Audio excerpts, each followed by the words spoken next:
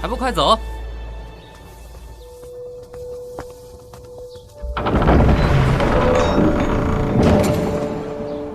我叫陆九宁，在那些人的口中，我是不值钱的小贱人，买来的赔钱货。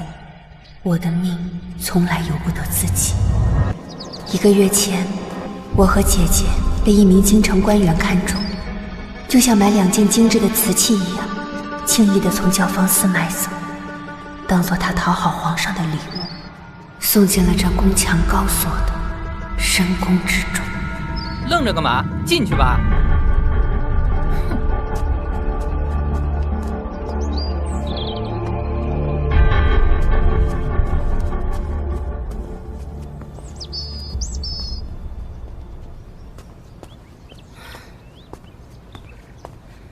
这又过了午膳1个时辰了，他们还不给姐姐送吃过来，每次都这样为难我们。姐姐这几日都越发清瘦了，我一会儿要跟他们好好算算账。九宁，听说这后宫中捧高踩低很平常，我们无权无势，他们怠慢也是正常的。出身低微又不是我们的错，我恨这世道不公。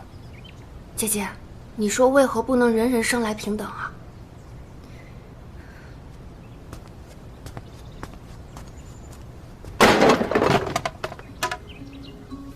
站住！1个多月了，你们每日送来的不是残羹剩菜，就是发霉的馒头。公公，您看看，这馊了的东西，人能吃吗？哟，怎么跟咱家说话呢？咱家心情好，愿意把饭菜给你们送过来，已经很不错了。更何况你们俩还是外臣献媚送来的贱籍。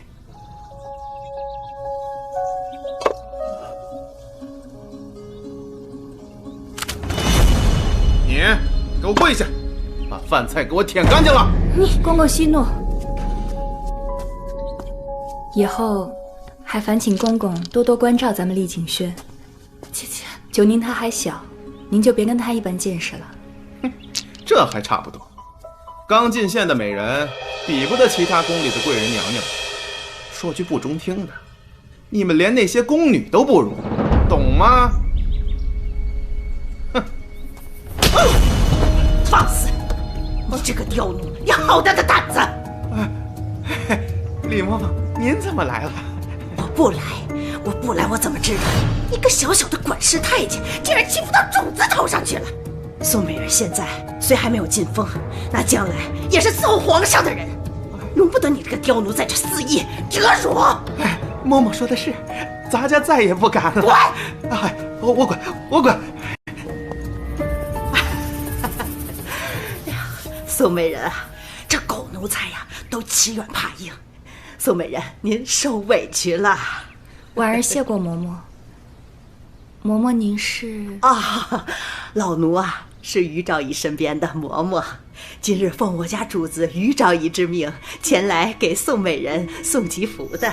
吉福啊，是啊，我家主子于昭仪听说后宫来了位才情绝色的宋美人，猜想您将来一定会得宠，所以于昭仪想和您交好。今后宋美人跟我家主子在后宫中也可以相互照应，相互扶持些。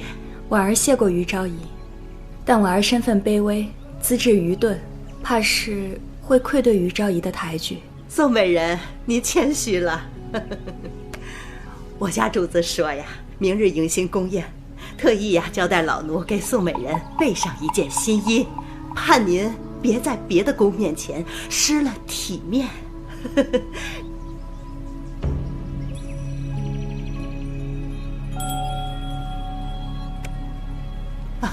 嬷嬷，麻烦您跟于昭仪说，婉儿改日定当面拜谢。好，那宋美人您先歇着，老奴先告退了。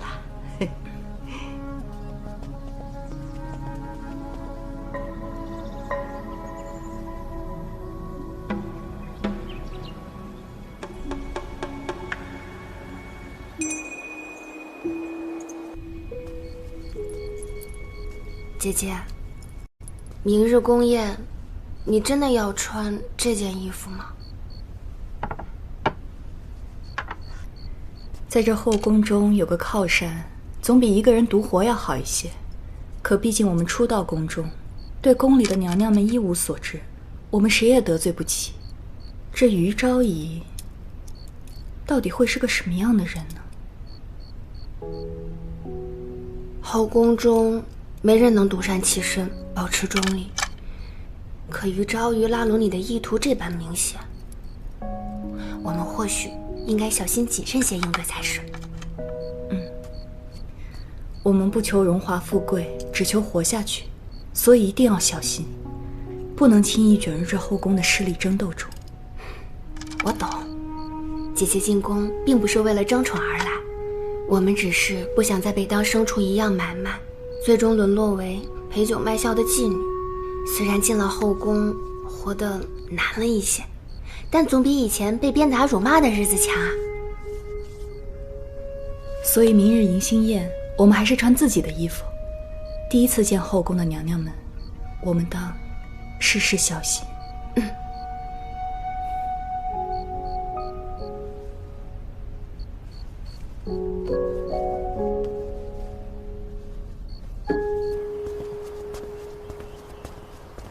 都给我手脚利索些，端稳了。这些衣服可都是各宫的娘娘们赏赐给新入宫的小主们的。若是哪个不小心弄脏了衣服，仔细你们的皮。姐姐，您这是要去哪儿？新入宫的是。今日后宫迎新宴，娘娘们要给新入宫的小主们赏赐吉服，以显示娘娘们的大度和对新人们的关怀。小主们则要穿娘娘赏赐的吉服参加宴会，以显示对娘娘们的尊重。这是后宫的规矩。我们正忙着要给新入宫的小主们送赏赐的吉服呢。走。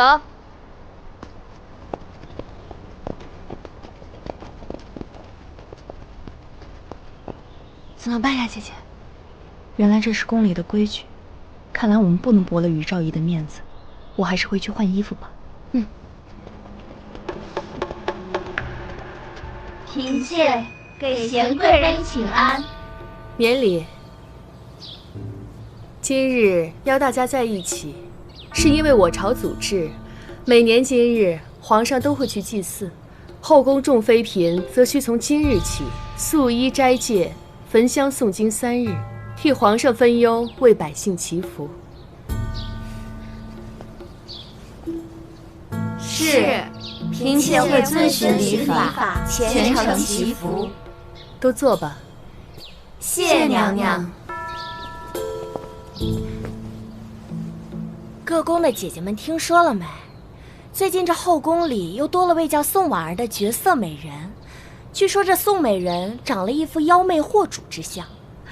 有这么个狐妹子在，各位姐姐以后的日子怕是少不了多些热闹。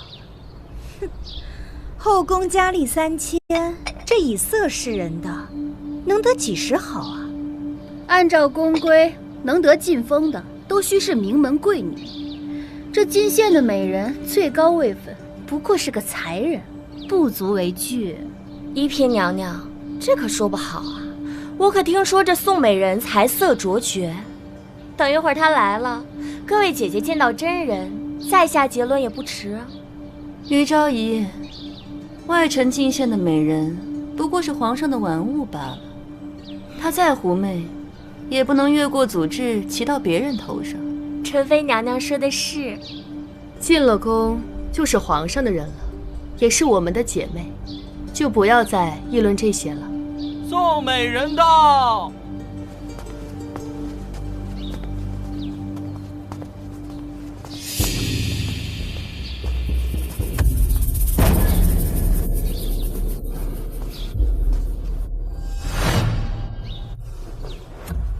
奴婢给贤贵妃请安，给纯妃、淑妃娘娘请安，给各宫的姐姐们请安。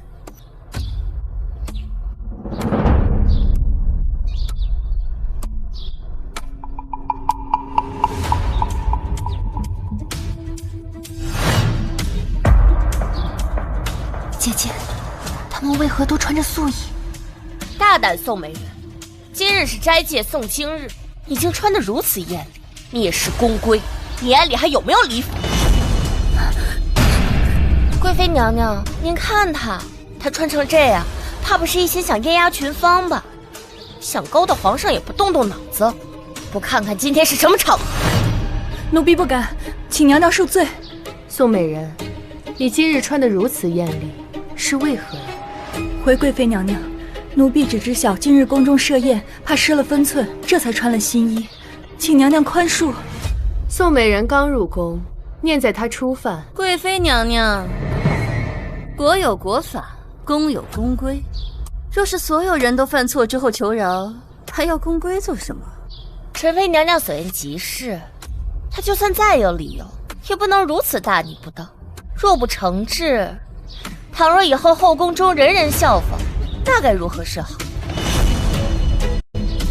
娘娘，宋美人她蔑视宫规，冲撞礼法，按宫规应把她拉到殿外，扒了她的衣服，当众鞭刑。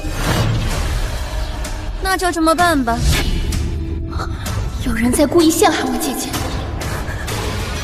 娘娘，奴婢陆九宁有话要说。你说。娘娘，奴婢的宫女护主心切，但这里没她说话的份儿，奴婢甘愿领罚。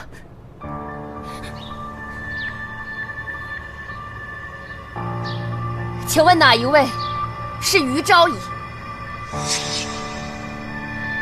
我是。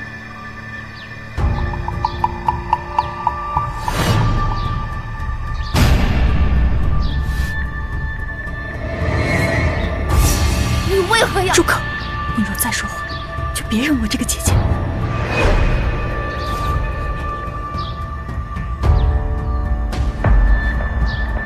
还愣着干嘛？拖下去。是。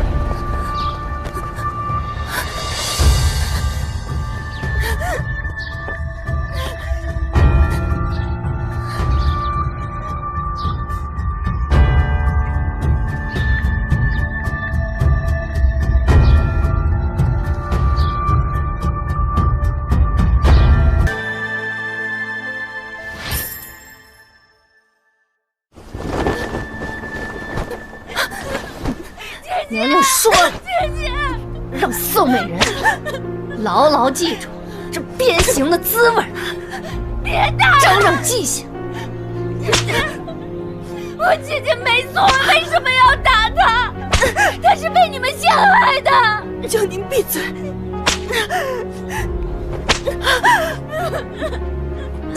放开我！放开我！别打了！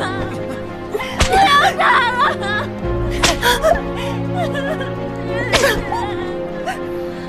各位小主都看见了吧？这挨打的这位啊，就是前些阵子宫外进献给皇上的宋美人。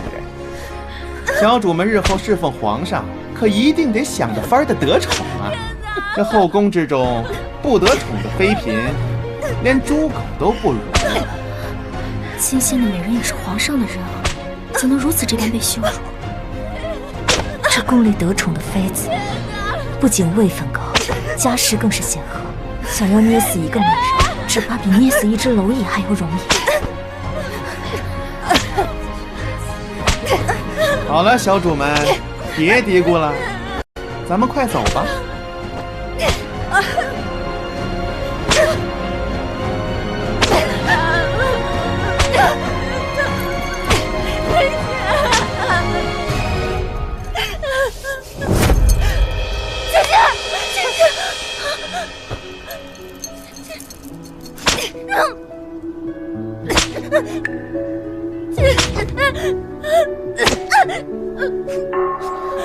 走，姐姐，你醒醒啊，姐姐！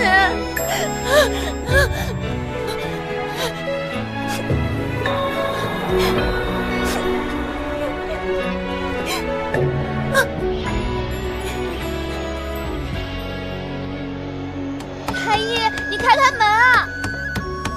太医，太医，你开开门啊！太医，太医，有何事啊？我家小主受伤了，我来讨些膏药给她止疼的。你是哪个宫的宫女？我是厉景轩的。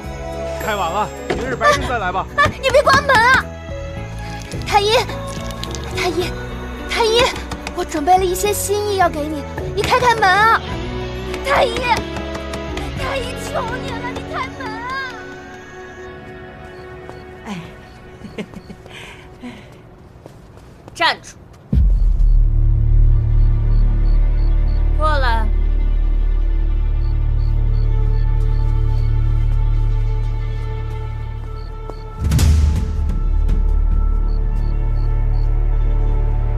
春雨，这贱婢见了本宫居然敢不行礼，给我掌他的嘴！是。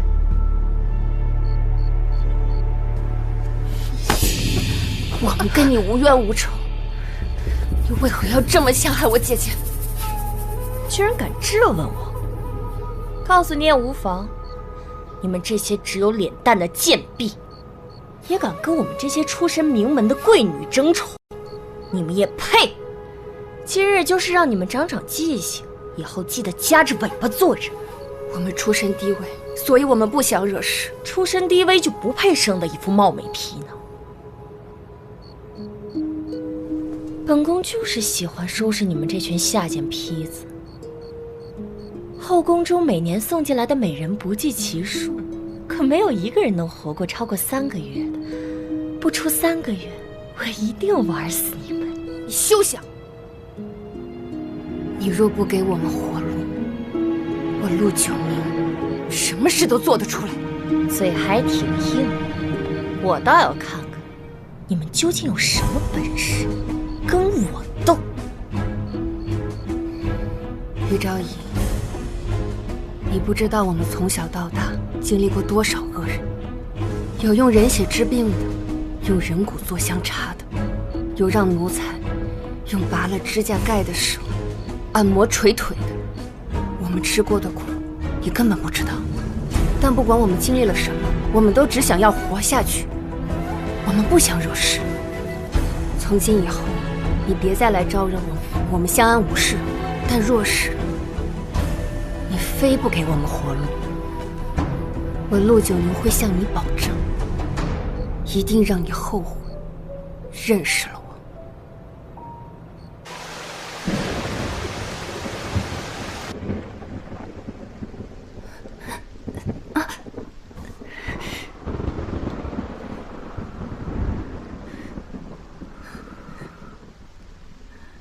都是姐姐不好，连累你也挨了打。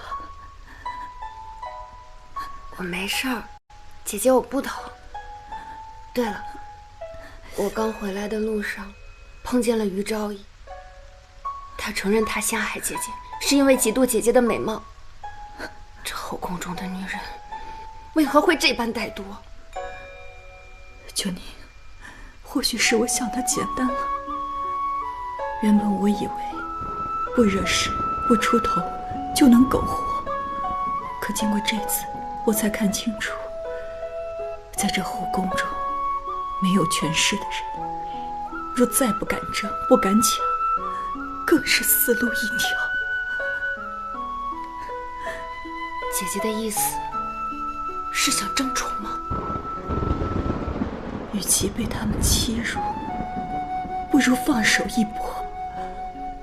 他们不就是怕我抢了他们的风头吗？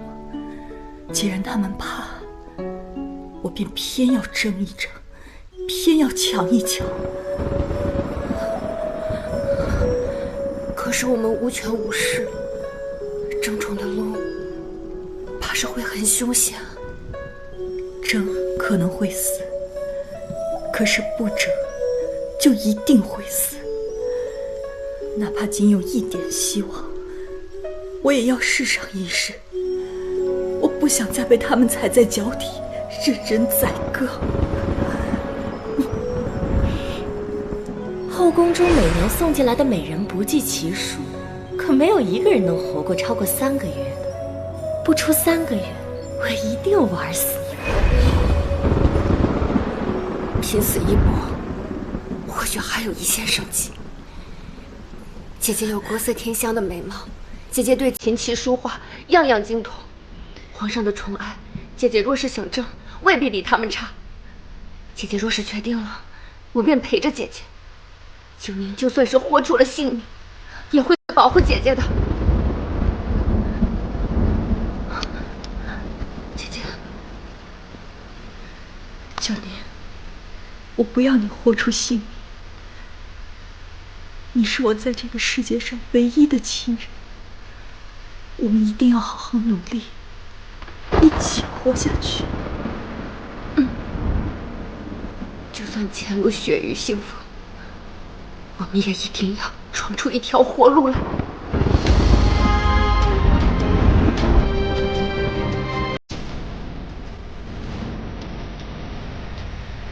于昭仪，若再敢碰一下我姐姐，我一定要你生不如死！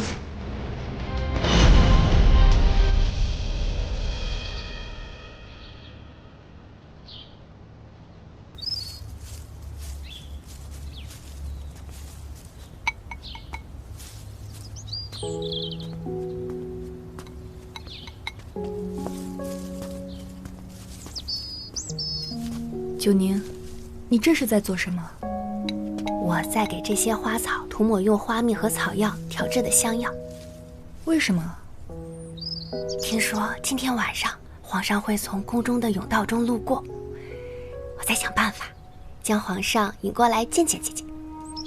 这么肯定，皇上岂能任你摆布？放心吧，只要皇上路过，就一定可以。姐姐今晚可要好好表现哦。今天可是姐姐的大喜之日，就让我们拭目以待吧。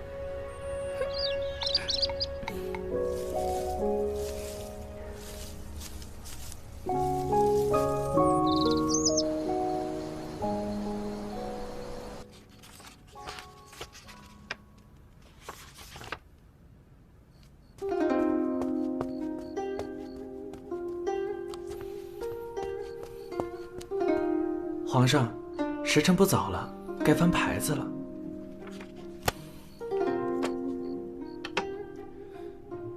皇上，前几日纯妃娘娘陪皇上对弈的时候赢了皇上，皇上一高兴便答应了纯妃娘娘这个月的初10到承禧宫陪娘娘一起用晚膳，今日便是初10了。你这么一提，朕倒是想起来了，朕许久没有跟纯妃共饮了。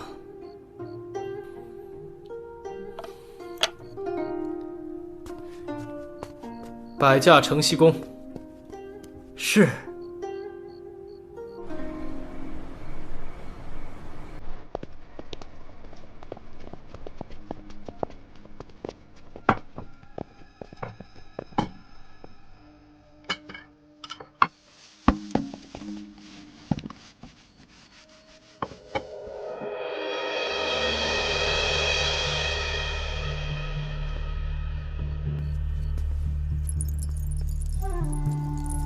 纯妃娘娘，今夜是咱们娘娘的大日子，你们都仔细点办差，不能有一点差错。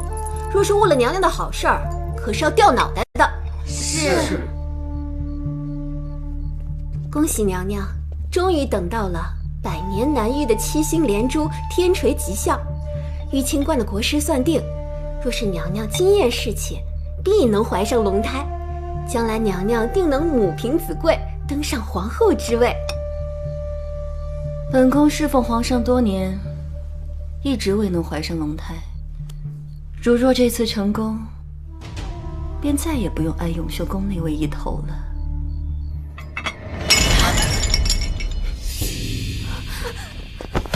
你该死！娘娘饶命！娘娘饶命啊！你这贱婢，这点小事都干不好！来人呐，拉出去杖毙喂狗！慢着，锦屏，今夜可是本宫的良辰吉时，不宜见血，可别冲撞了运势。谢娘娘开！谢娘娘开！拉出去，找个地方活埋吧。娘娘，娘娘饶命！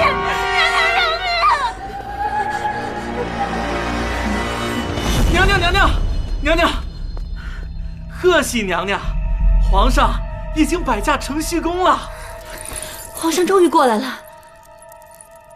锦屏，小德子，你们可要好生伺候。今夜可是百年难得一遇的天赐良机，若是有谁胆敢坏了本宫的好事，本宫让你们见不到明天的太阳。是。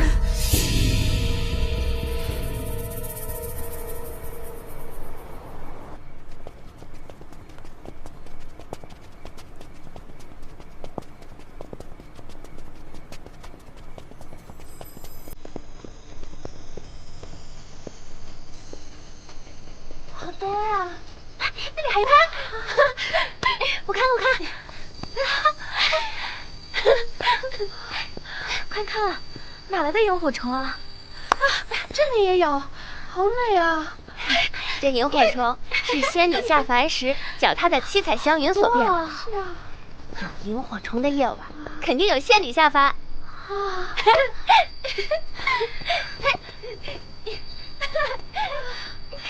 何人惊扰圣驾？你刚才说什么？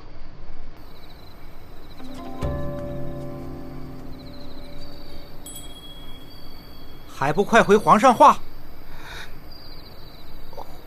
回皇上，奴婢刚刚说的是奴婢小的时候，奴婢的娘亲给奴婢讲的一个故事。故事说，萤火虫是仙女下凡时脚踏的七彩祥云所幻化的。有萤火虫飞舞的夜晚，或许是天上哪位动了凡心的仙子下凡与情郎相会的日子。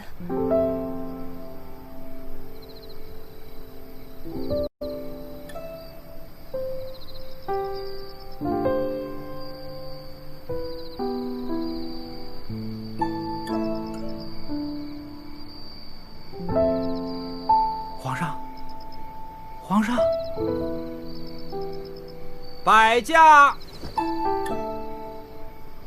有轿。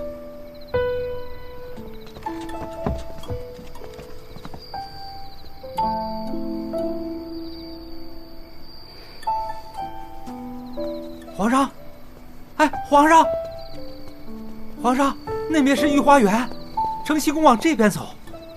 皇上。愣着干什么呀？快追呀！是，皇上，皇上。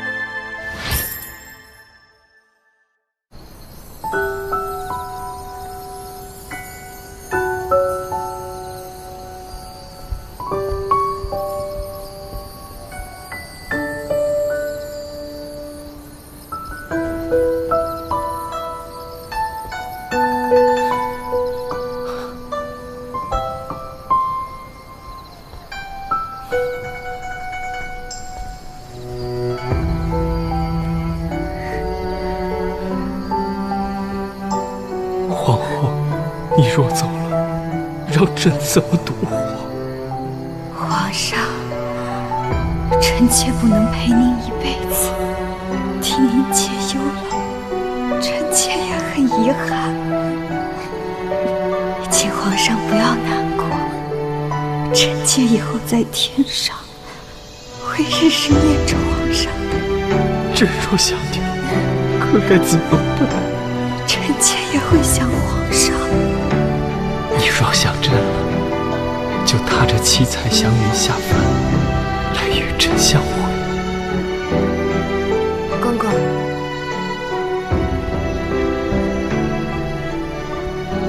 看来今夜皇上要留宿丽景轩了，还请公公提前准备一下。原来这位就是丽景轩的宋美人呐！是，果然名不虚传。吩咐下去，皇上今夜不去承禧宫了，摆驾丽景轩。是。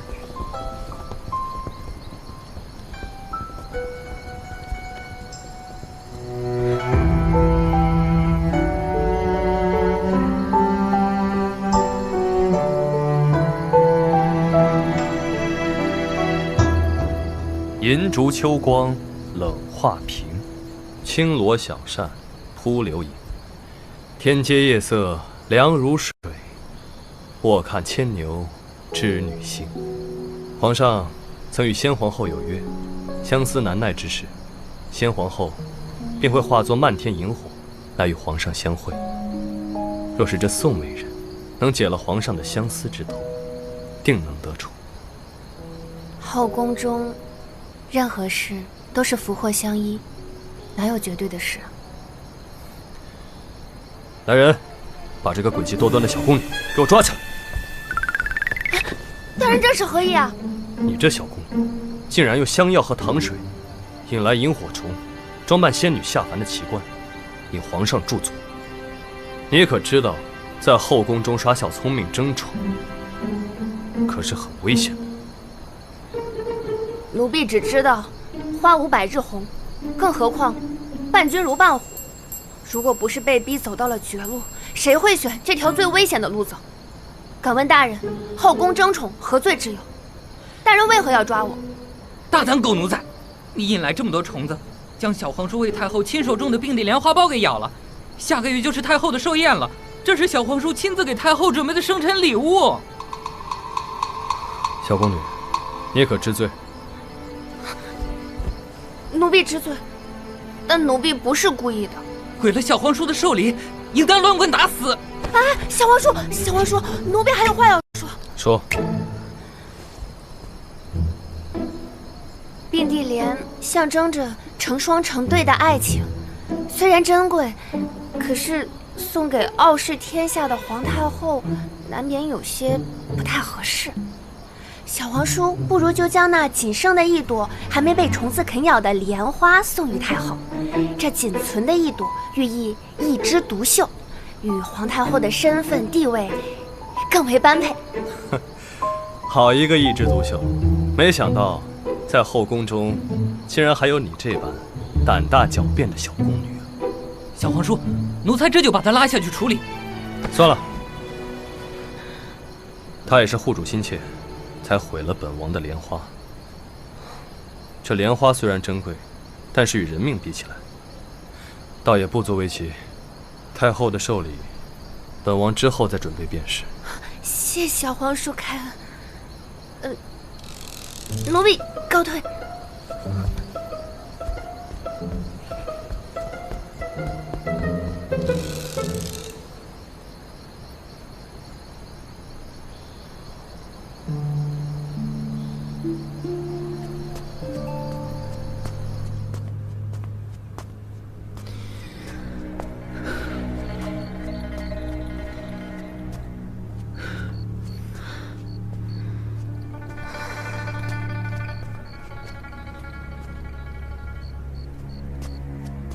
娘娘，娘娘，奴才给纯妃娘娘请安。张公公，皇上到哪儿了？回娘娘话，奴才就是过来通禀一下，皇上在御花园遇到了宋美人，今天晚上恐怕就来不了承禧宫了。你说什么？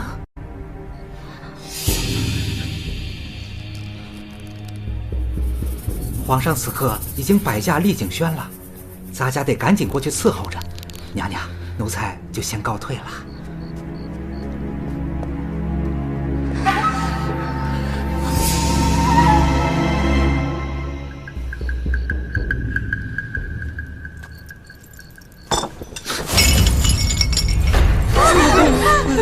干坏本宫的好事，绝不能让他活着！明日本宫就把他剁碎了喂狗！你们都下去吧。是。娘娘，那贱婢抢了今夜七星连珠怀龙种的吉时，倘若她真怀上了，若她真怀上，本宫就把孩子抢过来。若她真怀上了，那就让她为娘娘借腹生子代孕，然后再去母留子。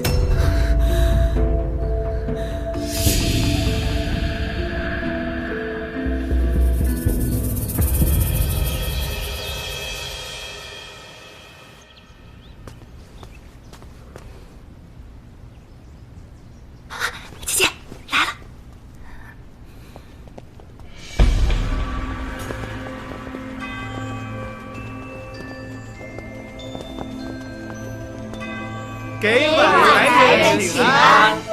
起来吧。谢晚才人。传皇上口谕。美人宋婉儿出显青姿，玉剑卓然，赐封才人，着内务府赏金步摇1对儿，珠环耳环5副，翡翠手镯3只，银器具4件，装花缎10匹。今后晚才人就入主丽景轩了。小主，您请坐。哟，慢点。小主，这是奴才亲自挑选的宫女和太监，专门送来伺候小主的。见过晚才人。起来吧。谢晚才人。谢晚才人。晚才人，那奴才就告退了。永公公等一下。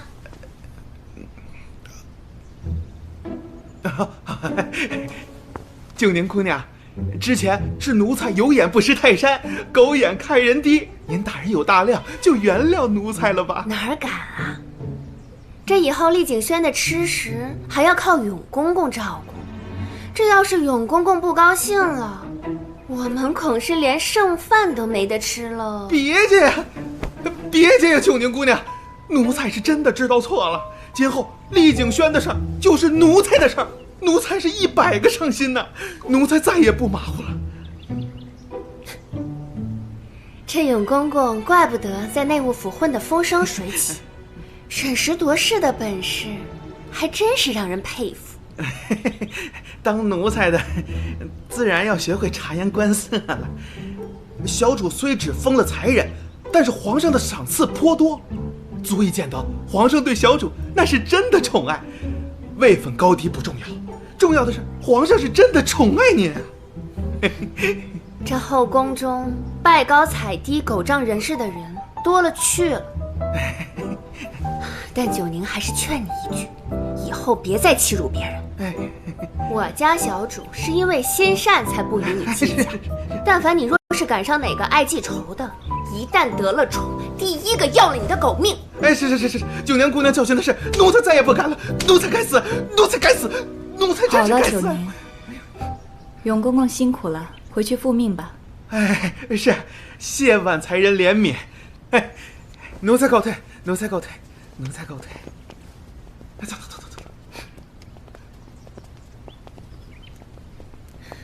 你呀，这后宫中人心薄凉，趋炎附势，向来如此，都是穷苦出身，就别与他们太过计较了。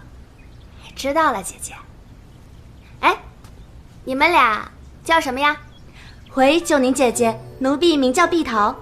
奴才叫小福海。我叫陆九宁。以后咱们都是晚才人身边的人，这入了丽景轩就当尽心的伺候好主子。以后咱们丽景轩上下一心，荣辱与共，伺候好了主子，肯定亏待不了你们。是。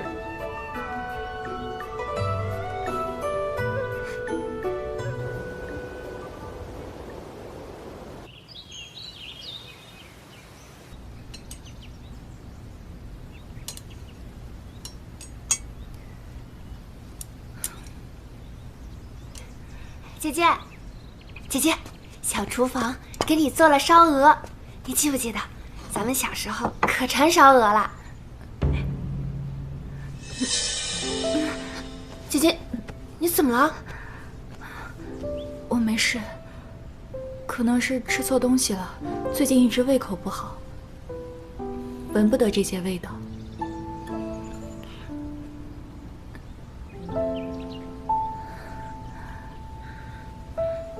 姐姐，我算了一下，你的月信推迟了大半个月，如今又闻不得这些油腻的东西，说不定是有喜了。我这当真有了龙胎了。以前我们在江南陈府的时候，陈大人的小妾怀了身孕就是这样的，应该错不了。那我要赶紧把这件喜事告诉皇上，有了皇嗣，我们就有了倚仗了。姐姐，先不急。为什么？这后宫中母凭子贵，加上皇上如今皇嗣又少，就连权势滔天的纯妃，她都在想方设法的要一个孩子。若是被别人知道你有了身孕，怕是会遭人嫉妒，对你不利啊。是啊，你说的对，是我高兴糊涂了。咱们一定要保密，不能对外声张，省得遭人算计。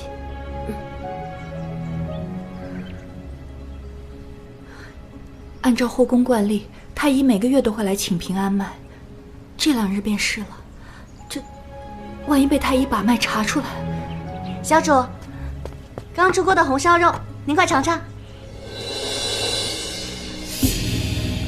小主，哎，是这肉味道不好吗？不是肉的问题，是小主这几日胃口不好。没什么事，你下去吧。好。哎，等会儿。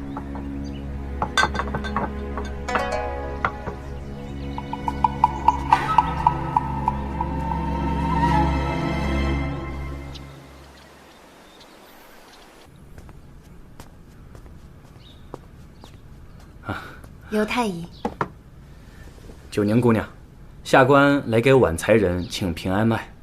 刘太医，婉才人昨夜眼睛里通红，又痛又痒的，一宿没睡着，这会儿刚歇下。可是双目赤红，畏光流泪。正是。那多半是赤眼之症，会传染的。哎呀，那这病严重吗？姑娘放心，只需用蒲公英和黄连煮水清洗明目即可。明白，谢刘太医。刘太医，今日就辛苦你白跑一趟了。是。小主染了赤眼之症，虽说不严重，但也是会传染的。刘太医可是饮酒了？是。今日下官的小孙子办满月酒，便多饮了一杯。哟，那更要小心了。这要是传染给刚满月的小婴孩，可了不得。九宁姑娘说的是，那下官就不打扰才人休息了。刘太医慢走。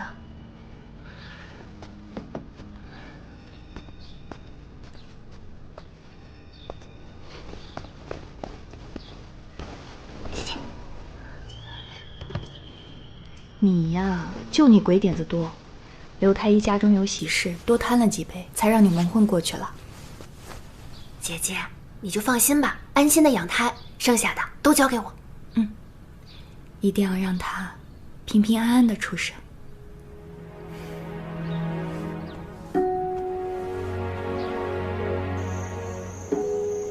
什么？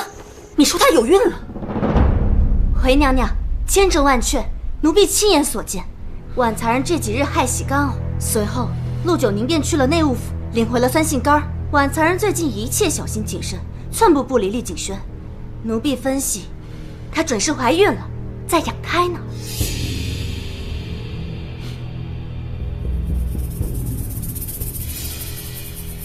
本宫还以为这宋婉儿是个空有皮囊没脑子的花瓶，没想到还挺有心机。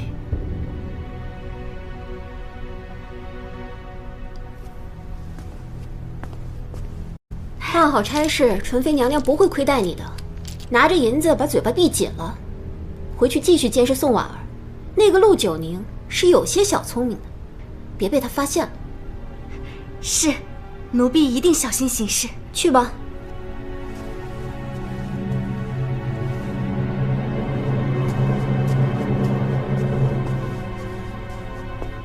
这2个贱婢，竟然在我眼皮子底下瞒天过海！命人把张院判给我叫来。是，娘娘。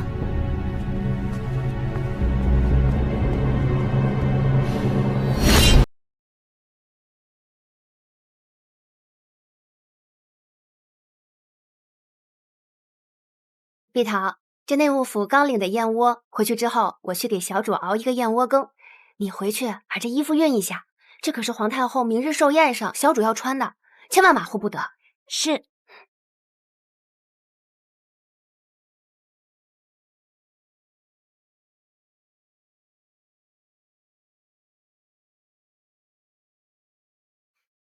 九宁，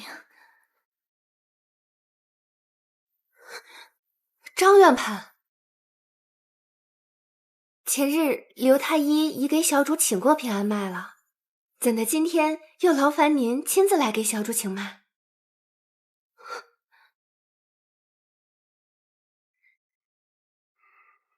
好了，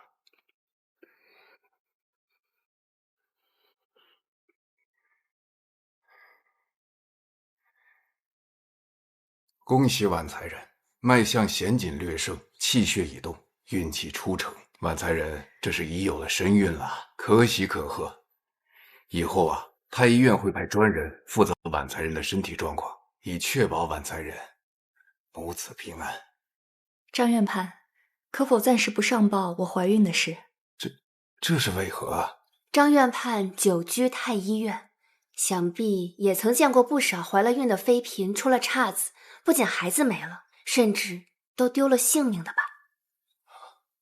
这后宫之事，臣不敢多言。但是太医院职责所在，还望晚才人不要担忧。臣当尽心竭力，保全晚才人身体的康健与安全。多谢张院判理解我们的忧虑，但若是小主身怀龙胎的消息走漏，出了岔子，那可是咱们都要掉脑袋的大事。臣知道，臣也不敢怠慢。小主放心，老臣在太医院为官行医20多年，奉的是皇上和太后的旨意，忠心耿耿，天地可见。臣一回到太医院，就把晚才人怀孕之事及时上报给宗人府，到时皇上听闻此事，定会亲自派专人来照料厉景轩，届时一定会万无一失的。素来听闻张院判医术高明，品行端正，今日一见，果然是皇上看中的人。九宁，就让张院判秉公处置吧。我相信张院判一定不会辜负皇恩的。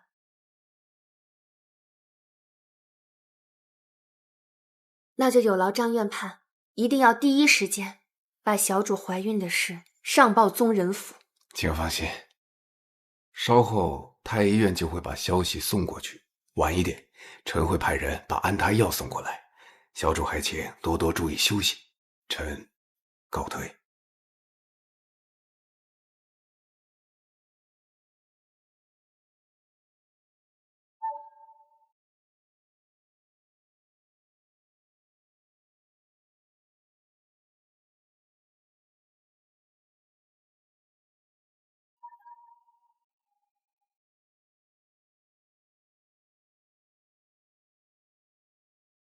小皇叔命我先把太后的寿礼送过来，晚些时候他会亲自去给太后请安。这是小皇叔命工匠用羊脂白玉雕成的莲花，寓意一枝独秀，滋阴天下，泽披苍生，祝太后连寿无疆。让小皇叔放心，奴才一定会将寿礼送到太后手中，确保万无一失。小心着点。哎。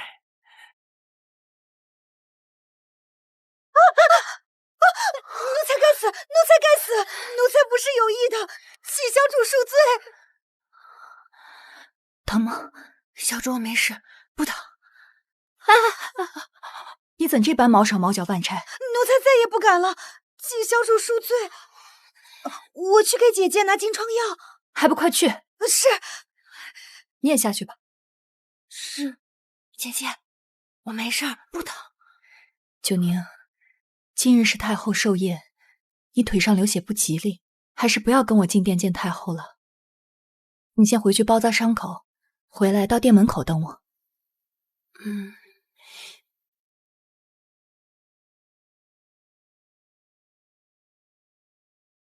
姐姐，那我去就来。你万事要小心啊。快去吧。好。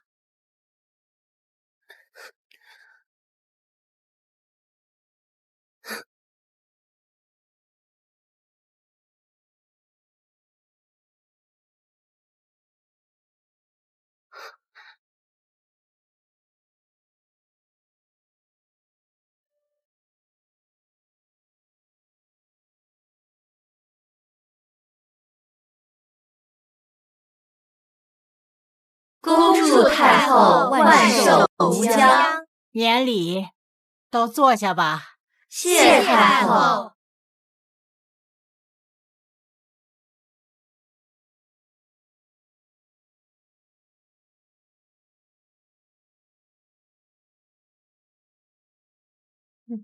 永秀宫贤贵妃娘娘送东海夜明珠1颗。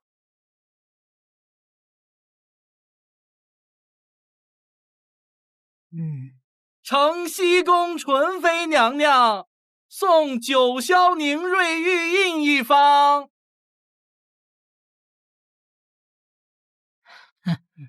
晋福宫淑妃娘娘送南山红云映之玉1枚。和安宫于昭仪送南海千年灵芝1株。好。丽景轩婉才人送西域安神香香囊1对。香囊？太后寿宴怎么能送这般上不得台面的东西啊？可不是嘛，太后礼佛什么香没有，竟送这等普通的玩意儿。哼！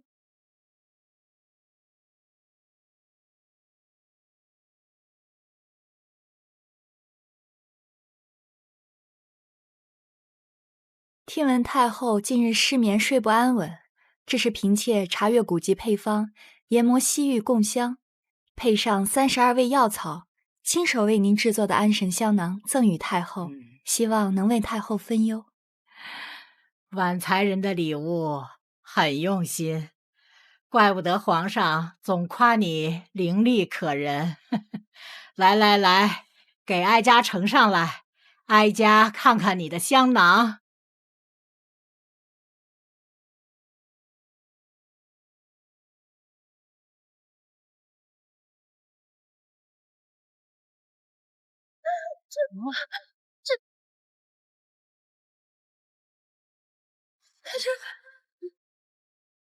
很下，这还不好，这打不进。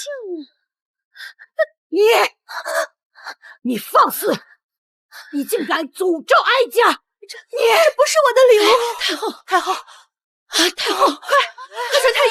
是宋儿，你简直大逆不道，竟敢故意在太后生辰上诅咒太后，你当真活够了！我没有，这盒子里装的明明是香囊，还敢狡辩！平日你魅惑皇上也就罢了，今日竟敢如此目无尊长、胆大妄为，其罪当诛！来人，将这贱婢拿下！娘娘，是娘娘，嫔妾冤枉，真的冤枉！还敢嘴硬，拖下去杖毙！慢着，先将人收押，待太后醒来，查明事情缘由，再依律治罪。既然贤贵妃求情，那就先将宋婉儿打入冷宫，再听候发落吧。娘娘，嫔妾冤枉！娘娘，嫔妾冤枉！娘娘，嫔妾冤枉！婉才人，皇太后你都敢诅咒，咱家在宫中待了这么多年，见过这么多后宫嫔妃，属您的胆子最大，送进冷宫啊，都便宜您了。我是冤枉的，我没有诅咒太后。冤枉不冤枉，咱家可管。给我拖走！姐姐，救您！救您！放开我姐姐！放开我姐姐！放开她！公公，你们不能这么粗暴的对她。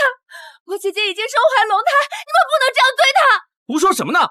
为了脱罪，你竟敢欺君罔上，更是死路一条！带走！救您！姐姐！救您！救您！姐姐！放开我！救您！姐姐怀了皇嗣，可以保命。太医院可以证明姐姐已怀孕，我一定要救姐姐的性命！放开我！放开我！救您！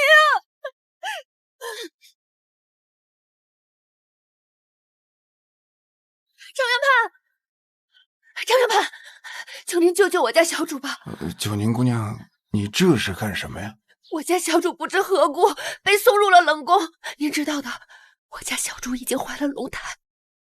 这要是在冷宫里面有什么差池，我家小主怕是皇嗣不保啊！九宁姑娘，这话可不能乱讲啊！晚才人进了冷宫，我理解你忠心救主的心情，但事关皇嗣的话可不能乱讲。这可是欺君之罪呀！什么欺君之罪？你这话什么意思？九宁姑娘，你再去别处寻救晚才人的办法吧，我这还忙呢，请回啊。那你把太医院的卖案记录给我，我自己去请皇上救我姐姐。你荒唐！卖案记录是记录后宫各殿贵胄的身体康健的秘密，其实谁想看就能随便看的呀！拿来。住手！太医院的医道，你一个小宫女怎么可以乱动？我要救我姐姐，得罪了！放肆陆九宁，这是什么地方？你眼里还有没有规矩？这是太医院岂容得你胡来！把他拉出去！张元盘，我姐姐就快没命了，你就帮帮我们吧，我们不会连累您的。来日姐姐母凭子贵，一定会报答你今日的救命之恩的。一派胡言，拉出去！张元盘，求您了。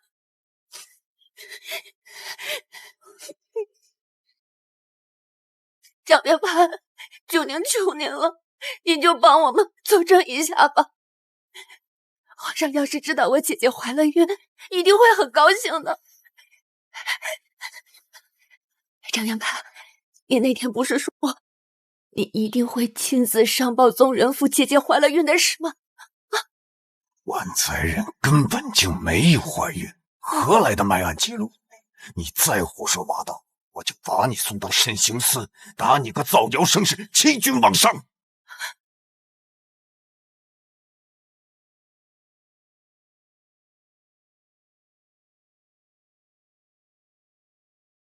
那日明明是你亲自看的诊，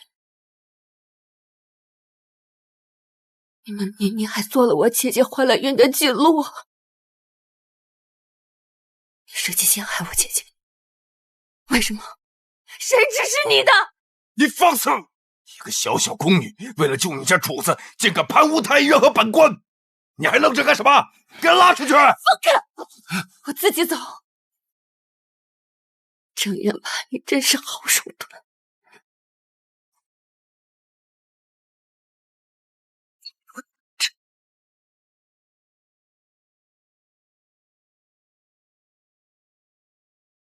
你给我等着！这到底什么情况啊？晚才人有身孕了？干活！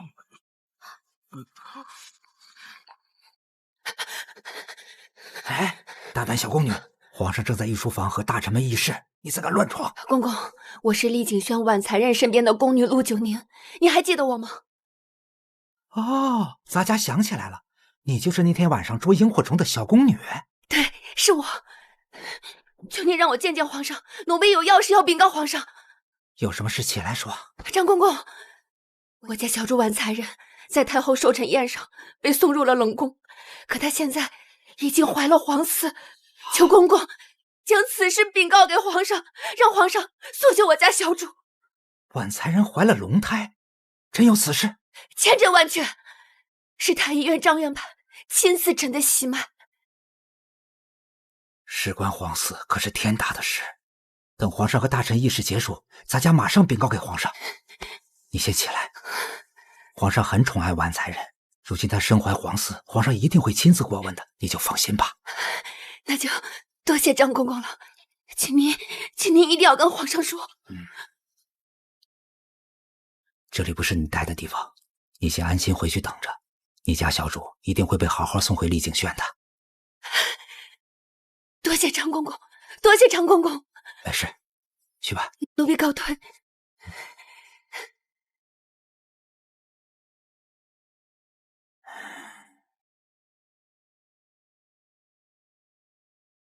娘娘高明，提前安排嫔妾收买宫女打碎花瓶，赶走了陆九宁那条恶狗，又买通太监调换礼物，将宋婉儿那个贱人打入冷宫，得罪了太后，怕是连皇上来了都很难包庇她呢。于昭仪此事办得不错，本宫没有看错你。谢纯妃娘娘夸赞，能为娘娘办事是嫔妾的荣幸。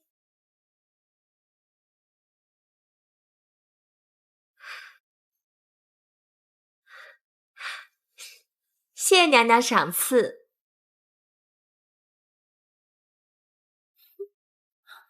娘娘，张院判来给娘娘请脉了。于昭仪，你先回去吧。那个冷宫里的宋婉儿，你记得安排好人给本宫看好了。嫔妾领命。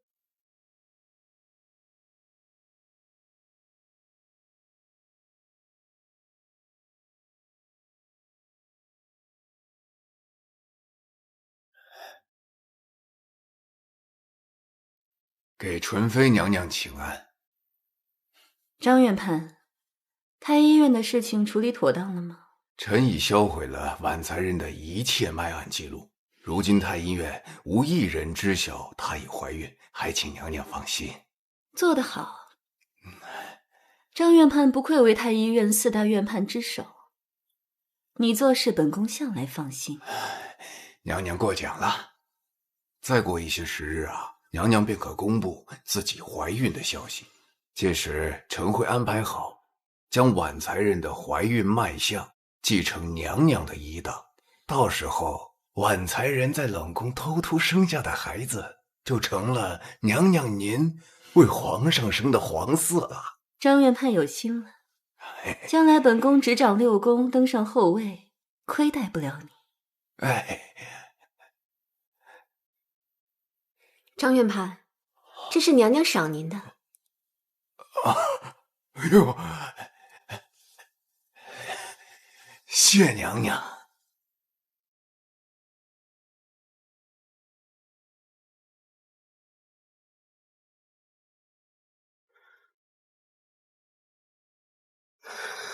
姐姐怎么还没被送回来啊？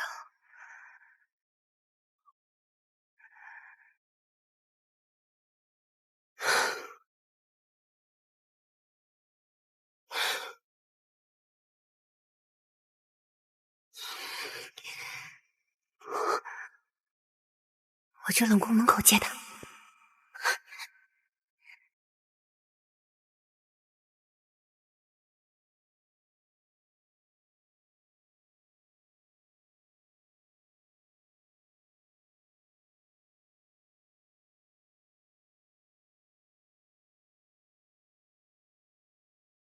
小主今天晚上就会被送回来了。你们俩，碧桃，你去把小主的床铺整理一下。小福海，你去多烧点热水。小主今天晚上回来了，肯定是要烧什么呀？他得罪的可是太后，他回得来吗？碧桃姐姐说的对呀，本来以为跟了个得宠的，有好日子过，没想到是个倒霉鬼。果然贱籍是得不了宠的。哎呀，搞不好我们都要被牵连了。哼！我没空跟你们废话，你们俩给我等着！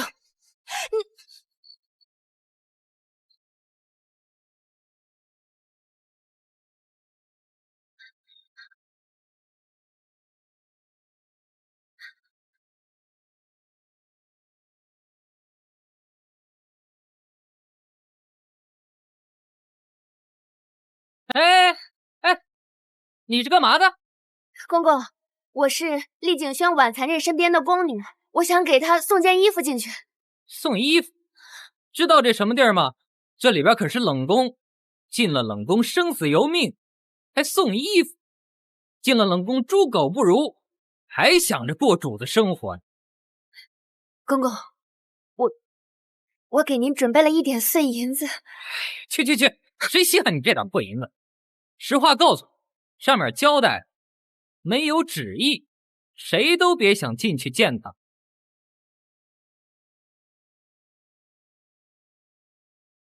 哎，一边去，让一让。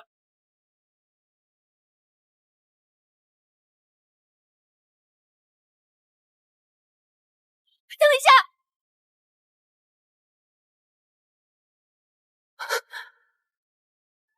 奴才该死，奴才不是有意的，请小主恕罪。藤梦，嘘。小主，我没事，不疼。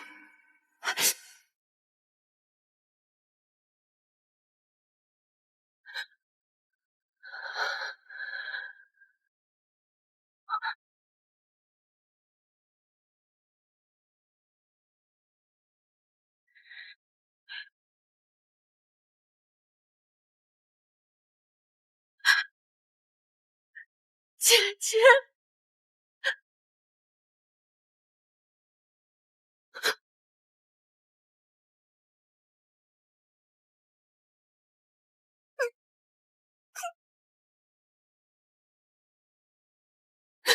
姐姐，我们最大的愿望便是能活下去。为了活着，在这后宫之中背如蝼蚁，战战兢兢，连喘气都要看人脸色。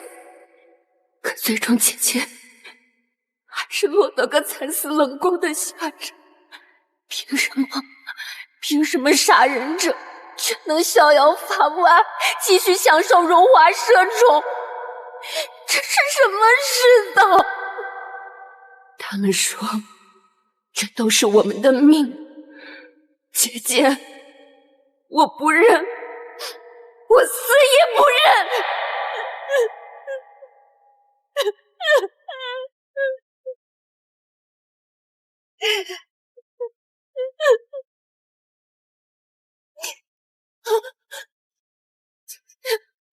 姐姐，好了，姑娘，哭完了就让我们继续办差吧。我姐姐是怎么死的？婉才人自知罪孽深重，在傍晚畏罪自枪了。我姐姐身怀龙胎，怎么可能自枪？哎，走吧，走吧，走吧。姐姐，姐姐，姐姐，姐姐，是有人害死了你，对不对？你当真？九宁不会让你死得不明不白。我一定找出凶手，我要把那些害你的人一个一个都揪出来。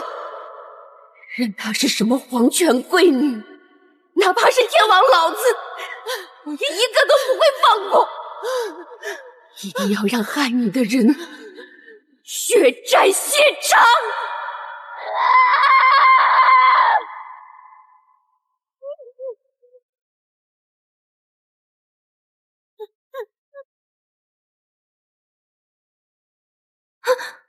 都是废物！娘娘息怒，娘娘息怒，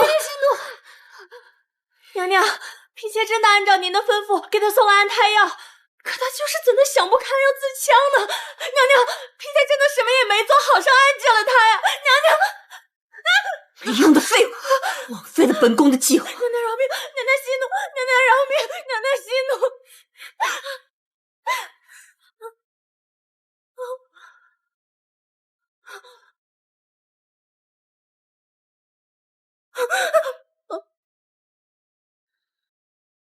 于昭仪，你是不是嫉妒宋婉儿的美貌，故意害了她？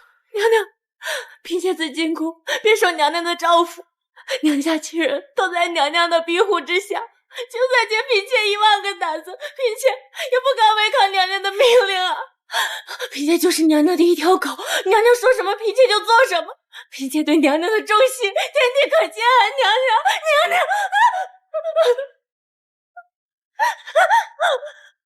蠢货，跪下去！谢娘娘，谢娘娘，谢纯妃娘娘，谢纯妃娘娘。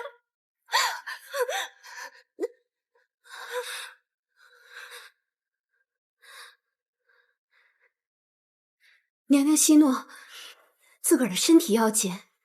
那个宋婉儿，她就是个天生贱坯子，福薄命浅。要是给娘娘代孕的福分，她都担不住，死了就死了，咱们再想其他办法。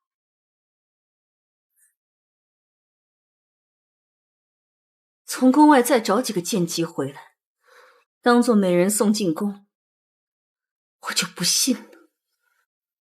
找几个代孕有多难？是。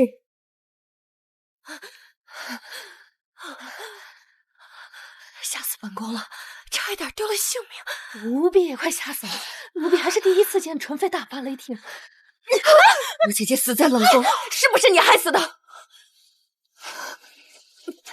你竟然敢打本宫，还不给我拿下他！这件事上，你宋义父设计陷害我姐姐，对我们仗势欺人，肆意凌辱，还放话不让我们活过3个月，一定是你害死了我姐姐！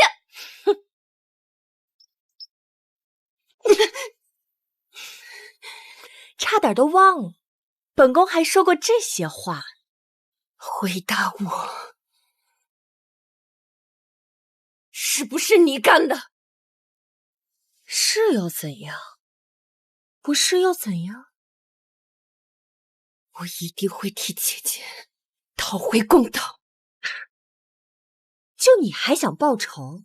将这以下犯上的贱婢给我送入慎刑司，杖打30，罚入新者库，让他们给我好好教训教训这个不知道天高地厚的贱人！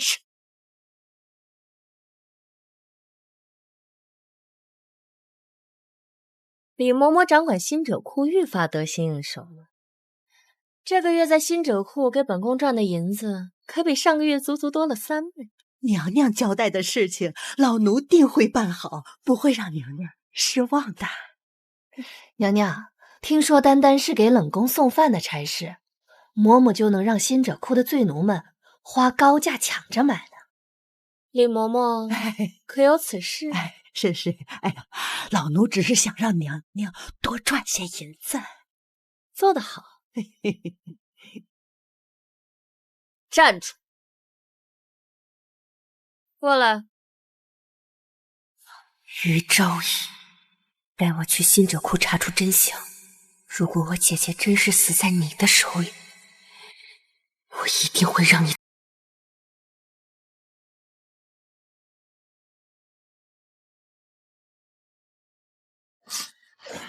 咱们还是得快一些。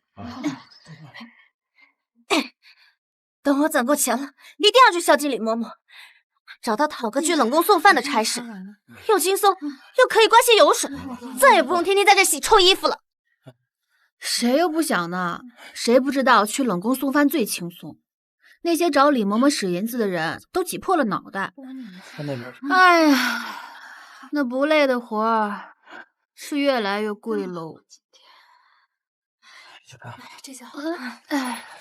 两位姐姐，去冷宫送饭的差事那么好，最近是谁在做？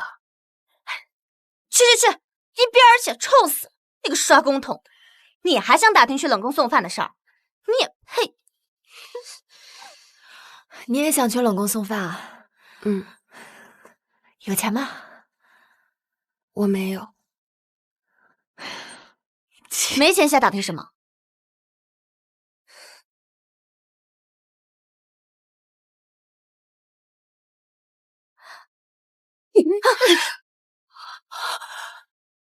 都给我闭嘴，好好干活！哼，陆九娘，于昭仪可是亲自给我打过招呼，让我好好照料着你。我告诉你，待会儿还会送来100个公桶，今儿你刷不完，你就别想吃饭。去呀，去呀！哼。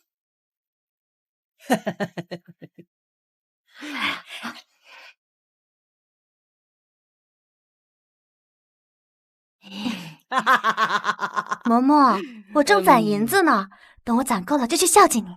求嬷嬷到时给我赐个轻松的差事吧。放心，李嬷嬷，我也在攒钱呢。不错，这新者库的罪奴啊，是卯时劳作，亥时收工啊，没日没夜干的都是最苦最累的活儿。可这俗话说呀，这有钱他能使鬼推磨。嫌累的，可拿银子找我，换点轻松点的差事。你们先攒钱啊，太慢了，不如跟我的钱庄去借，只要按时还利息就可以。咱们呀，凡事都好商量啊。是，行，真不错，再给您捏捏，不错不错。哎，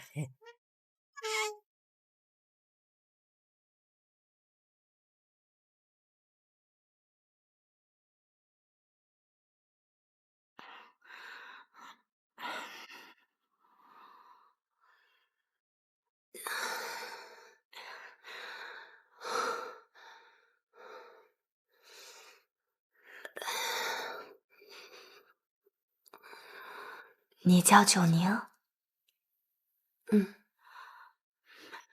手磨破了吧？之前我也刷工头，每天回来时虎口都被磨破流血了。这个是蒲公英捣碎的汁液，敷在伤口上能缓解疼痛，你试试。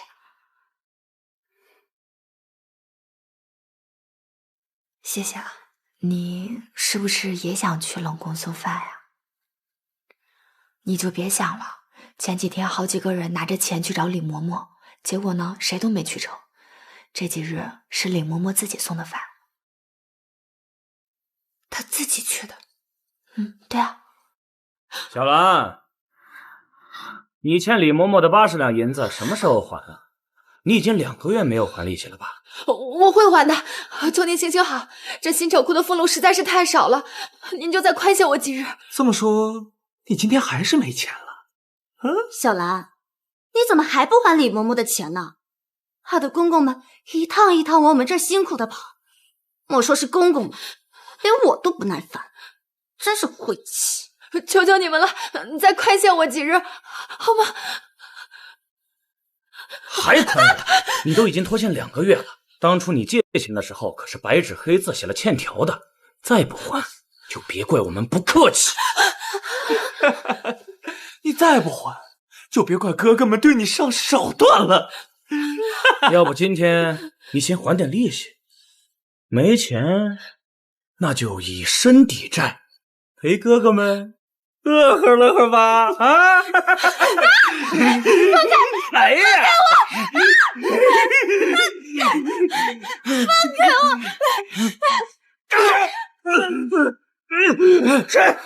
我！谁？你个贱婢！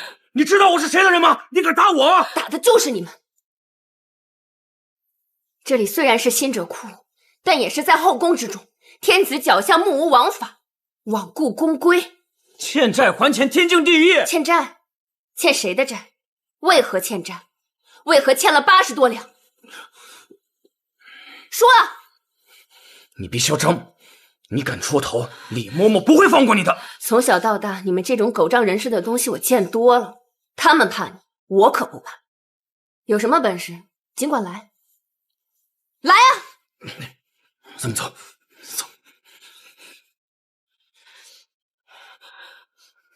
没事吧？陆九宁就会在这逞英雄。李嬷嬷要是生气找上门来，会连累我们的。就是，我们大家真倒霉。这李嬷嬷谁能惹得起呀？听见没？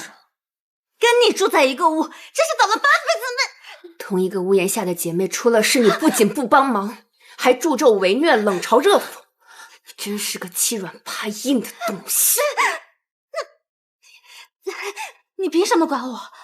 这新者库是李嬷嬷说了算的，以前跟她作对的人，哪个有好下场？松开！李嬷嬷之所以这么肆无忌惮、随意的欺凌你们，正是因为你们个个都自私自利，只想着自己，不肯团结一心。新者库有这么多人，只要大家肯站在一起，携手相助，他们怎么会如此猖狂？我只是好心提醒你们，若你们再这么自私自利下去，欺负你们的人只会越来越变本加厉，到时候你们会被啃得连骨头渣都不剩。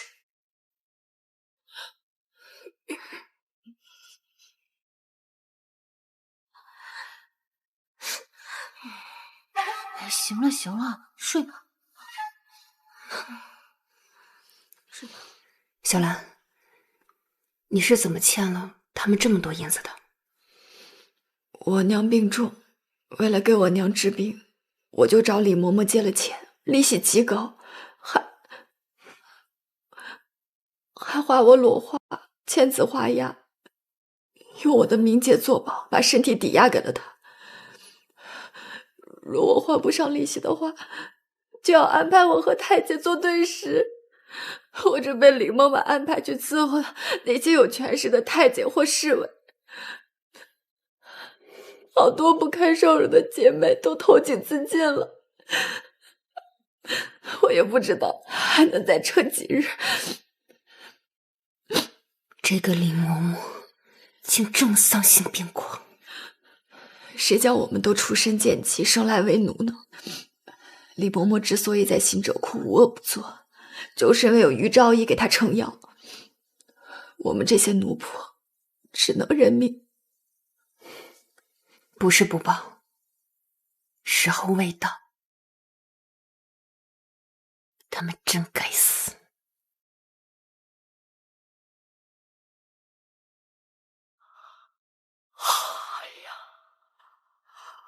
哎呀！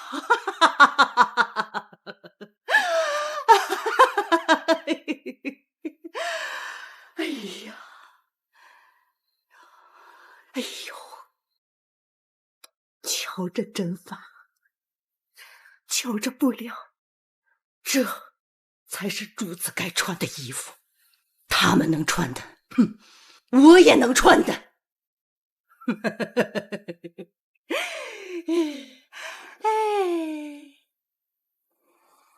李嬷嬷，奴才在，下去吧。是。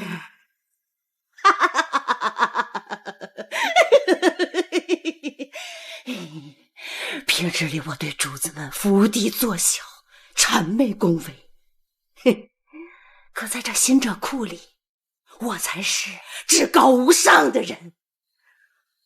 我就是这行者库里的皇后。滴滴滴滴滴滴滴滴。李嬷嬷，我正愁怎么掰开你的嘴呢，你倒自己送上门来了。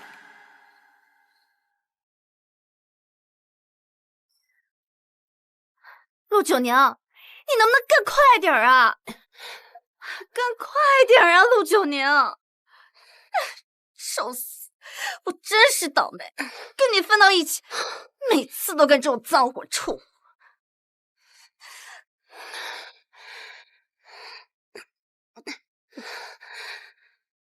哎呀！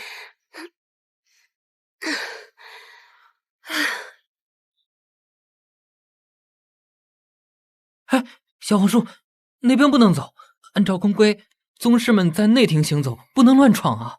本王还能不知道规矩？那您又是他。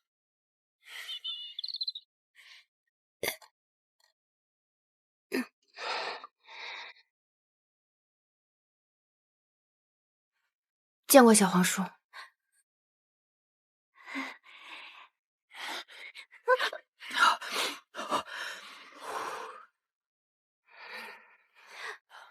你是那个用萤火虫吸引皇上的小宫女？小黄叔好记性，我叫陆九宁。晚才人去了，节哀。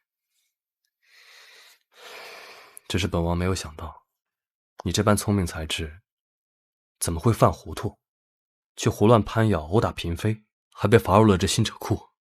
小黄叔不该打听后宫的事。你这小宫女，脾气倒还挺大。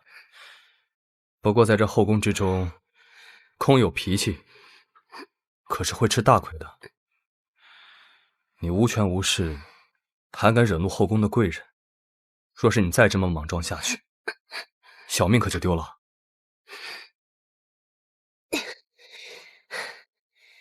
小黄叔教训完了吗？奴婢还有活要干，恕不能奉陪了。哎，陆九宁，小黄叔这是关心你，你这是什么态度啊？小黄叔若真的关心，就应该去跟皇上说，让皇上替我姐姐洗刷冤屈。这后宫之事牵扯甚多，本王不便参与。所以啊，奴才就是奴才，下人永远是下人，贵人们是高高在上的主子，哪是我们能得罪得起的？就算我们蒙受了不白之冤，最后也只能忍气吞声，息事宁人。九宁，我知道你当前的遭遇，或者是你的谋划，这背后肯定还有更大的图谋。我只是提醒你，一定要小心谨慎，别乱来。在这后宫之中，千万不要小瞧任何一个人。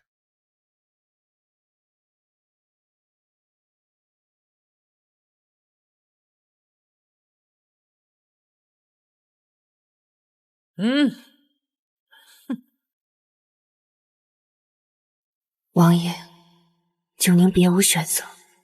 如果我怯懦了，还有谁会帮姐姐沉冤昭雪？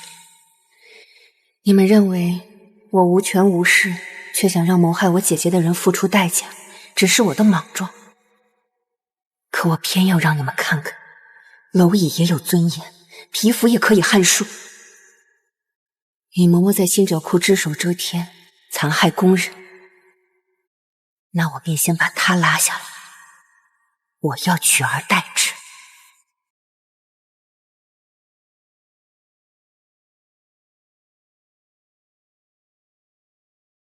别磨磨蹭蹭的，快点儿！九宁，我来帮你吧。好好的干啊！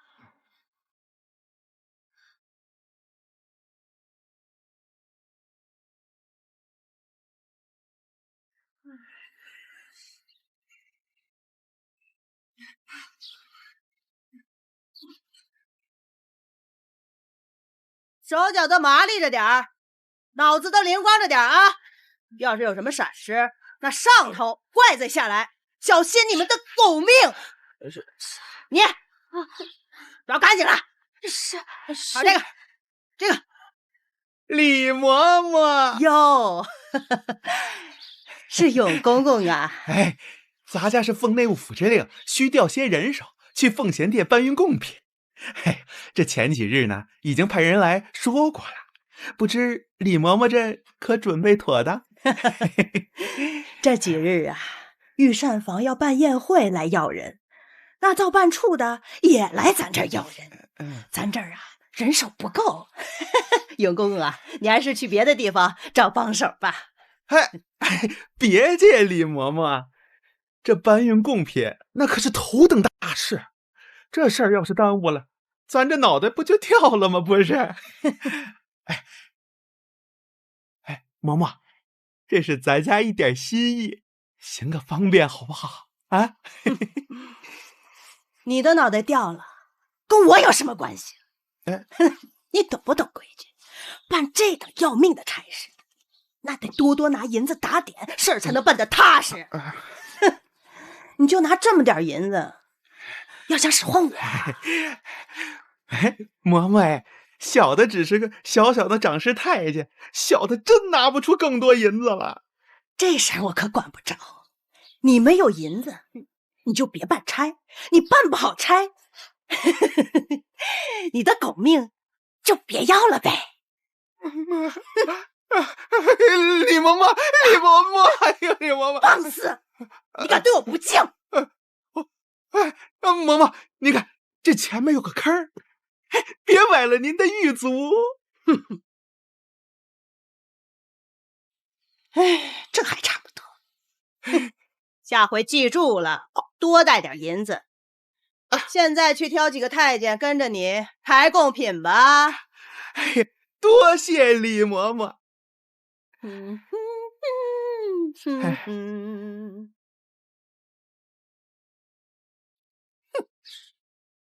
什么人？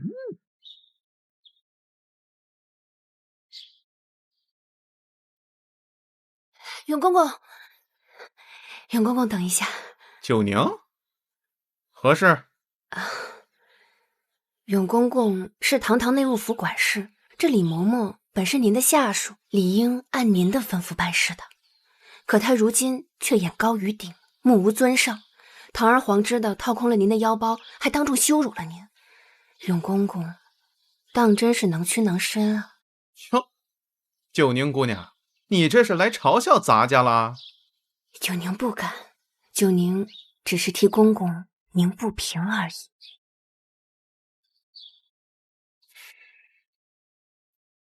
唉，也罢，自打第一天你进宫，咱们就认识，也算是老熟人了。跟你说说心里话，也无妨。咱家早就看他不顺眼，一个区区的新者库长事，竟然当着那么多人的面给咱气手，完全不把咱家放在眼里。哼，这个狗东西，仗着后面有于昭仪撑腰，咱家才不与他计较。唉，这憋屈的日子，可什么时候是个头啊？九宁有办法除掉李嬷嬷，不知公公敢不敢一试？小小宫女胆大包天，这话要是让外人听见，小心要你狗命！公公别慌，没有把握的事，九宁不会做。如若出了什么差错，九宁一人承担，绝对不会连累到您。你想从我这儿得到什么？我要的，公公肯定可以做到。如若我扳倒了李嬷嬷，还请公公想办法让我做这新者库的长侍。以后九宁全凭公公差遣，如何？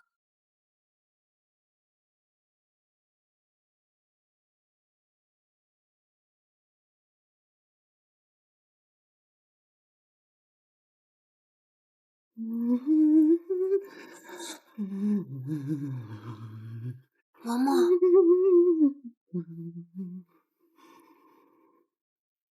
嬷嬷，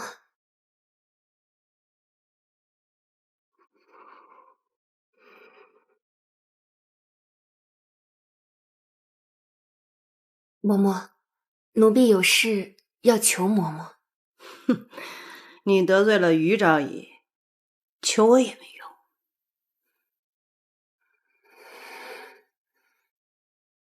这是什么？奴婢不想在新者库日日夜夜刷公桶了，可是奴婢没什么钱，只有这一方金丝绣的手帕，送给嬷嬷孝敬你。哼，哎呀，不愧是受过宠的宫里的人，随便拿一个物件都值不少银子。哼，不过你的东西我可不能少。前些日子你还轰走了替我催债的小太监，你不是放话说在这里谁都不怕吗？哎呀，那是以前奴婢不自量力，嬷嬷，您就别跟奴婢计较了。您看看，这手帕可都是用金丝做的。您看看这绣工，这走线。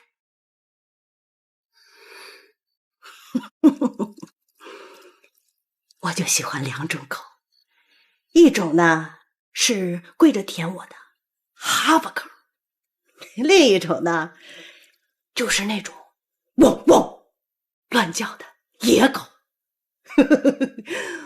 不知道你是哪一种狗啊？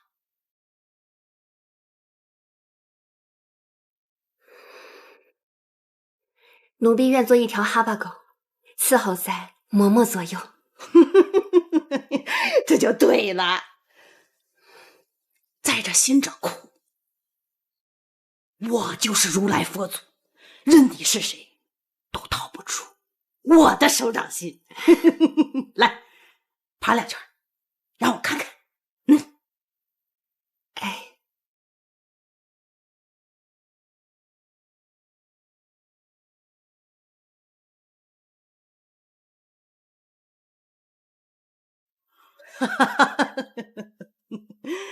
真是不错呀。既然你这么听话，那明日你便去洗衣服吧，就不用再去刷公桶了。谢谢嬷嬷。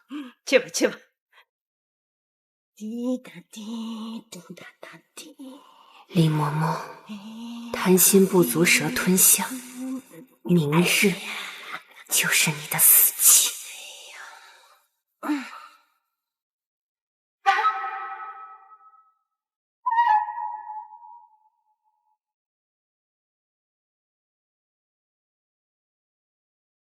哎呀，嬷嬷您早啊！看你今天心情格外的好呢，是不是有什么喜事啊，嬷嬷？于昭仪召我去和安宫小训。哎，你看我这身打扮，得体不？智慧和优雅都完美的在嬷嬷身上交融了。嬷嬷您不管穿什么，都展示着您绝顶的品味呢。还是小玉会说话。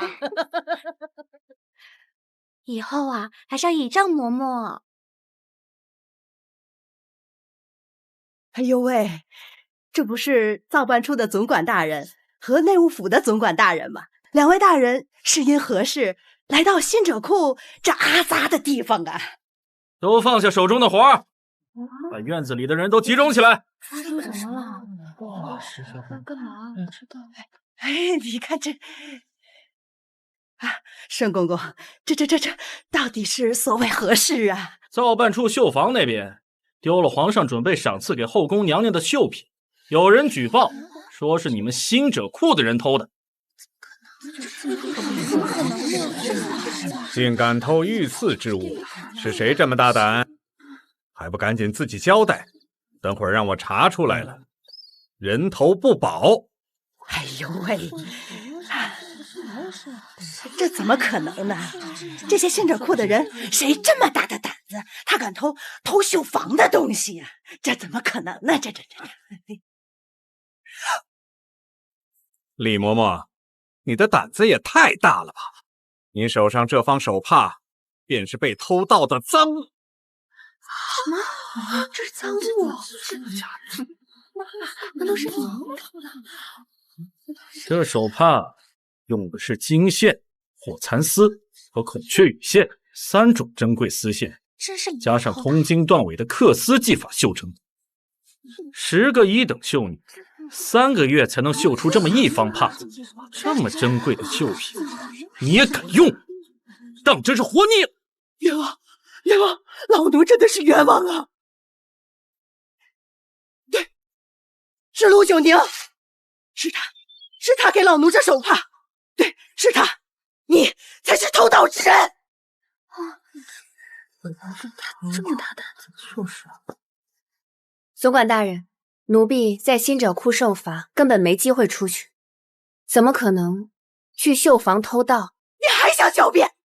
昨夜就是你这个贱婢将手帕捎进我的，你这个贱婢，你竟然再曾陷害于我！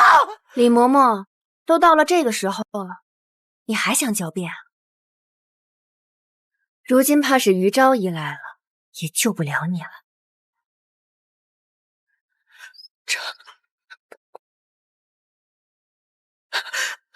你还不知道我想要的是什么吗？九宁，我求求你放过我！你想知道什么，我都告诉你，我姐姐在冷宫的时候，是不是你去送的饭？是我。你是想知道你姐姐在冷宫里当日发生了什么？我都说。那日是于昭仪，她去见了你姐姐。老奴记得，当天在冷宫里，老奴去送了饭。我送进去时，见到你姐姐婉才人，她还是面色如常的。过了一会儿，于昭仪便进去了。后来她出来了之后，你姐姐婉才人她就畏罪自强了。果然是她。于昭仪到底为何一定要害死我姐姐？我不知道，我只是帮你姐姐陷害到冷宫里，其他的于昭仪也不让我知道啊！求你，我求求你饶了老奴这条狗命吧！总管大人有所不知，李嬷嬷一直在新者库偷偷敛财，视财如命，坑害了诸多宫人。这手帕是不是他偷的？只要去他屋子里，好好翻一翻，一搜便知。来人，去搜。是。你这个贱人！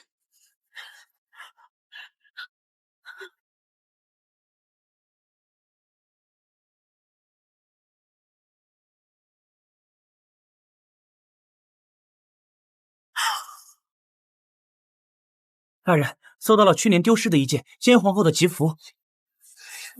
先皇后的是他。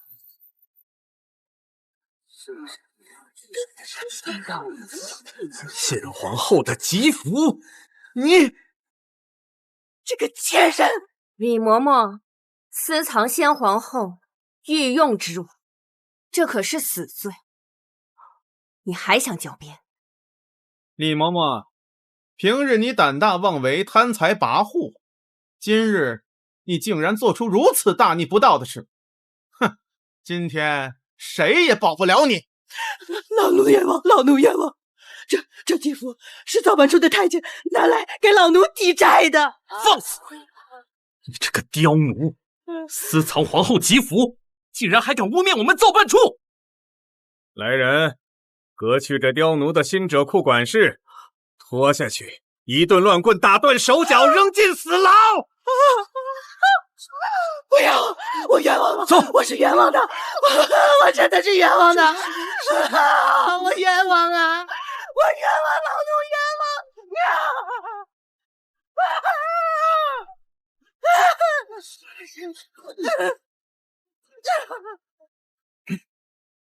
新者库宫女陆九宁因揭发检举有功，即日起接替新者库掌事之位。九宁定当尽心办差，绝不辜负了总管大人和永公公的信任。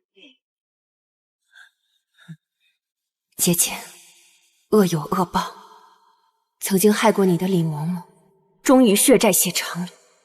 下一个，我会把于昭仪送到你的面前。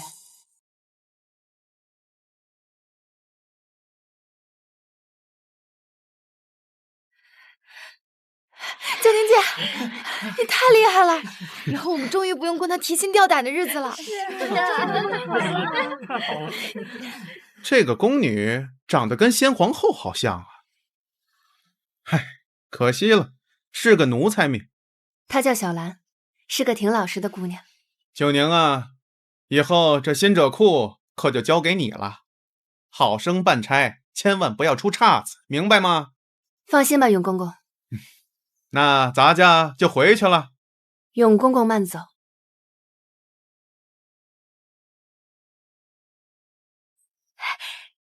九宁姐姐，以后我什么都听你的，你有需要尽管吩咐一声。都说这新官上任三把火，刚当上官不得给我们立立规矩吗？九宁姐姐，这3两银子呢，是我的一点心意，你可别嫌少啊。这是我的手镯，小小心意不成敬意，还望九宁姑娘能给我安排一点轻松的活。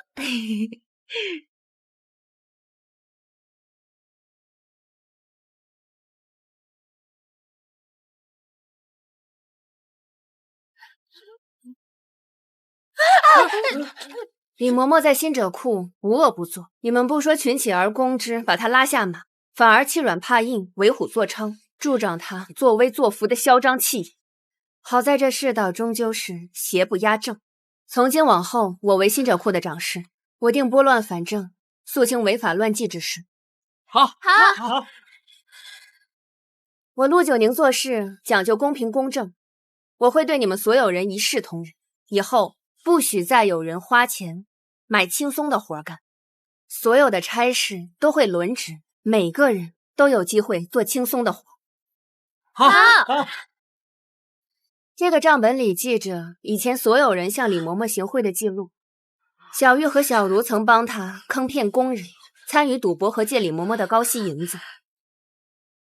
来人，将他们拉下去，杖责20，以正宫规。九宁，陆长师，我错了，我真的知错了，陆长师，求陆长师放过我们，我们再也不敢了。陆长师，陆长师，陆长师放过我们吧！后再有人搞这些乌七八糟的事，这就是下场。是。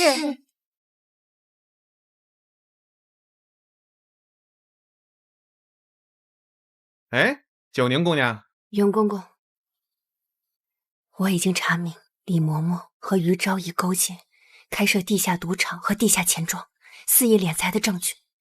我今日来找您，是想跟您商量。九宁姑娘，你现在已经当上了新者库的掌事，就别再查下去了，别闹了，快些回吧，别再查了。永公公，他们欺上瞒下，坑害工人，草菅人命，为何不查？九宁姑娘，于昭仪也有后台，而且这么些年，她在宫中上下打点，无孔不入，不是你说扳倒就能扳倒的。唉，就此打住吧。这后宫里的关系盘根错节，错综复杂，不是你能统穿的。你这么拦着我，莫不是连你也牵涉其中？你胡说什么？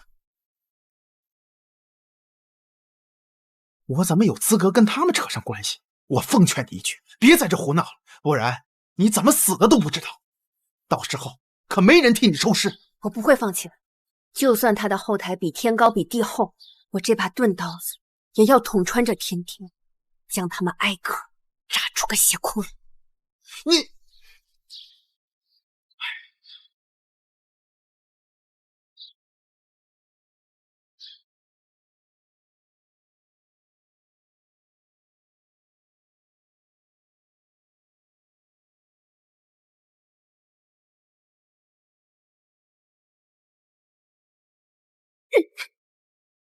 见了本宫还不行礼？贱婢，还敢当我家主子？小小宫女以下犯上，居然敢跟本掌事这么说话！贱婢，你放！于昭仪，以后跟我动手前，你最好想清楚，我现在手上可是掌握着你和李嬷嬷合谋开设地下赌场、私放印子钱的证据。你以为搞垮了一个李嬷嬷就能让本宫元气大伤？真是天真！一个李嬷嬷倒下了，我还有张嬷嬷、刘嬷嬷，只要本宫随便动动手指，多的是人为我鞍前马后。既然于昭仪不惧怕，那为何在奴婢面前如此气急败坏呢？陆九宁，你以为成为新者库掌事就可以威胁到我？你有那账本，也奈何不了本宫。好啊，那我们走着瞧。我这把斧子既然能砍掉你的左膀右臂，早晚有一天也能砍到你的身上。放肆！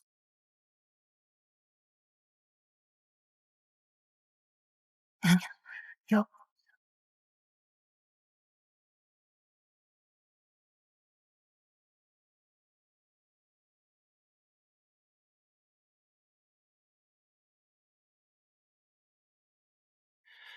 给小皇叔请安。九娘，怎么回事？没什么。小皇叔这是要去哪儿？太妃要去万佛楼礼佛朝拜，让我来内务府置办些东西。哦。别再跟于昭仪斗了。我听说了，你的确不简单，在新者库不多时日，便单枪匹马扳倒了李嬷嬷。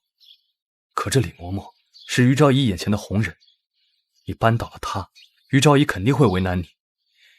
你要先学会自保，才有机会为你的姐姐鸣冤。多谢小皇叔关心。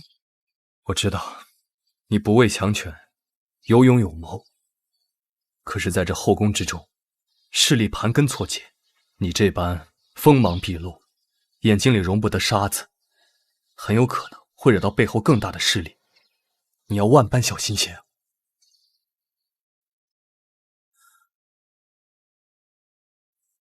多谢小皇叔关心。上次小皇叔的肺腑之言，奴婢却没听进去。九宁在这里向小皇叔赔礼道歉。免礼。日后还请小皇叔多多提点九宁。突然这般懂事听话，难不成又在谋划些什么？你莫不会连我都敢算计啊？奴婢不敢。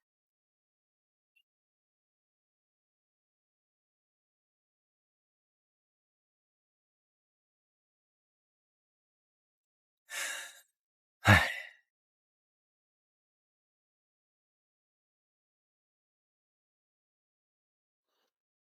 九宁姐姐，这些都是李嬷嬷留下来的账本。这李嬷嬷虽然垮了，可是内务府那帮人根本不敢继续查下去，他们都怕得罪了于昭仪。于昭仪是皇上的宠妃，内务府以前就不敢得罪她，所以我们受再大的委屈都状告无门。是啊。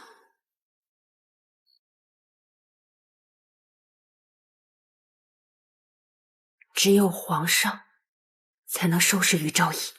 嗨，我们的冤屈哪传得到皇上那儿？我倒有个办法，能让皇上知道新者库里的冤屈。真的？你真的有办法？有是有，可是这办法有些许欠妥。欠妥？为什么？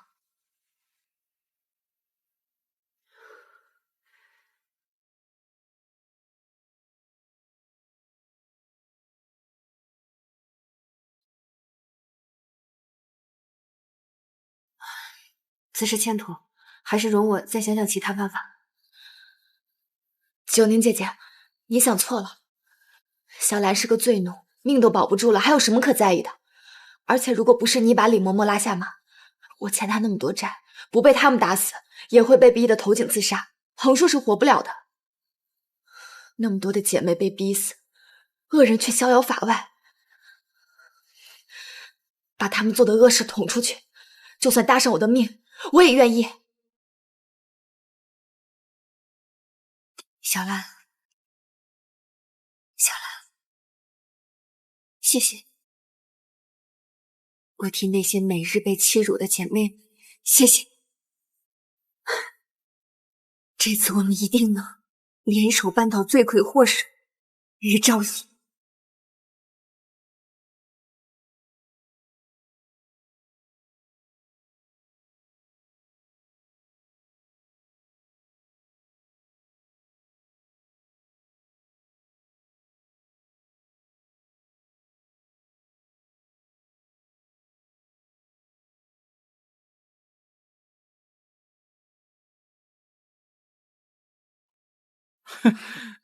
怎么会有小宫女送你东西啊？难道是定情信物？你胡说什么呢？我都不认识，你们不认识？给王爷请啊！我刚刚看见有宫女和侍卫私通，你们可知罪？王爷，我跟那小宫女并不相识，她给我的东西我还未打开呢。王爷请过目。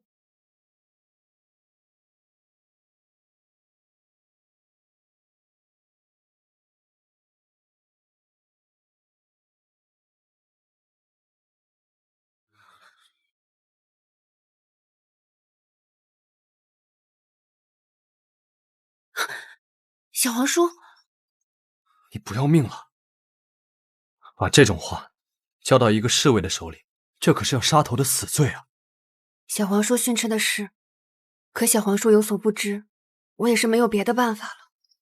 我不想看着新者库的姐妹们遭人欺辱，无辜惨死。我若能给他们求得一线生机，死了也在所不惜。你，要本王怎么说你才好？你这话实在是有些过分了，会引发宫乱，皇上震怒的。小皇叔，恶鬼的罪行，若是无人敢站出来揭露，我们便会像现在这样，不敢正大光明的讲话。我不想永远都活得小心翼翼，我想除掉后宫里的食人恶鬼。九宁啊，我知道你想要通过侍卫把新者库肮脏的勾当捅到御前，可是你怎么能把这种杀头的罪证递到一个不认识的侍卫手里呢？因为我没有别的办法了呀。胡闹，稍有不慎，这幅画不仅传不上去，你还会掉了脑袋。你没有办法，可以来找本王啊。可小皇叔上回不是说你不方便参与后宫之事吗？所以九宁只能自己想办法。九宁没有那么多瞻前顾后、权衡利弊，我只知道，对的事情必须去做。小皇叔，你要去哪儿啊？御书房。这面才是御书房啊。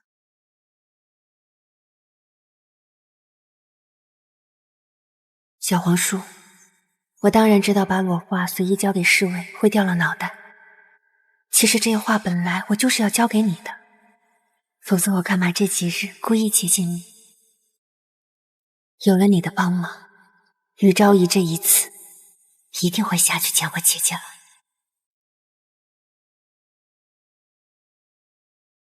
王爷难道看不出来吗？那个小宫女她分明是故意利用您的。本王何尝不知道她是在利用我，可是在这宫中，除了我以外，谁还会帮她？就当是报答她小时候救过我的恩情吧。小时候……哎，王爷！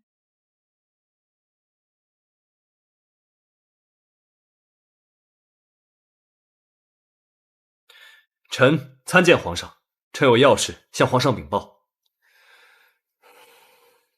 小皇叔，起来说话。你一向不问政务，今日一见面就行此大礼，究竟所谓何事？皇上，臣今日入宫给太妃请安，无意中查获了一张画，姿势体大，臣深知不可耽搁，所以请皇上定夺。画，给朕呈上来。是。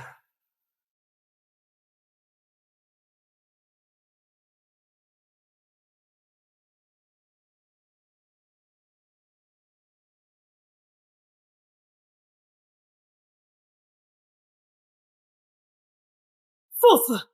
皇上息怒，何人将先皇后的画像画得如此淫秽？皇上，臣今日入宫，在宫道中从巡逻的侍卫手中将此画截获，侍卫并未看过。我观画中之很像先皇后，而且这画像的背面竟写着新者库的高息借据，臣倍感蹊跷，不敢私自处置，所以请皇上定夺。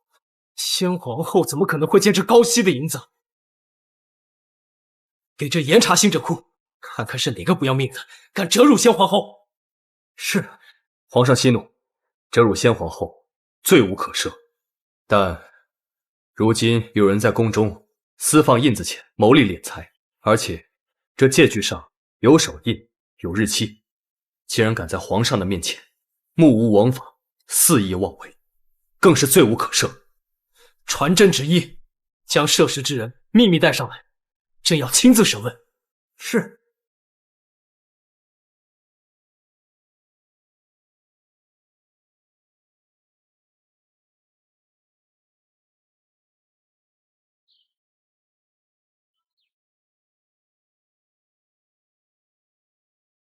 谁是小兰？奴婢小兰。抬起头来。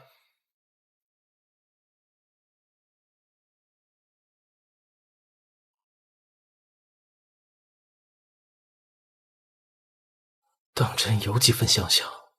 皇上，这小宫女真有几分像先皇后，就连眉眼之间都一模一样，只不过就是多了几分稚嫩。皇上，臣已查清，其实画像中人并非先皇后，而是这位新者库的罪奴小兰。你跟朕说清楚，到底怎么回事？新者库长事陆九宁回禀皇上，这画像是前任新者库长事李嬷嬷为了威逼宫女借高息印子钱故意画出来。他让宫女在自己的裸画上签字画押，以作要挟。一个小小的新者库长事，竟敢如此大胆，在朕的后宫经营地下钱庄。李嬷嬷在任职新者库期间，私立地下钱庄和赌场，牟利敛财，迫害无辜的宫女，甚至有很多宫女都被他逼债到头颈，上吊自尽。把人带上来。是。带李嬷嬷上殿。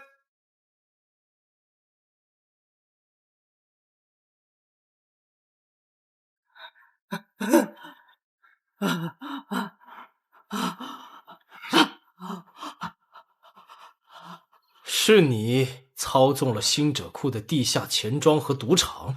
皇上饶命！皇上饶命啊！是老奴见钱眼开，就在星者库敛财。可是皇上，老奴的俸禄太少了，所以才设了赌局和钱庄，骗他们赌博，然后让他们借债，利滚利的压榨他们。皇上，老奴知罪了，还请皇上饶命啊！好大的胆子！一个小小的星者库掌事，竟敢只手遮天，在后宫干如此勾当！星者库上头的内务府都是废物吗？把内务府管事带上来。传内务府管事杜勇上殿。内务府管事杜勇参见皇上。星者库有人私放印子钱，从中牟利，你可知晓？奴才知道。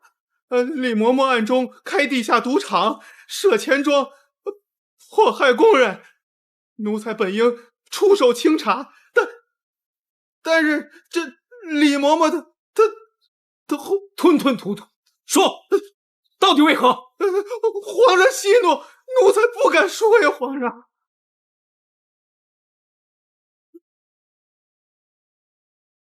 回皇上，奴婢曾拿着李嬷嬷的罪证，到内务府找永公公告状，可永公公惧怕李嬷嬷背后的势力，不敢牵涉其中。皇上，奴才知错呀，皇上。背后势力是何势力？在朕的眼皮子底下兴风作浪。皇上明察，是和安宫的于昭仪，是他指使李嬷嬷在新者库敛财，欺压工人。李嬷嬷仗着有于昭仪撑腰，根本不把内务府放在眼里，内务府只能睁一只眼闭一只眼，放任他们无法无天。荒唐！说和安宫的于昭仪也牵涉其中，你可有证据？回皇上，这是奴婢在查抄李嬷嬷的房间时查到的账本，请皇上过目。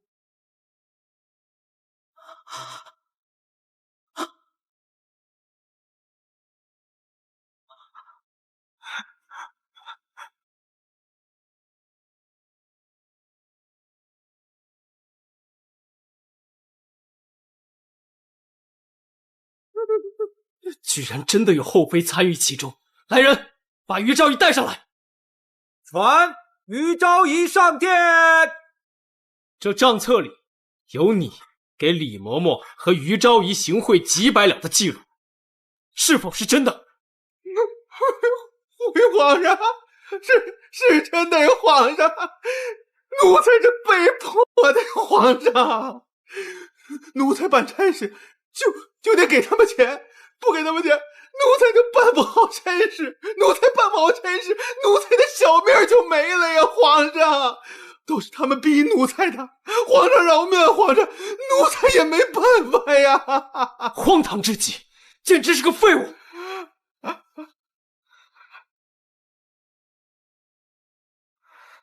嫔妾参见皇上。于昭仪，你可知罪？皇上，嫔妾知错了。皇上，嫔妾是被这个嬷嬷诓骗了。这个刁奴打着嫔妾的名义到处敛财害人，嫔妾知道后又将他治罪。他为了保命要来贿赂嫔妾，嫔妾一时糊涂着了他的当，嫔妾也是被他蒙蔽了呀，皇上。于昭仪，你血口喷人！皇上，所有的脏事都是他指使老奴的，而且所有老奴盘剥来的银子也全都交给他了。于昭仪，他还仗着自己的地位威胁老奴，说老奴若把事情泄露了，他就要老奴全家的性命啊！狗东西，你竟敢污蔑本宫！你个毒妇，你仗着自己是皇上的嫔妃，作威作福，现在出了事情，你别让我顶罪！就算死也不会放过你！住手！你这个贱奴！放！来人，把他们拿下！皇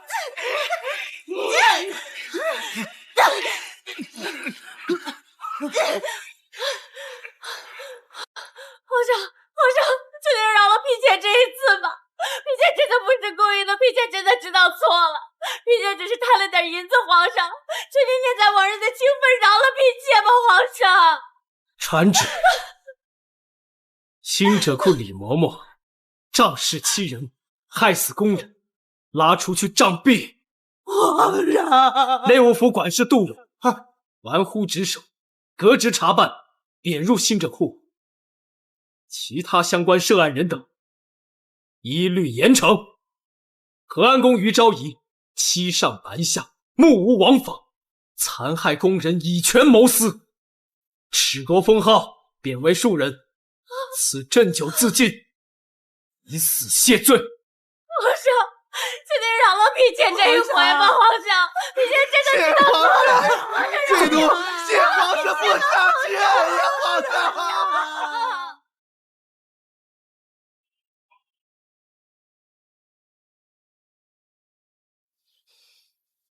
滚！我不吃你送来的东西。于昭仪，临死之前不吃顿饱饭，黄泉路上可就要做一只饿死鬼了。你这个贱人！我说过，我能砍断你的左膀右臂，总有一天我就能砍到你身上。没想到，这棒影来得这么快。没想到我居然会栽到你这个小贱人手里，我的恩宠，我的地位都被你给毁了，我做鬼都不会放过你！你一口一个贱人，说我们卑贱，可你呢，在纯妃面前又何尝不是一只呼之即来挥之即去的狗？你又高贵在哪儿？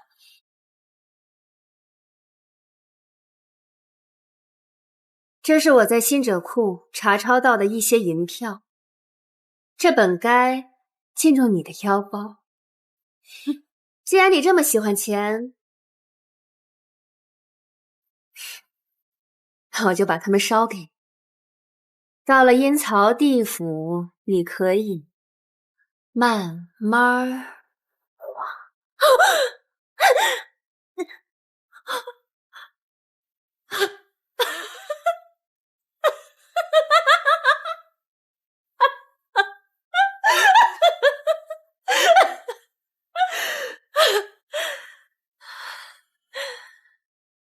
你费这么大劲儿，不就是想为宋婉儿那个贱人讨公道？现在你如愿了，就是我害她入的冷宫，太后寿辰上的纸钱也是我找人还，现在你满意了？嗯？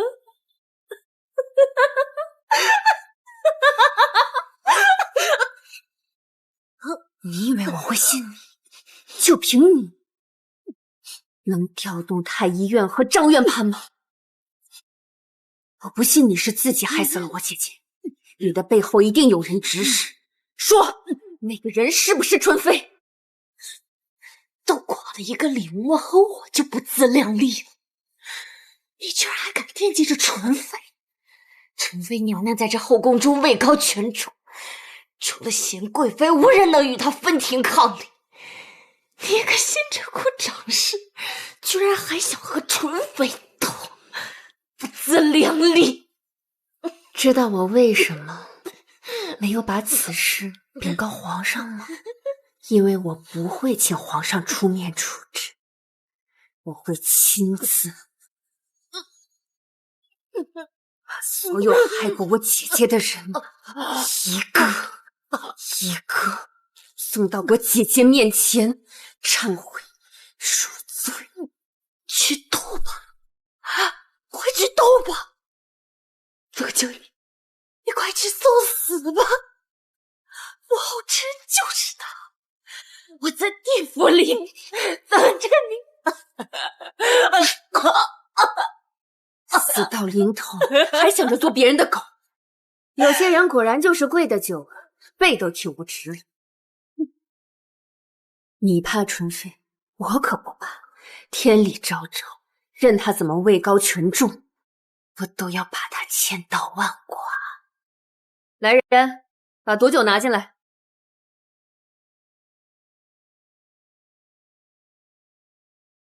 喂他喝。是。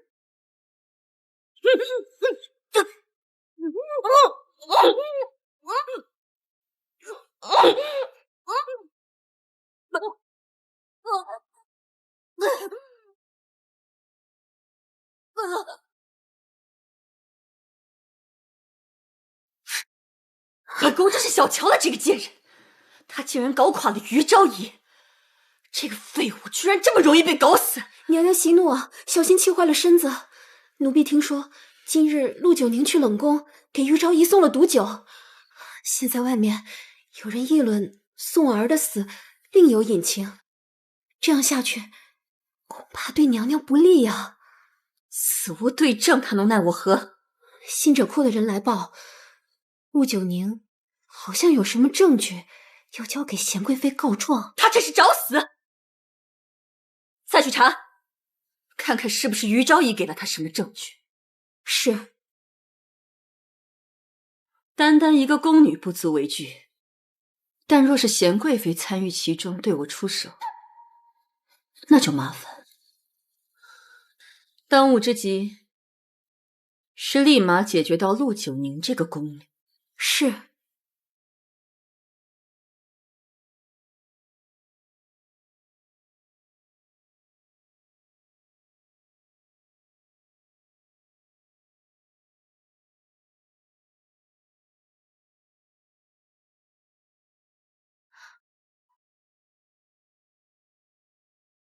奴婢今日按照娘娘的吩咐去新者库沤花肥，这才得知新者库的长侍换了个人，换了个年纪比较轻的宫女做长侍，年龄不大，倒是把新者库整治的法纪分明，井井有条。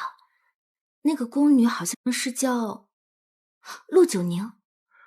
哦，陆九宁，莫不是之前婉才人身边的人？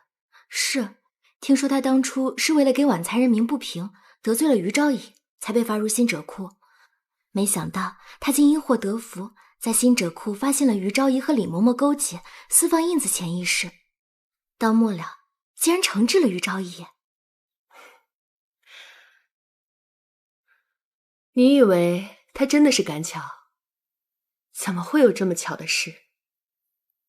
要我看，是他做好了计划才主动去的新者库。主动去的新者库？奴婢不懂。婉才人的死确实蹊跷，那么聪明伶俐的一个人就这样没了。确实可惜啊。不过他身边的这个小宫女也不简单。有些人啊，就像一把淬火的刀，越捶打就越刚强锋利。本宫倒是很欣赏他。兰花如翠，玉凝露，风姿清雅，皇上素来雅爱幽兰。这株兰花，本宫过几日要亲自献给皇上。这株翡翠兰是娘娘精心培育的珍品，皇上见了必然会喜欢的。燕秋，你交代下去，让花房精心照料，好生看管。是。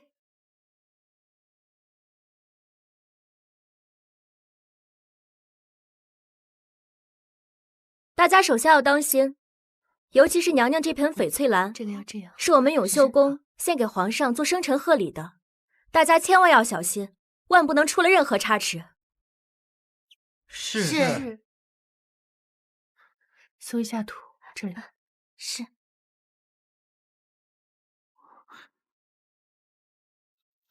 娘娘，娘娘不好了！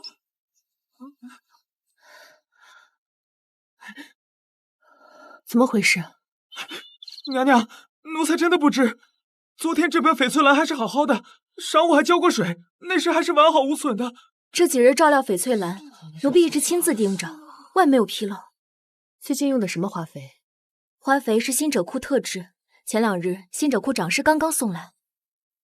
那长师叫陆九宁，花肥出了事儿，奴婢马上去找他问责。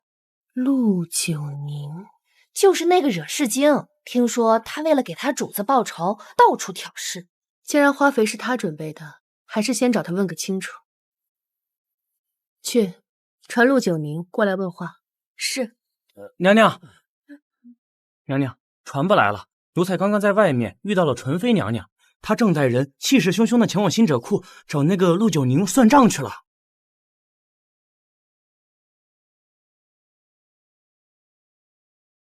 这可是太后今夜要用的，你可刷仔细些啊。啊，是。陆长师，哎，这个往那边放，要晒到太阳。哎，陆长师。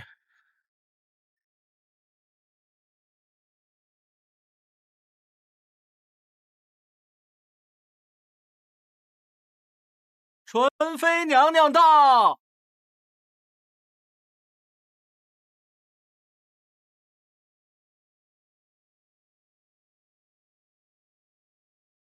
给娘娘请安。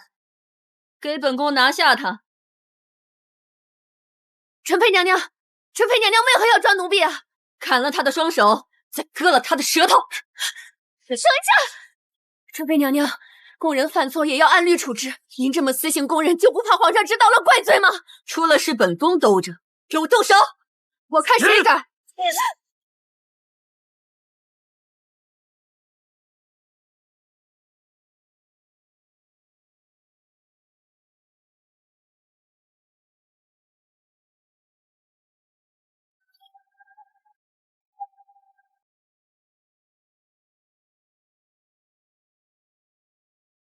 我看谁敢！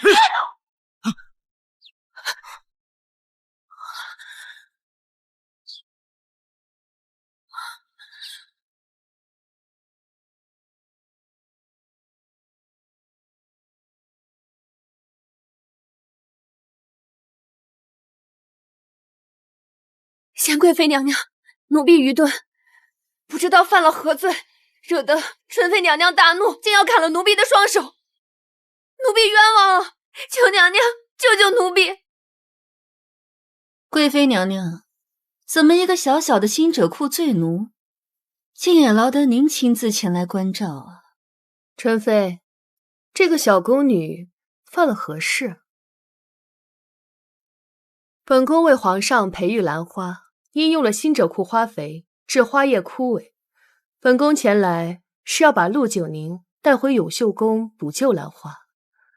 他若是没有犯什么大错，纯妃还是不要惩治的好，免得落下个私刑宫人的名声。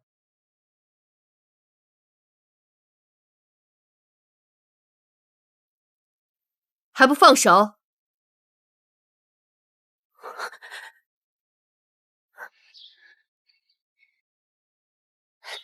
回贤贵妃，花肥出了问题，奴婢难辞其咎。奴婢可以马上去为您配置新的花肥。跟我回去吧。是。走。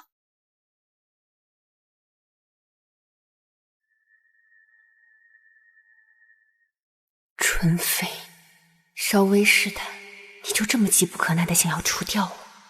看来于昭仪说的不错，你果真跟我姐姐的死脱不了干系。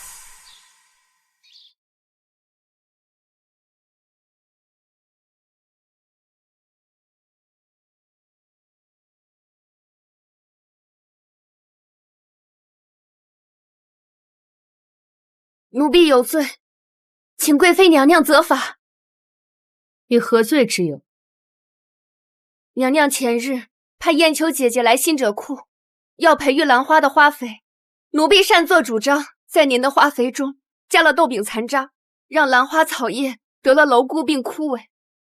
这么说，你是故意引本宫到新者库，借本宫的手，把你从纯妃手中解救出来？奴婢猜到纯妃娘娘会来惩治奴婢，也知道娘娘您是个爱花如命的人，所以在您的花肥中做了手脚的。娘娘为了兰花，不得不来新者库保下奴婢。是奴婢设计了娘娘，以求自保。奴婢自知有愧，不敢欺瞒，请娘娘责罚。你好大的胆子！奴婢知错，甘愿领罪。燕秋，去给他拿把伞。是。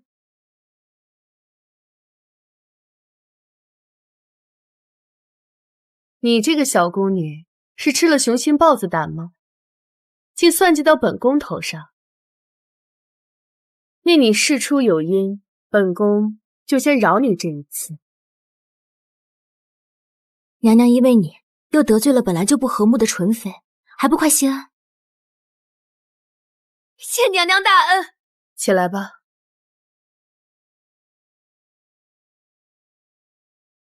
若是救不活这翡翠兰，本宫定要治你个重罪。娘娘放心，豆饼残渣不会让兰花枯萎，奴婢有办法救治。最好是。若奴婢救不了兰花，奴婢提头来见。奴婢这就去。伞拿上。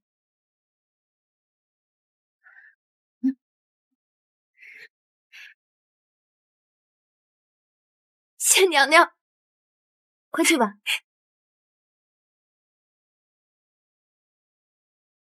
这个宫女倒是胆大心细，很像本宫年轻的时候，一身热血，敢做敢当。如今本宫在这深宫里已经被磨去了棱角，看见她便如同看见当年的自己。可是娘娘，她这般莽撞大胆，还诡计多端，您这么纵容她，她会不会给我们惹祸呀？不畏强权，忠心护主，她的一片赤诚之心，在这后宫里是难能可贵的。就让她留在永秀宫吧，多加管教。本宫相信，她不会让本宫失望。是。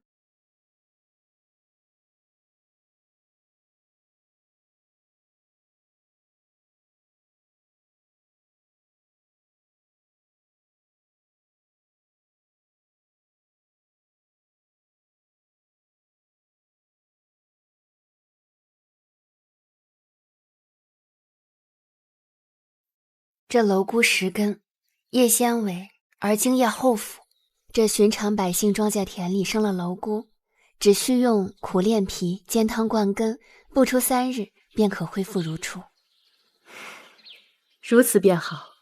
这翡翠兰，本宫过几日要献给皇上，这几日你们一定要用心照料。是。云香，这花房的事就由你负责。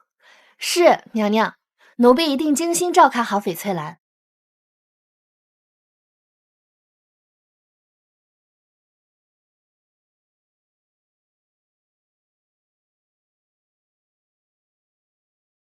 九宁，你懂得可真多呀！是啊，小镯子也算是个养花高手了，竟然也不知道根都坏了。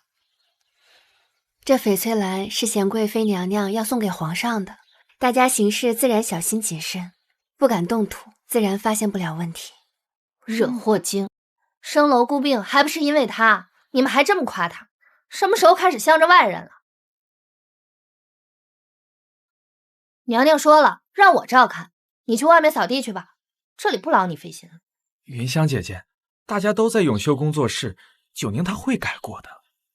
他设计娘娘，差点连累我们，你怎么这么不长记性？他若再在花房里做什么手脚，我可担待不起。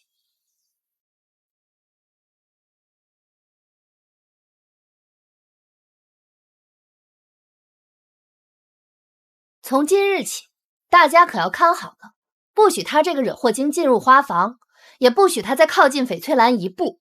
出了事，他不仅会害死我们，还会连累整个永秀宫。是。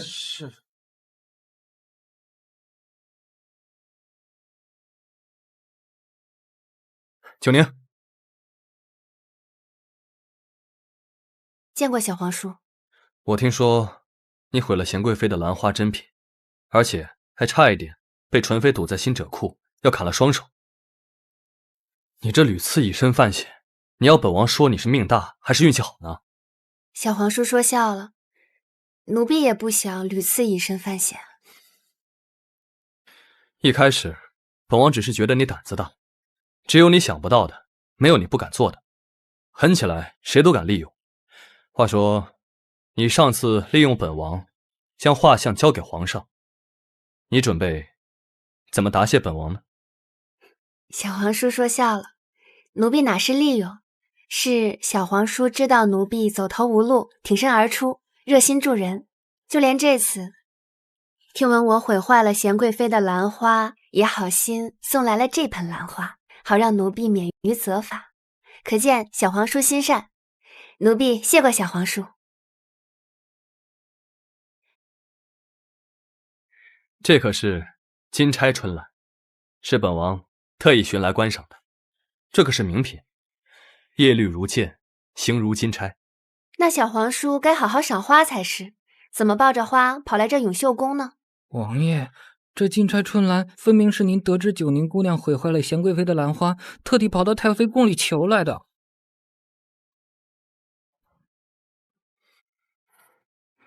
虽说你如今在永秀宫当差，可你已然是纯妃的眼中钉、肉中刺。纯妃在后宫中位高权重，其母家军功赫赫，深得皇上的器重。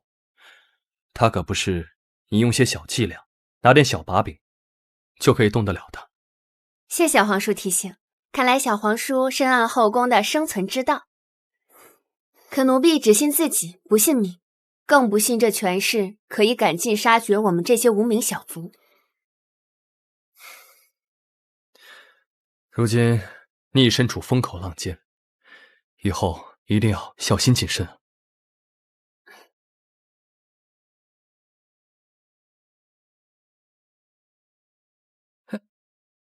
小王爷，小王爷，小王爷，小王爷，您最近是不是着了九宁姑娘的道了？怎么一遇到她，就变得言行古怪呢？本王没有着任何人的道，只是这九宁姑娘的确令本王佩服。她那一股谁都不怕，敢于打破常规的劲儿，是本王以前从来没有见过的。以前是我小瞧她了。我咋看不出她这么好呢？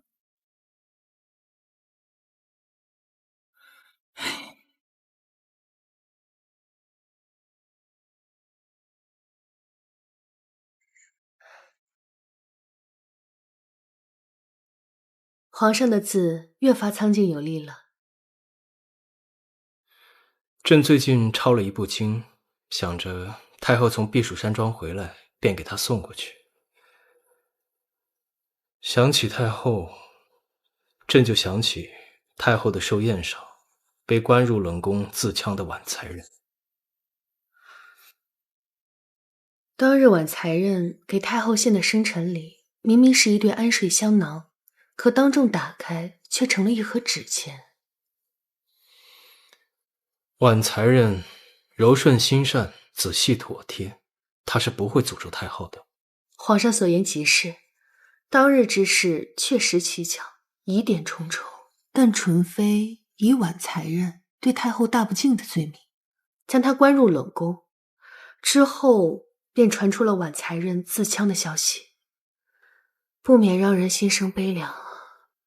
纯妃的父兄镇守边关，出战告捷，为了让他们安心，朕也不好追究过问此事。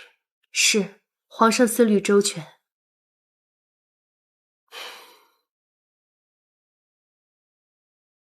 皇上，纯妃娘娘给您送枇杷膏来了，传她进来。是。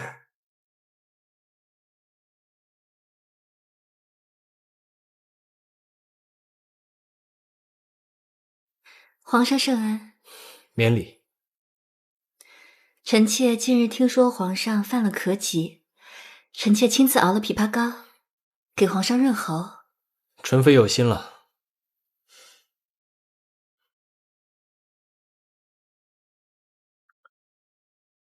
皇上，这是臣妾特意为您熬的，您要是不趁热喝，一会儿就凉了。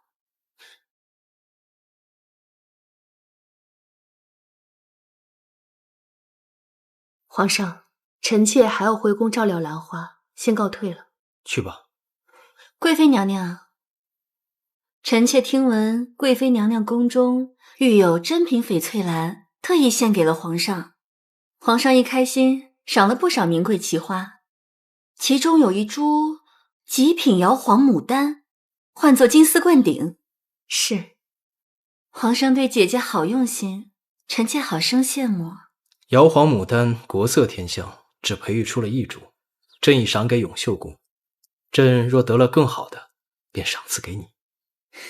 谢皇上，只是这花实在难得，不如这样吧，皇上，太后过几日要从避暑山庄回来，我们借此机会在永秀宫办赏花宴，如何？也好，宫中许久没有这么热闹了，此事就交由永秀宫去办吧。到时候大家可一同前去赏花。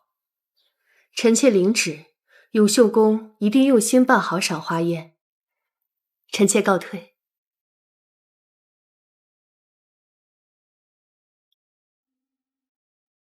贤贵妃，赏花宴办得好是应该的，办得不好，可就是你的罪过了。来，放这里吧。慢点儿。放这儿，给我吧。小心。这里好好擦一下。慢点，小心。来。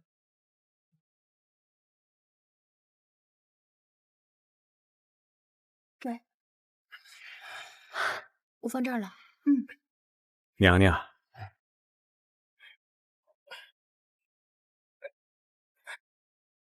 嫩晴天气牡丹香，不及瑶家宫样黄。本宫听闻，以前民间为了欣赏这瑶黄牡丹，还要排队花银钱。今日一见，果真是花中之王，稀世罕见啊！娘娘，瑶黄牡丹只此一株，价值连城，皇上赏给了娘娘，可见皇上有多宠爱贵妃娘娘。另外，皇上特意吩咐内务府送来一些其他的鲜花，为赏花宴添光增彩。皇上吩咐本宫办这赏花宴，和后宫姐妹们共睹这奇珍异景，还有劳刘公公帮忙啊。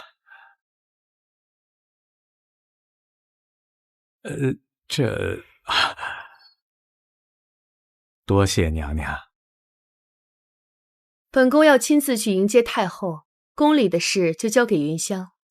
你们要仔细办差，万万不可出差错。是。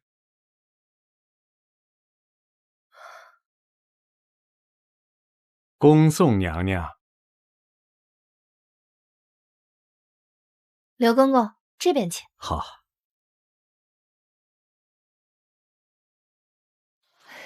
这瑶黄牡丹是真美，不敢反省。我看第一次，别碰，快点拍呀！小桃，浇水吧。是。等一下，云香姐姐，我总觉得哪里不对，还是再检查一遍花，再浇水吧。又是你，不让你进来，你还非要偷偷闯进来，赶紧给我出去！可我总觉得有人在这个花里动了手脚，还是再检查一遍吧。娘娘特意交代，让我负责花房的事。我说话不好用了是吧？都忘记她在花肥里做手脚，差点害死我们的事了吗？按照规矩，送到宫宴上的花，要在搬去之前浇最后一遍水，保证水分充足。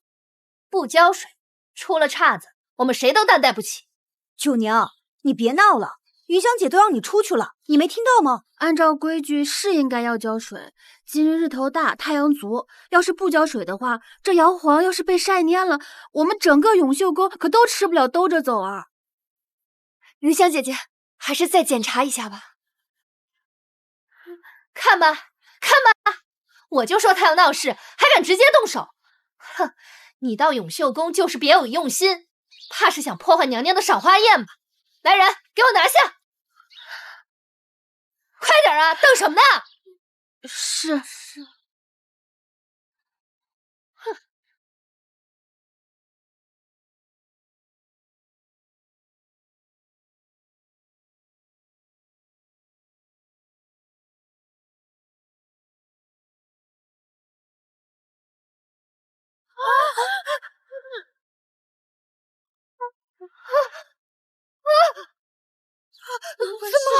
这怎么办呢？这我怎么交代啊？烦事！这怎么了？这下就完了。永秀宫今日办赏花宴，众姐妹一定都想看看这罕见的瑶皇牡丹，咱们一会儿就可以一饱眼福了。是。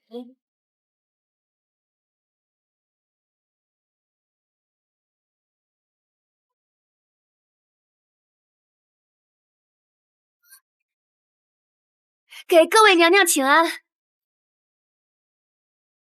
这花中之王的瑶皇牡丹在哪儿呢？听说内务府早就把瑶皇牡丹送来了，快给我们看看吧。回各位娘娘，贤贵妃前去接太后去了。这赏花宴还得等太后娘娘来了才能开始，还请各位娘娘入座稍作休息，等待片刻。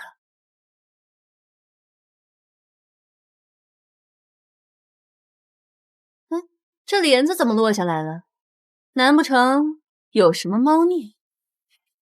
纯妃娘娘，太后还没到，赏花宴还没开始，您不能进去。放肆！敢拦本宫的路！纯妃娘娘，您不能进。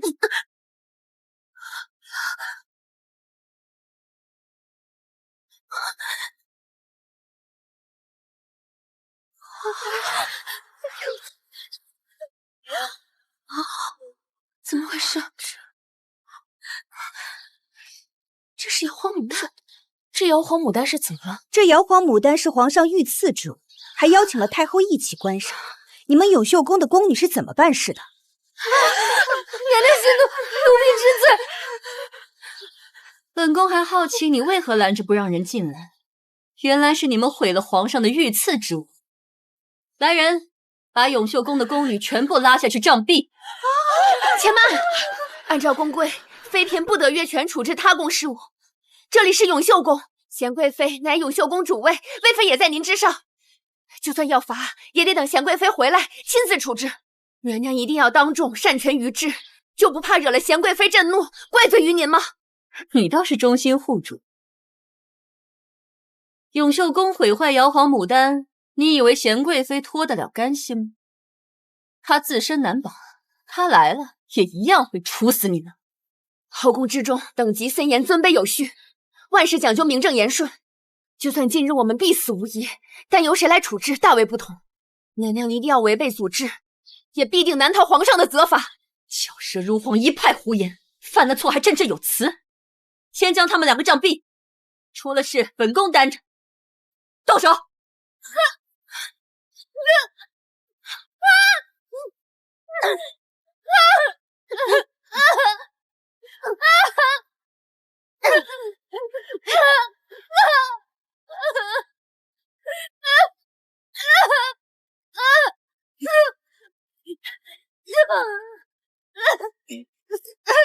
娘娘，对不起，我不该不听你的话，是我害了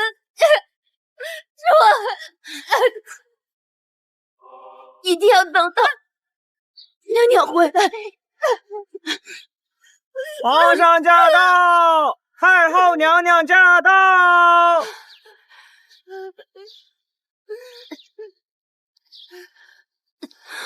皇上圣安，太后娘娘圣安。这是为何呀？回皇上，这御赐的瑶皇牡丹被永秀宫的宫女损坏，臣妾正在教训办事不力的宫女呢。瑶皇牡丹价值连城，珍贵无比，是谁毁坏的？皇上，是臣妾管教宫人不力，扰了太后和皇上的雅兴，还请皇上让臣妾查明事情原委，亲自处置。钱贵妃这是有意袒护了。无论什么原委，这瑶皇牡丹如此珍贵，如今被永秀宫的宫女损坏，铁证如山，还查什么？整个永秀宫都难逃其咎。回皇上，永秀宫上下做事尽职尽责，今日之事是有人暗中陷害。暗中陷害？是，奴婢有办法证明是有人做了手脚，故意毁坏了瑶皇牡丹，来陷害永秀宫。只要皇上将今日搬过花之人全部传来，奴婢自有办法揪出这陷害之人。一派胡言！毁了牡丹就说有人陷害，这永秀宫难道你做主？皇上还得听你一个小宫女的片面之词吗？臣妾愿做担保，陆九宁可以揪出陷害永秀宫之人。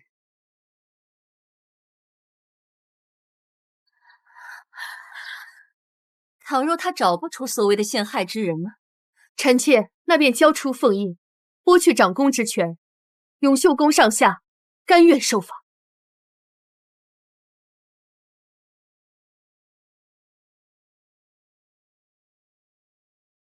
准了，把抬牡丹的太监给朕传过来。是。你们之中是谁损坏了瑶皇牡丹？现在站出来，朕可以免他一死。若是没有人主动承认，待会儿被朕查出来，满门抄斩。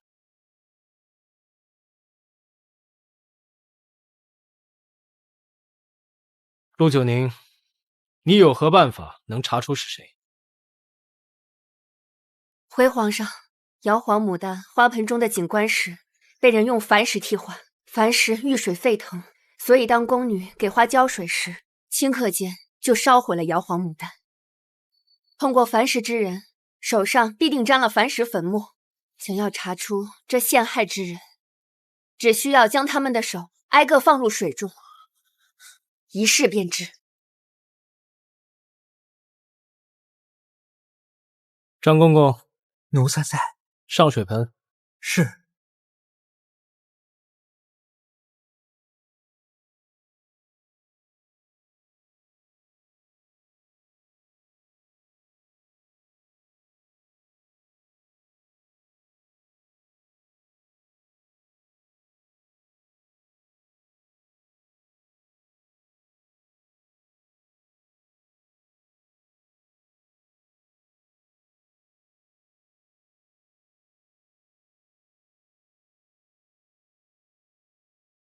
狗奴才，快点！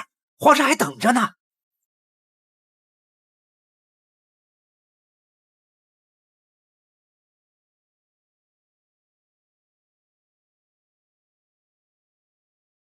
快点儿！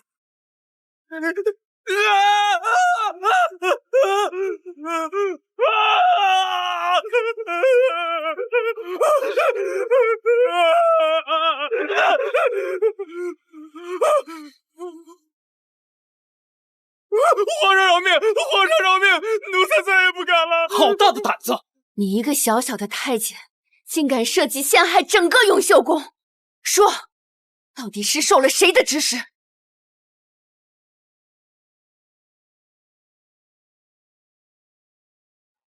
大胆刁奴，还不认罪！胆敢毁坏瑶皇牡丹，陷害永秀宫，你想被诛九族吗？奴才，没人指使奴才，是奴才曾在丽景轩当差时，被陆九宁教训过，心存怨恨，这才蓄意破坏瑶皇牡丹，报复他泄愤。拉下去，斩了。是。皇上饶命啊！皇上饶命啊！皇上饶命啊！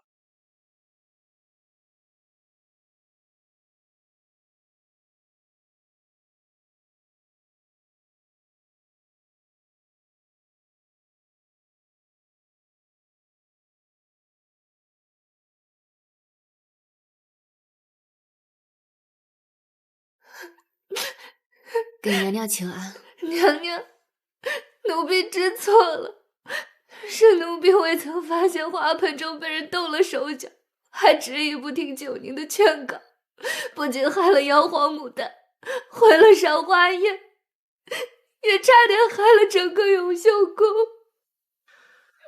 你知错便好，这几日你处处为难，针对九宁，本宫都看在眼里。今日九宁救你于危难，也证明了整个永秀宫的清白。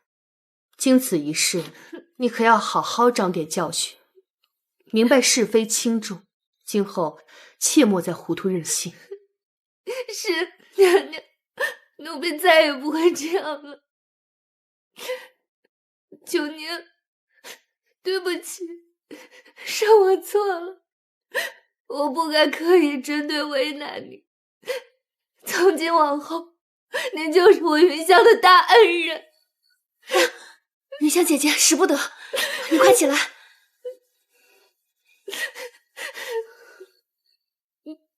今日永秀宫遭人暗害，毁了赏花宴，众人束手无策。陆九宁临危不惧，护住了云香的性命，也保全了整个永秀宫。本宫要嘉奖他。九宁今后便是本宫身边的1等长侍宫女，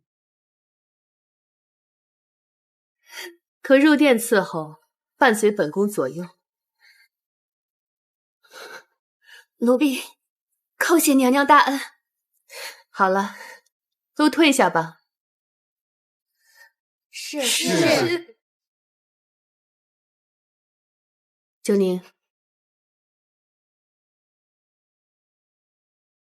娘娘可是有何事要奴婢去做？本宫知道你心里做了什么打算，但这后宫中不是你想象的那般简单。这里没有绝对的黑白对错，是非分明。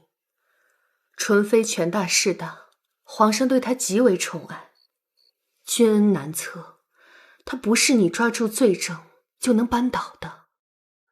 今后你在永秀宫当差，务必安分守己，不可莽撞行事，本宫可保你无虞。是，奴婢谨遵娘娘教诲。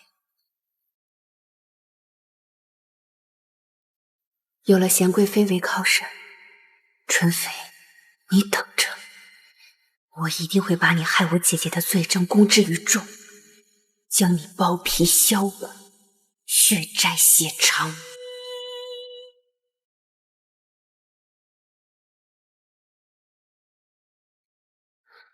云香姐姐，可是要去绣房？是啊，这夏至将近，娘娘特意吩咐宫内换纱，按照旧例要在端阳前换纱的。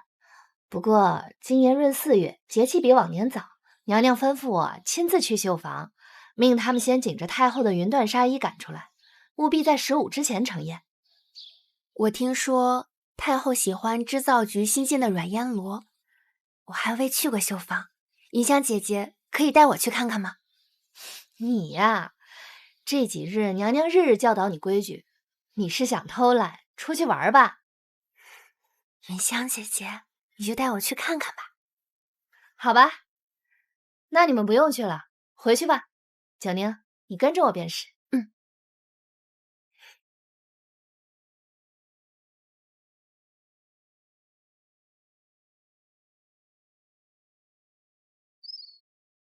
哎，那锦屏不是纯妃身边的长侍宫女吗？怎么在沈昭仪身边贴身伺候啊？秀主，没事吧？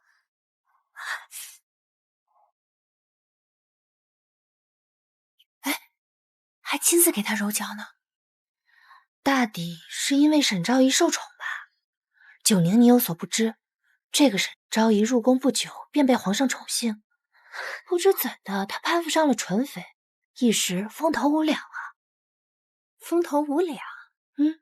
姐姐近日跟在娘娘身边读书，成语倒是识了不少啊。你就知道打趣我。娘娘哪里来的不长眼的奴婢？如月，给本宫掌嘴！奴婢是永秀宫的宫女，不小心冲撞了沈昭仪，请昭仪恕罪。永秀宫，下次再敢这么不长眼，本宫定不会轻饶了你们。是，奴婢下次一定注意。如月，赶紧去太医院找李太医重新配药。是。沈昭仪，咱们该回去了。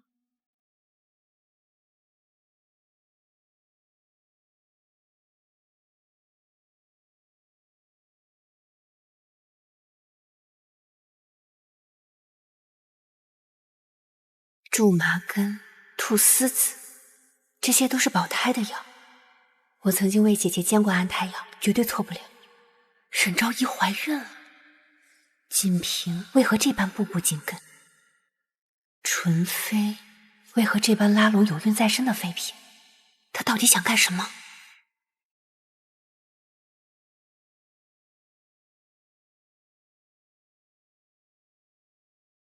贤贵妃娘娘吩咐，按各宫娘娘们的品级、位分送去制新衣的缎子。纯妃娘娘云缎2匹，素缎2匹，绛色13丈。宜嫔娘娘云缎2匹，素缎2匹。沈昭仪素缎1匹，素花纹绣下布5丈。新昭仪素缎1匹，素花纹绣下布5丈。冯昭仪素缎1匹，素花纹绣下布5丈。小桃，我跟你换，你去送宜嫔娘娘的缎子，我来送沈昭仪的吧。为什么啊，九宁姐姐？我是听说这沈昭仪有些跋扈，这要是知道自己得了素花纹绣的下布，免不了又得发作一番。你何苦去受这气呢？好啊，九宁，你太好了。那你被骂怎么办呢？我没事的，来，你去吧。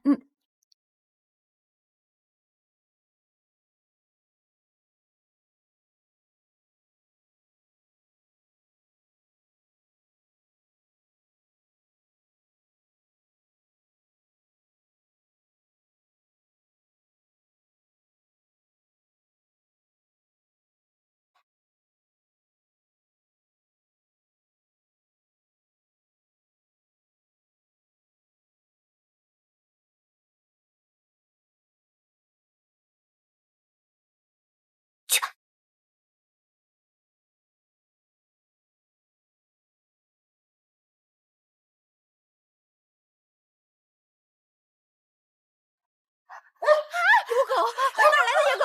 来人，抓住他！抱住沈昭仪，我惊吓到沈昭仪。这么不小心把野狗放进来，若是沈昭仪出了事，当心你狗头不保。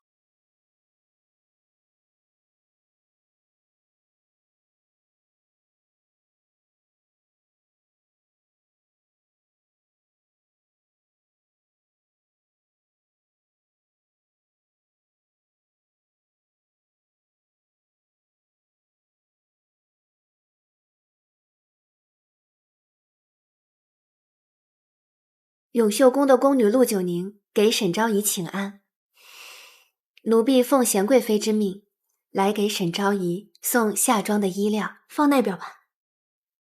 是。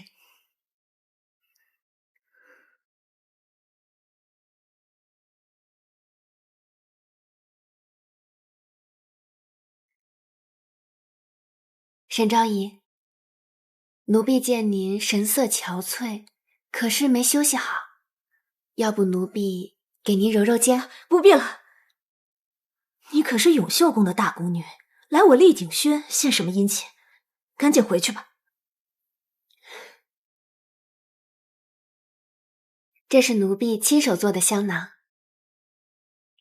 送给昭仪。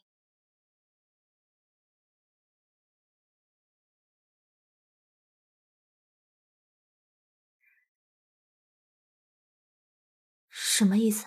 回昭仪，这香囊有安神的作用，里面不仅添加了助眠的薰衣草、合欢花，还有珍贵的麝香呢。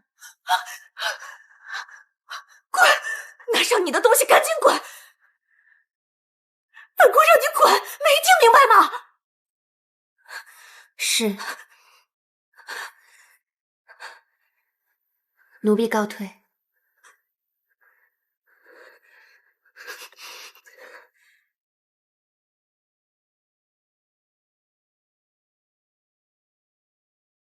这个沈昭仪真够谨慎的。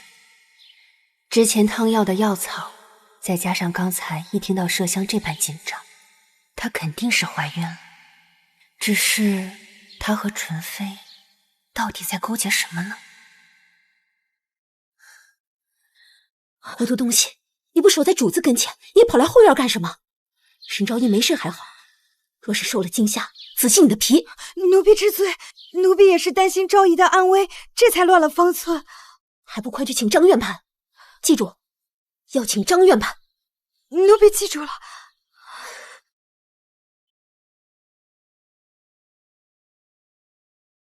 把这些药拿去归档。明白。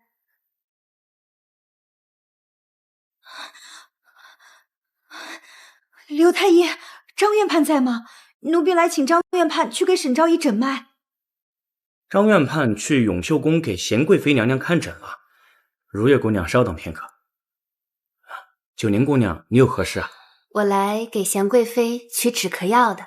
贤贵妃的止咳药，燕秋姑娘已经取走了。啊？那我来晚一步了。刘太医，我家主子受了惊吓，不能多等啊。张院判是要很久才回吗？如月，你做事怎么能这么不懂变通呢？既然沈昭仪受了惊吓，你何必拘泥于哪个太医看诊啊？你这死脑筋，万一出了差错，耽误了娘娘的病，那罪过可就大了。可是我家主子一向都是张院判诊治的。如月姑娘放心，太医院有各宫娘娘的脉案存档。微臣看过沈昭仪的脉案，她体质虚寒，气滞血瘀，微臣这就开一个安神的方子，你拿去让药房煎药。好。等张院判回来，我会立刻转告他，让他去给沈昭仪诊脉。沈昭仪受了惊吓，需要安心静养。我这药方里的红花和合欢皮能够解郁安神。谢刘太医。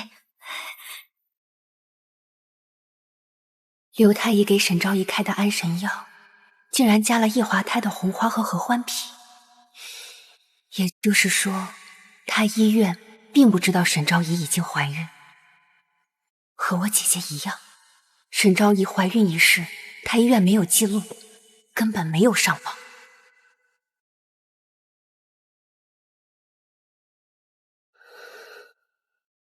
我明白了，这一切都是纯妃在背地里暗箱操纵。锦屏明明是纯妃身边的掌事宫女，却对沈昭仪鞍前马后，寸步不离，实为监控。哎呀，小主，没事吧？沈昭仪知道自己有了身孕，所以万般谨慎小心，听到麝香就如临大敌。回昭仪，这香囊有安神的作用，里面不仅添加了助眠的薰衣草、合欢花，还有珍贵的麝香呢。滚！拿上你的东西，赶紧滚！但他却隐瞒不报，太医院其他太医无人知晓。沈昭仪问诊只找张院判，是因为张院判已与纯妃勾结，想要用沈昭仪的肚子瞒天过海，借腹生子。万才人根本就没有怀孕，何来脉案记录？原来当初他们陷害我姐姐进了冷宫，也是因为盯上了姐姐腹中的孩子。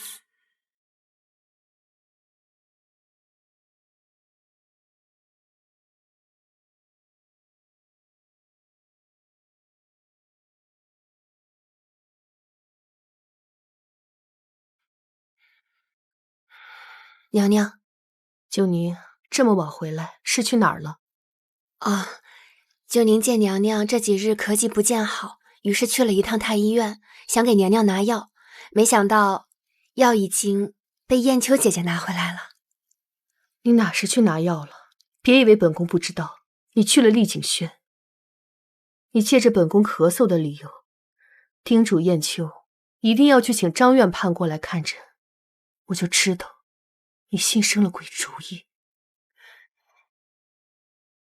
回娘娘，奴婢见承熙宫的锦屏频繁地前往沈昭仪的宫中，觉得行迹可疑，于是便借着送衣料去探查了一番。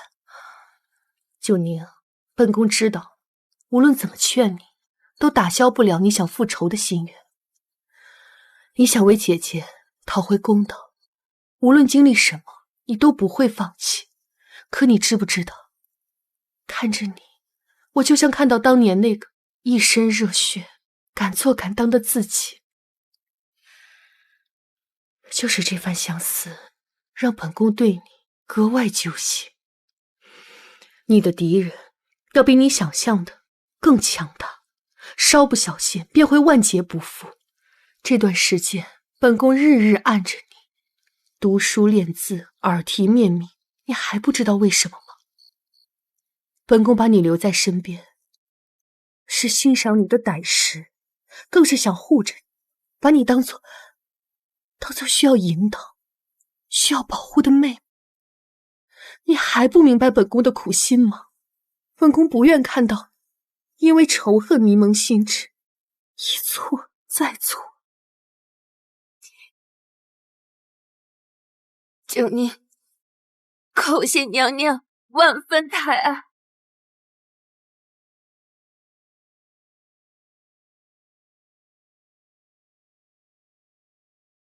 九宁自小被拐卖为奴，历经人间疾苦，从小到大就没过过几天舒心的日子。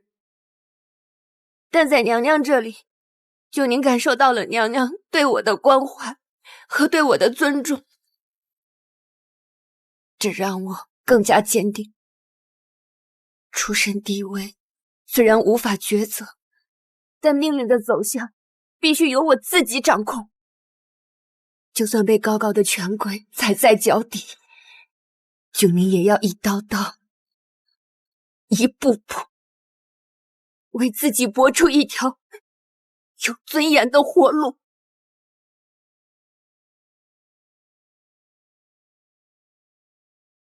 我要他死！一帮蠢货，我怎么养了你们这群蠢货？拙劣的气就把你调虎离山！娘娘饶命，娘娘饶命啊！当时厉景轩突然跑入了一只野狗，奴婢恐伤及沈昭仪肚子里的孩子，这才中了那贱人的计啊！还有你，一个香囊就把你试出来了。你们吵着嚷着一定要张院判来看诊，生怕别人看不出来有问题，蠢笨如猪。娘娘，是香囊里面有麝香，嫔妾担心会小产，所以才……他一定是故意的。都给我仔细些！如若再出纰漏，坏了本宫的好事，别怪本宫不给你们活路。是，奴婢一定将功补过，嫔妾日后一定将功补过。沈昭仪，本宫答应你的事儿，绝不会食言。你要打起精神，永秀宫那个小宫女的诡计，你要格外警惕。若是她害你肚子里的孩子出了意外，那你的荣华富贵，你沈家的荣耀和你的前途，可就都断送了。是，嫔妾一定不负娘娘的期望，日后定当格外谨慎小心。你且好好养胎，等为本宫生下这个孩子之后，你会要什么有什么，尊贵无比。是，嫔妾谨遵娘娘教诲。从今日起，你便在厉景轩称病不见客，老老实实待着，给本宫保护好这个孩子。是，娘娘，嫔妾定当照做。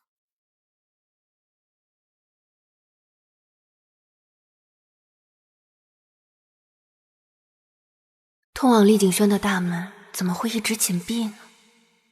真是奇怪。王爷，王爷，九宁，小皇叔，你神色如此匆忙，这是要去哪儿啊？我是专程来找你的。找我？王爷今日得皇上召见，刚从御书房出来就跑来找你了。何事啊？现在纯妃动不得，本王劝你不要招惹她。纯妃不简单，现在你要做的便是藏锋守拙，静候时机。纯妃只手遮天，在这后宫中草菅人命，目无王法。每多等一天，就会多一些被他害的人命。你要我藏锋守拙，静候时机到什么时候？小皇叔如此瞻前顾后，莫不是害怕了？你怕纯妃的母族，怕纯妃的恩宠，还是怕皇上怪罪？九宁，我跟你一样，都很痛恨那些为非作歹的人。可如今，民间拐卖孩童成风，买卖残害妇女猖獗，我一直都在调查。现在我已确定的是，这宫中有人与宫外的人口贩卖势力相勾结，纯妃或许就是他们的后台。现在若是惊动了他，线索断了，那岂不是功亏一篑？所以你万不可轻举妄动。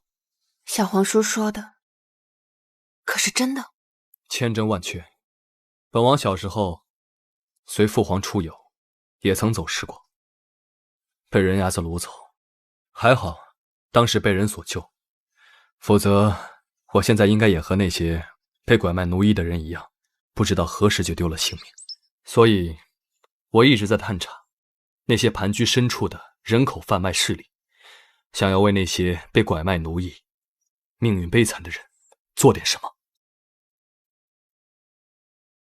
如若真如小皇叔所言，那奴婢愿意暂时按兵不动。既然小皇叔如此深明大义，那奴婢还有一件事想告诉你。纯妃和沈昭仪。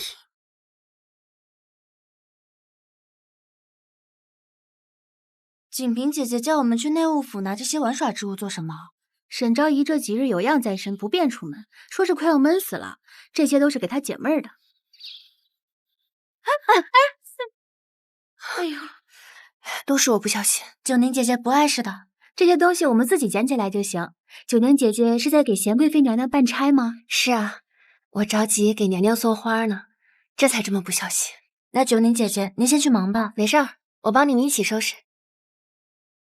你们这是给沈昭仪送玩物呢？嗯，是。好，当心点啊。好。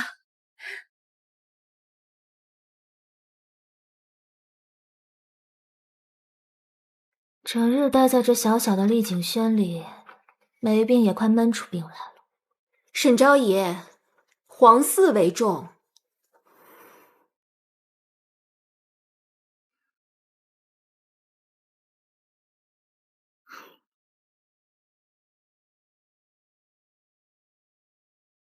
如月，照顾好沈昭仪。我去厨房看看，给沈昭仪准备的药膳做好了没？是。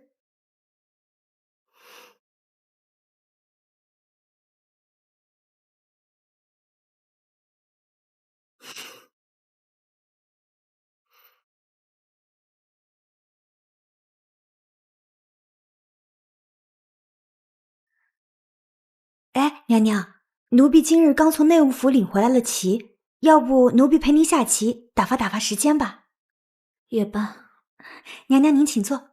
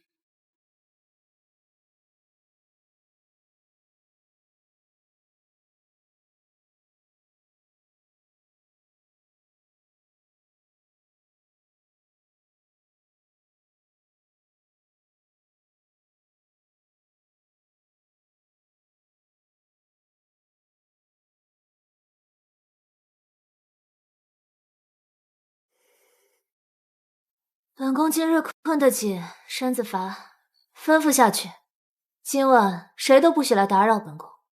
本宫要早点休息。是。你们都下去吧。是。对了，御膳房给各宫送的甜酒酿，我喝不了，饶你们了，别糟蹋。谢昭仪。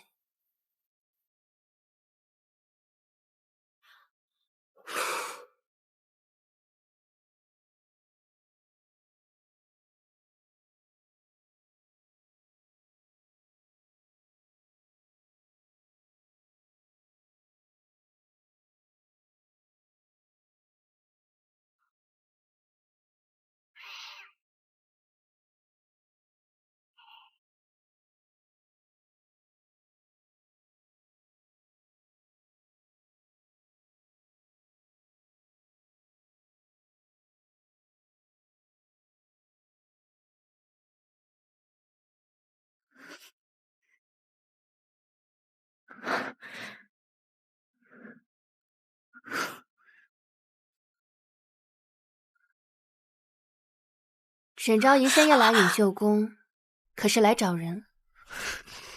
那封书信到底是怎么一回事？我问过宫女了，他们在路上只遇到过你一个人，是不是你把信放进棋盒里的？是我。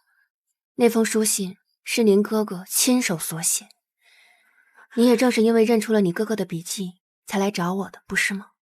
我哥哥的书信为什么会交给你？所以那封书信里的内容都是真的，千真万确。奴婢曾在几日前遣人去您的家乡秘密暗访，这才得知您的哥哥已经不是县丞，您的家人也不知所踪。追查一番，才打听到他们早在1个多月前就被纯妃派的人秘密接走了。昭仪，陈飞他一直都在骗我，他一直都在骗我。待你生下孩子，便会是他将你吃干抹净，通通灭口之时。你再这么继续下去，只会害了家人，害了自己。所以你早就知道了，什么都知道了。你放心，你的家人已经有人暗中派人保护起来了。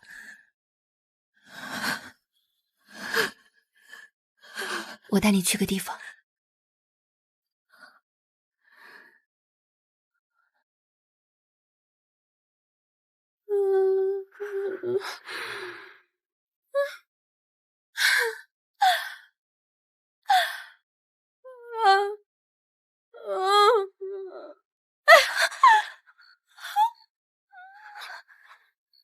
沈昭仪，你可能不知道他是谁，但你一定听过他的流言。他便是昔日的容妃。容妃，传闻中，容妃娘娘原本极受皇上的宠爱，但却在一夜之间被冠以毒害后妃的罪名，剪去了舌头，打入冷宫。你带我来见她做什么？你可知容妃为何一夜之间从宠妃沦落到如此境地？奴婢之前在新哲库当值的时候，曾听宫中的老嬷嬷们说，容妃一心贪慕荣华富贵，出卖自己的良知和底线，帮纯妃毒害后妃。事情败露之后，纯妃毫不犹豫地将她抛弃，命人剪了她的舌头，将她打入冷宫，成了你现在看到的这副样子。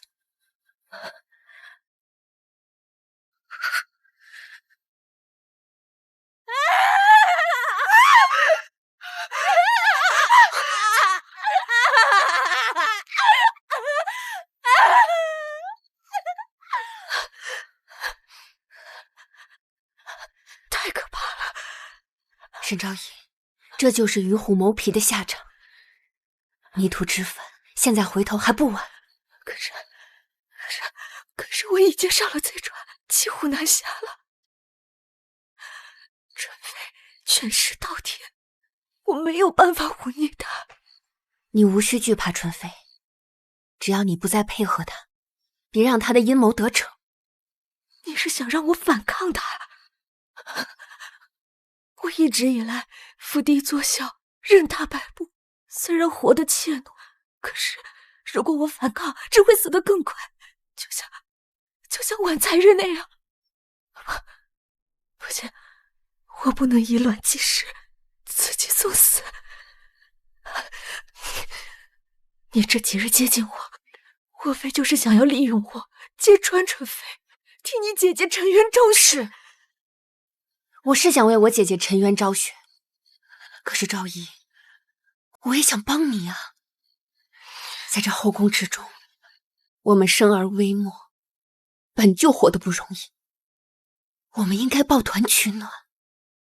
我不想看着你像我姐姐那样平白无故的丢了一条性命，我也不想看着你像容妃那样被利用完了以后弃如敝履。就算你想要得到尊贵和体面，待你生下了皇嗣，这一切本该都是你的。你本可以凭本事为你和你的家人挣得荣耀的，你怎么反倒把自己的命运和全家人的性命安危交付到他人手中，任人拿捏？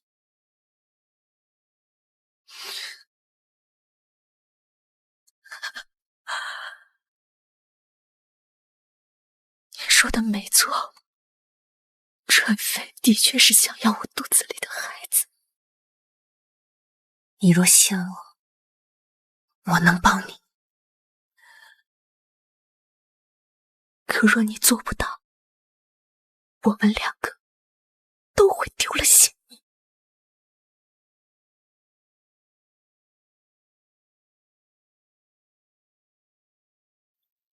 你们这两个贱婢，怎么照顾沈昭仪的？喝点酒酿都把自己喝醉了。扶我起来。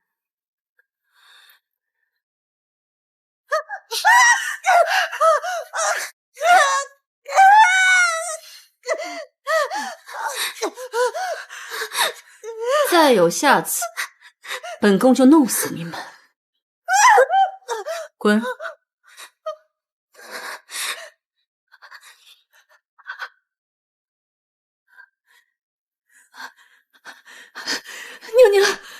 娘娘，这两个奴婢固然该罚，但也是因为嫔妾疏忽导致的。你说陆九宁是半夜偷偷潜进丽景轩，强行拉你去冷宫，让你见到那个疯子的？是，嫔妾昨夜见到了。之前嫔妾就对容妃略有耳闻，昨日一见更是吓坏了。那容妃不仅办事不力，还险些牵连娘娘，她真是没有，真是该死。平时也不见你这么伶牙俐齿的，是陆九宁教你说的吧？不是的，娘娘，嫔妾对你绝无二心。娘娘。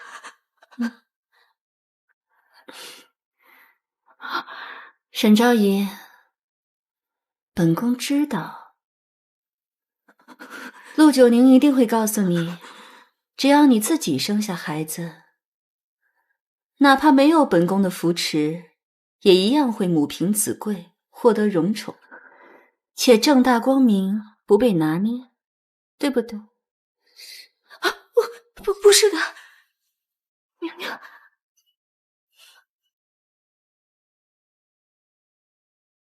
本宫的父兄是当朝镇国大将军，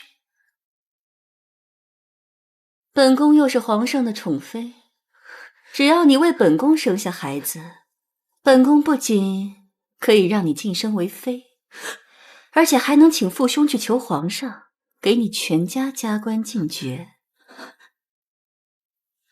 是，娘娘。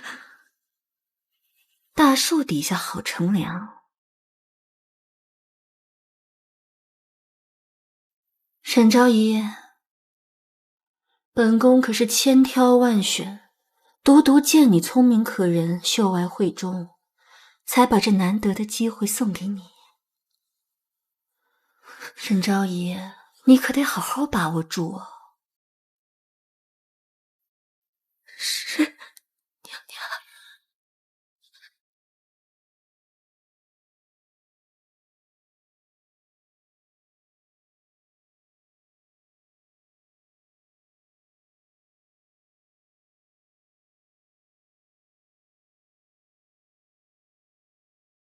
3日后，皇上会带着后宫妃嫔，在奉贤殿举办端午宫宴。恭祝皇上福寿安康。我该怎么做？你只需多吃些平日里不想吃的油腻食物，你便会觉得恶心呕吐。皇上在场，一定会给你传太医诊脉。我已打听过了。那日当值的是刘太医，他不是纯妃的人。只要他能将你的孕脉禀告给皇上，那纯妃就再也不能将你的孩子据为己有。剩下的都交给我。好。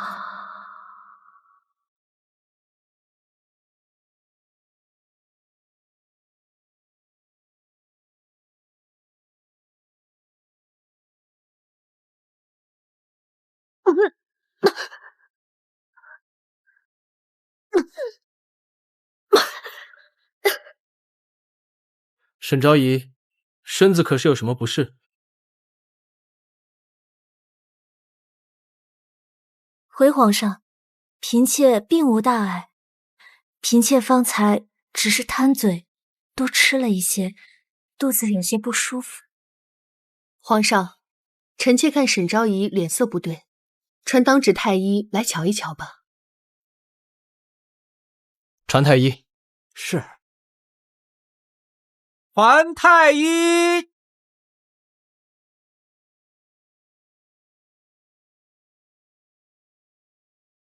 微臣叩见皇上。刘太医，你给沈昭仪把一下脉象吧。微臣遵旨。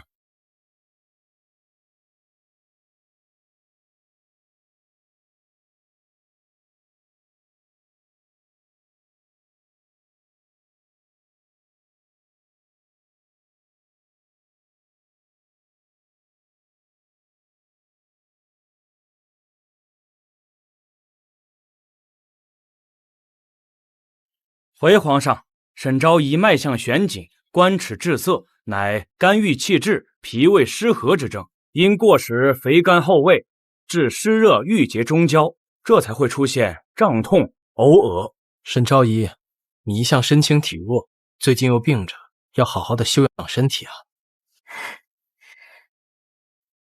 多谢皇上挂心，嫔妾日后定当多加小心。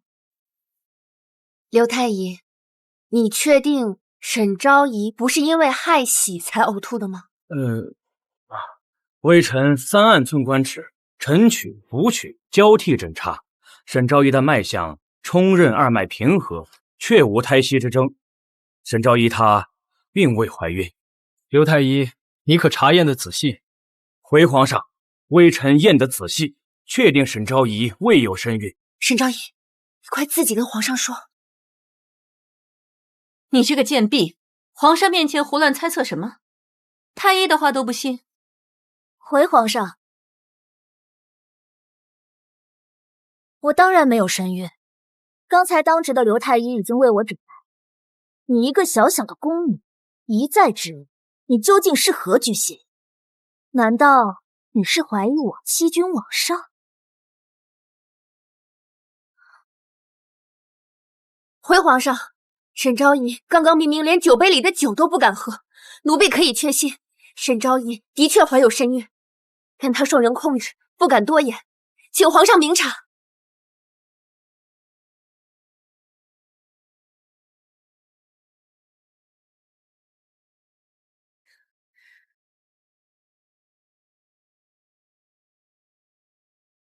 请皇上明察。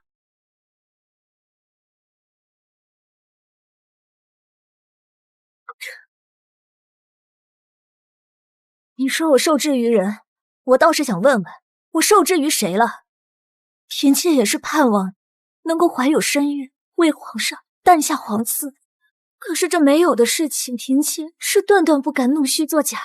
沈昭仪分明是惧怕纯妃娘娘，受她威胁不敢多言。他们连同太医一起欺上瞒下。九宁姑娘，你可不能血口喷人呐！你说本宫收买太医，控制沈昭仪，可有证据？总不能没有证据，空口白牙的污蔑本宫吧？皇上，奴婢恳请皇上换个太医再验，奴婢用性命担保，沈昭仪的确怀有身孕，事关皇嗣，请皇上三思。贤贵妃，你颇晓医理，也会诊脉，你去给沈昭仪把一把脉吧。是，臣妾遵旨。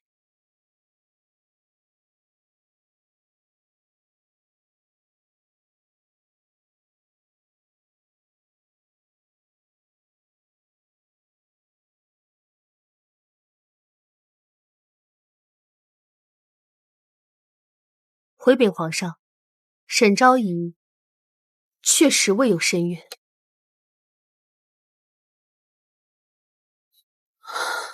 这怎么可能？九宁，殿前失仪，还不赶紧谢罪！奴婢知错，请皇上恕罪。贤贵妃，你宫里的宫女在众人面前无凭无据就敢咬定本宫收买太医，控制沈昭仪，她这胆子是你训练出来的吧？莫不是她仗着背后有你撑腰，才敢这么无法无天？她将今日这端午盛宴搅得鸡犬不宁，难道你平日就是这么教导你宫里的宫女，目无法纪，胡作非为吗？皇上，是臣妾管教不力，臣妾甘愿受罚。贤贵妃，御下无方，收回凤音，禁足永秀宫闭门思过。永秀宫所有人罚俸禄1年。永秀宫宫女陆九龄污蔑后妃，以下犯上，杖50。来人，拖下去。是。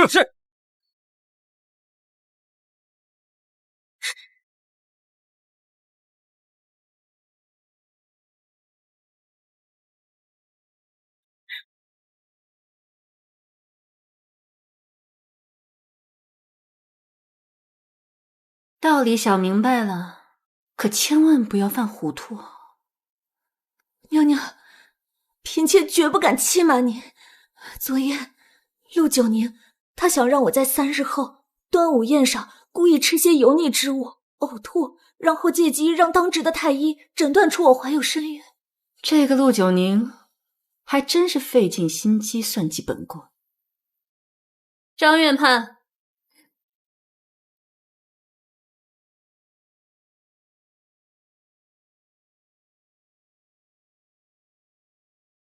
给娘娘请安。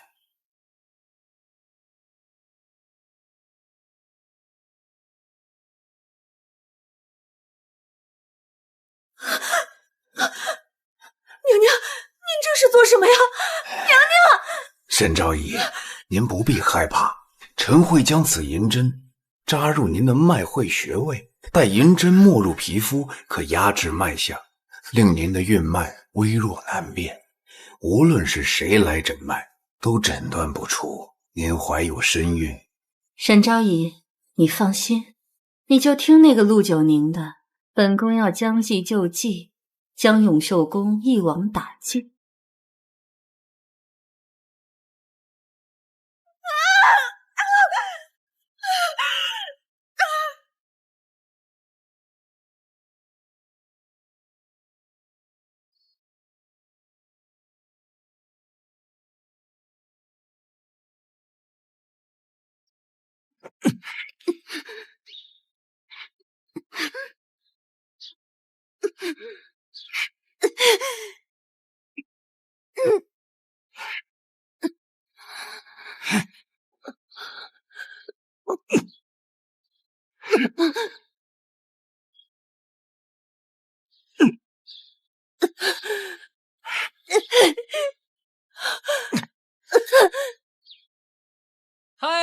娘娘驾到！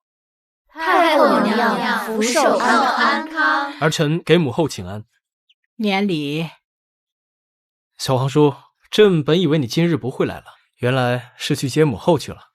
回皇上，今日端阳节，古人讲究拜神祭祖，辟邪祈福。今天大家欢聚一堂，臣也来凑个热闹。既是欢度佳节，外头的怎么在责打宫女？小宫女胡乱猜疑妃嫔有孕不报，母后不必在意。母后，快请入座。皇帝日理万机，忧心国事，但为皇家开枝散叶，也是你们应尽的责任。绵延子嗣，才能江山万年呐！谨遵太后教诲。请皇上、太后恕罪。纯妃，你这是做什么？回皇上，其实臣妾已有身孕，太医院早已记录在案，只是太医说臣妾身子挺弱，坐胎不稳，怕有滑胎之象。臣妾怕皇上知道后劳神忧虑，所以迟迟不敢告知皇上。爱妃，快起来。纯妃得风多年，迟迟未孕，如今终于有了身孕了，这可真是一桩大喜事啊！恭喜纯妃娘娘喜结龙胎。皇上，既然纯妃娘娘有了身孕，今日不宜见血腥，不如就趁着这个大喜之日，宽宥下人，免去责罚，以保吉祥。小皇叔言之有理，那就免了他的刑罚吧。臣妾代九宁谢皇上隆恩。贤贵妃，快起来。谢皇上。今日纯妃大功，爱妃想要什么赏赐，朕重重有赏。皇上给臣妾的赏赐够多了，臣妾宫里都快放不下了。不如臣妾跟皇上讨个人如何？何人？沈昭仪。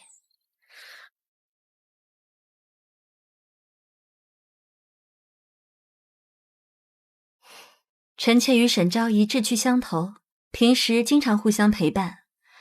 只可惜妹妹住得太偏远，若是让沈昭仪搬来承熙宫，不仅我们平日能相互照应，还能免去臣妾一人在承熙宫的烦闷。准了，沈昭仪次居承熙宫偏殿，明日便搬过去吧。谢皇上，谢纯妃娘娘。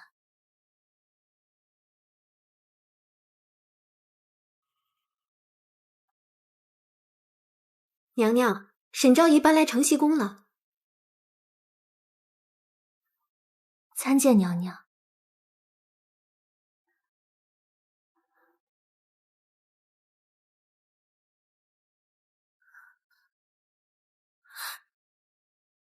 害怕本宫？不，嫔妾不敢。能够侍奉娘娘，恕嫔妾三生有幸。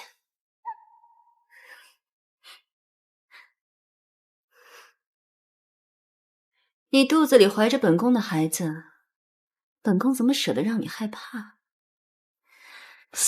别动不动就跪，再动了胎气。这次你做得不错，不仅提前告知本宫陆九宁的计划，还在大殿上陪本宫演了一出好戏，逼贤贵妃交出了凤印。你放心，等你生下孩子，好处少不了你的。多谢娘娘，谢娘娘，谢娘娘。安置去吧。嫔妾告退。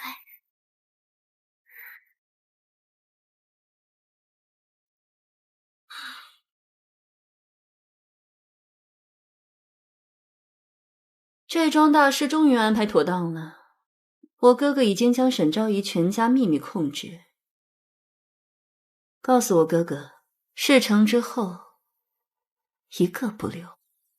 是，娘娘。另外，让张院判按时过来请脉，照常开安胎药，不能让任何人发现本宫没有怀孕。是。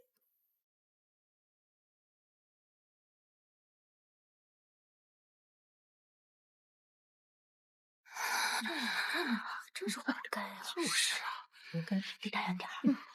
晦气，快走！你看，哎呀，快走吧，快走吧！像什么样子呀？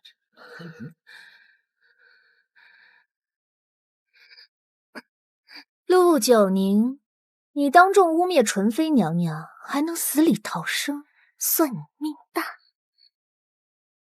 我们不是说好要将纯妃的阴谋公之于众吗？你为何出尔反尔？省省吧！你以为就你自己聪明？纯妃早就知道你接近我不怀好意，所以将计就计，将你除掉，顺带也拉你家主子下水。跟纯妃娘娘斗，你还是嫩了点儿。只有跟着这家世显赫的纯妃，才是正道。你真是病入膏肓，无药可救。你宁可押上你的全部去赌一个未知的前程，也不肯面对现实，真是愚蠢至极。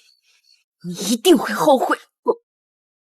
这世间等级森严，尊卑有序。这滔天的权势和富贵，任凭你我努力多少辈子都得不来的。而我只要生下这个孩子，我就可以成为人上人。从此以后，我的家人再也无法被人踩在脚底。这换了谁都不行的。从此刻开始，你的生命就开始倒计时。我们只能来世再见。是吗？我们拭目以待。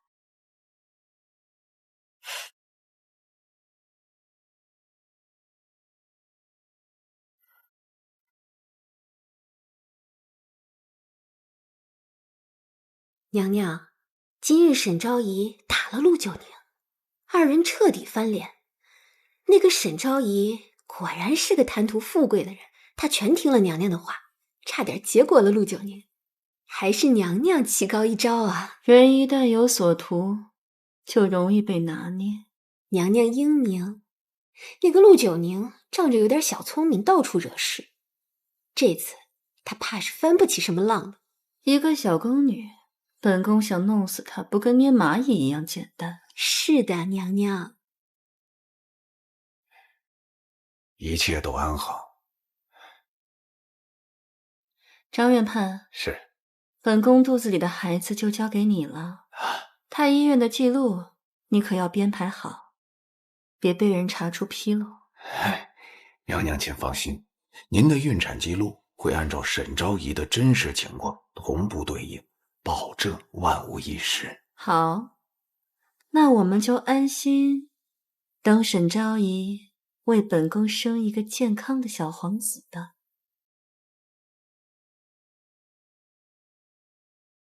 你们俩把这好好打扫了啊！是。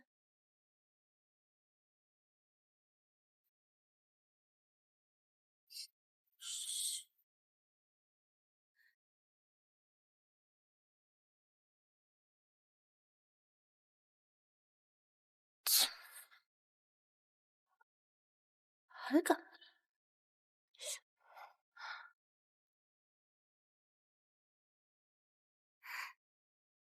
小桃，可不敢劳烦你。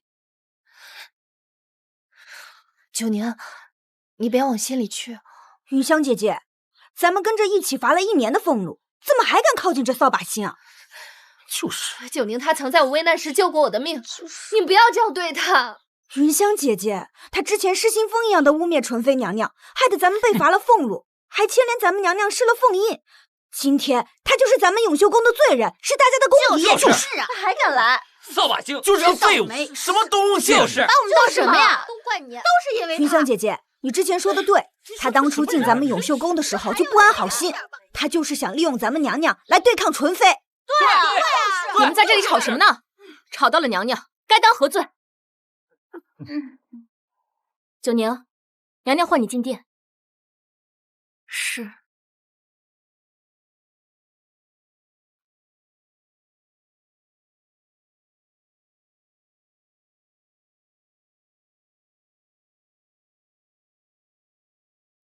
你可知错？九宁，娘娘多次嘱咐你不要冲动行事，御前当众污蔑皇妃，害得咱们娘娘被连累，禁足宫中，你还不知悔改吗？纯妃仗势欺人，草菅人命。我不仅要为我姐姐报仇，我还要阻止她继续残害无辜。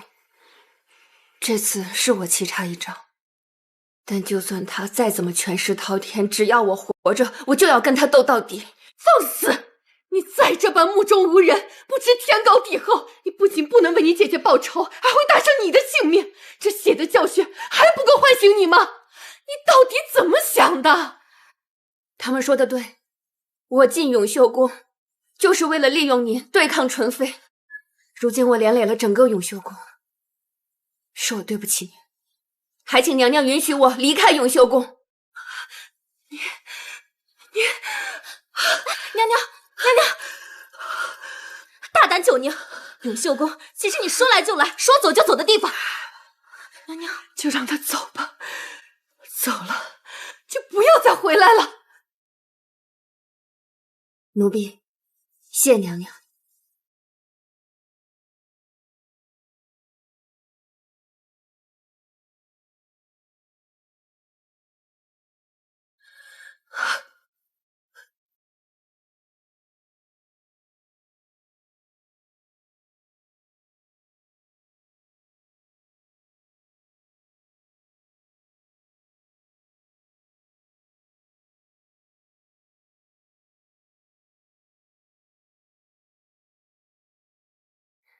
纯妃娘娘，听说这茶是儋州府进贡而来的，皇上特意赏赐给娘娘，臣妾这是沾了娘娘的光啊。皇上平日对妹妹的宠爱有加，姐姐也自愧不如啊。姐姐说笑了，您的恩宠是后宫中独一份的，没人能跟姐姐争辉。娘娘，宫女陆九宁求见。她来做什么？奴婢听宫人之间在传，今日永秀宫那位与陆九宁吵了一架，还把她赶出来了。让她进来。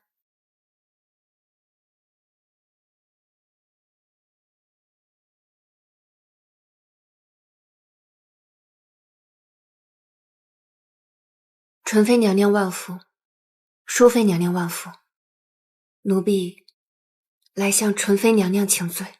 你一个小宫女，屡次以下犯上，频频顶撞本宫，被永秀宫扫地出门了，才想着来请罪，不觉得为时已晚了吗？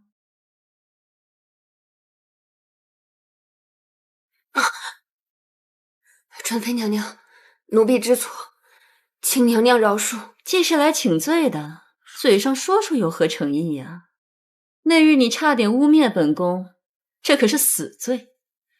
你既送上门来，今日本宫就好好教训一下你这目中无人的贱婢。把手架起来！娘娘，娘娘，娘娘饶命！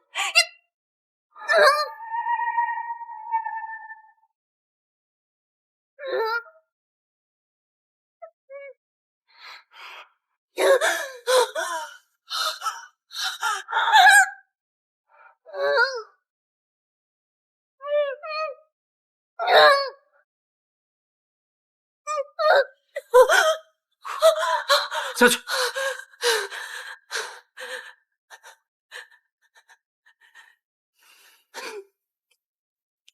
奴婢一人做事一人当，奴婢对您的所作所为都与贤贵妃娘娘无关，求您不要为难贤贵妃娘娘。陆九宁，你有一个优点倒是本宫很欣赏的，这个优点便是你作为一条狗，对主子还是挺忠心的。既然你这么想让本宫放过贤贵妃，那本宫便给你一个机会。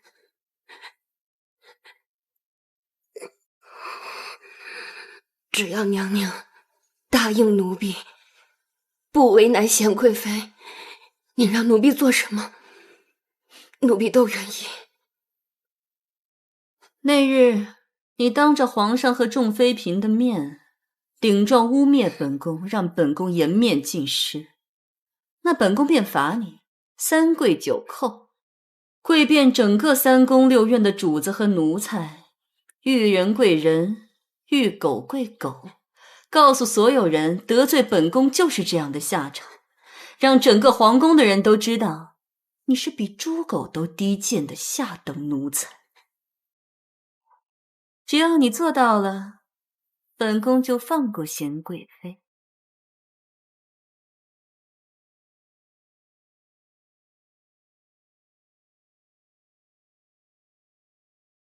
奴才陆九宁领命。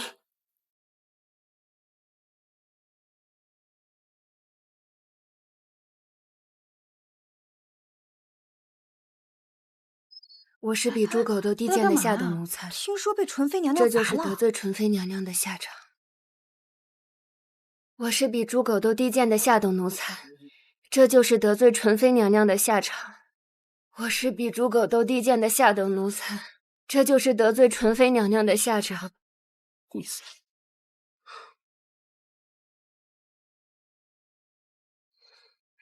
等会儿。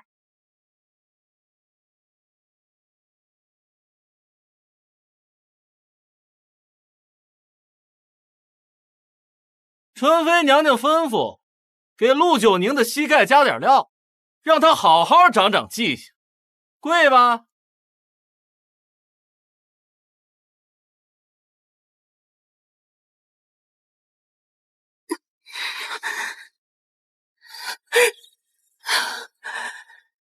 我是比猪狗都低贱的下等奴才，这就是得罪纯妃娘娘的下场。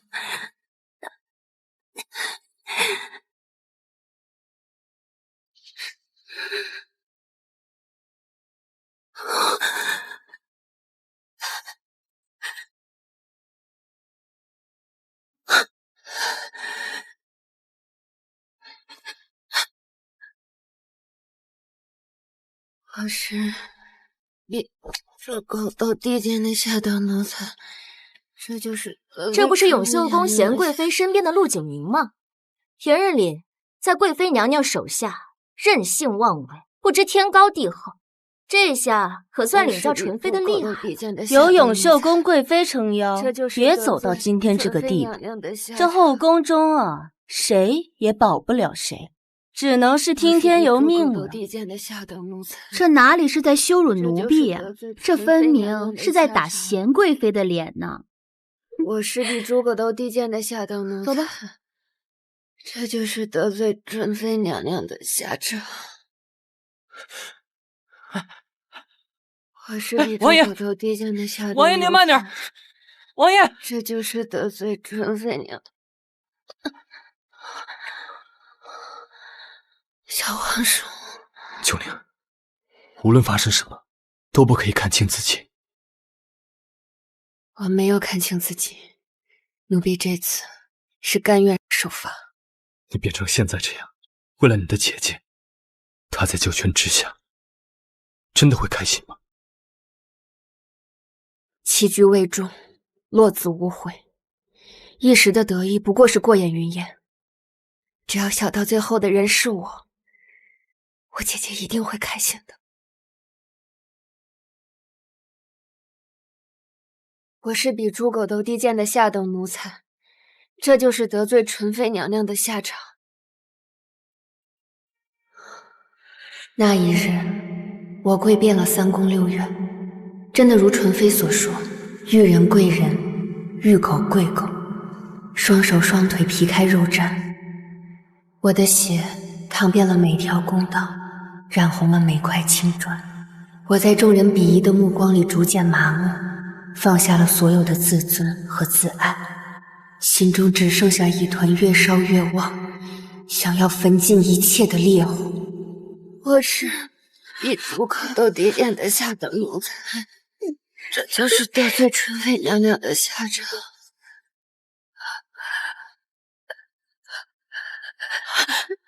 九宁，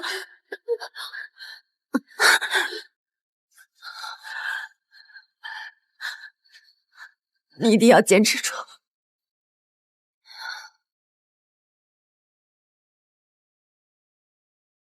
就他胆子大，不好好侍奉主子，以后大家做事可要小心了。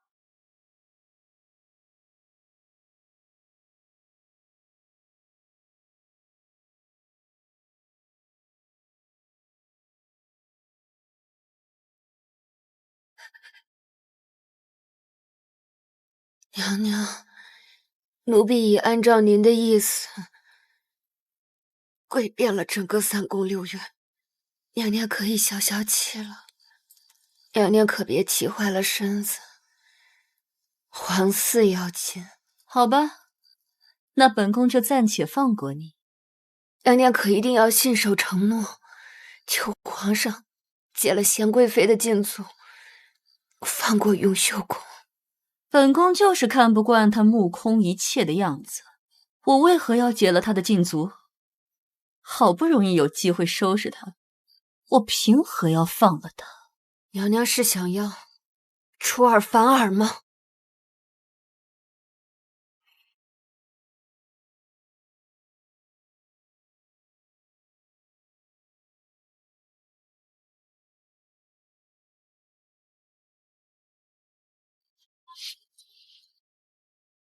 本宫最讨厌有人用这种眼神看着我。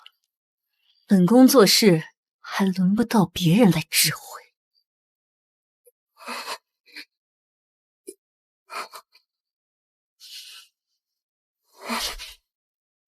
你再看，本宫挖了你的眼睛！纯妃娘娘，那你就别怪九宁。九宁向你保证，3日之内定会让你身败名裂，让你跪在这个地方，哭着求饶。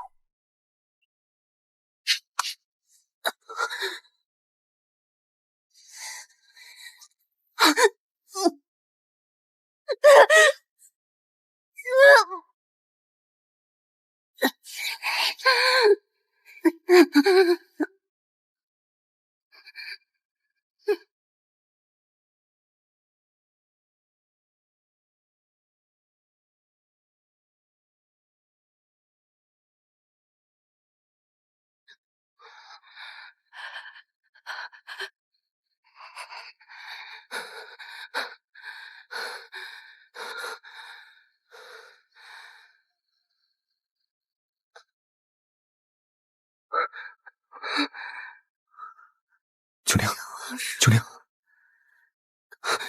我得病了，快离我远点儿。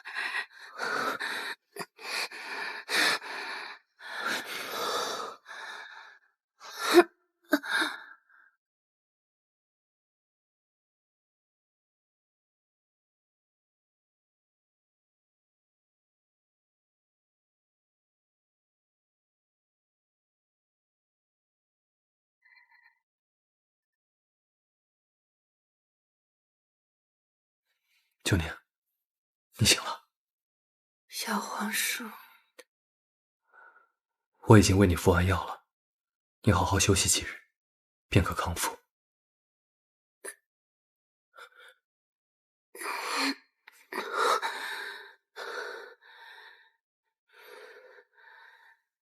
多谢小皇叔相救，我还有事要去办。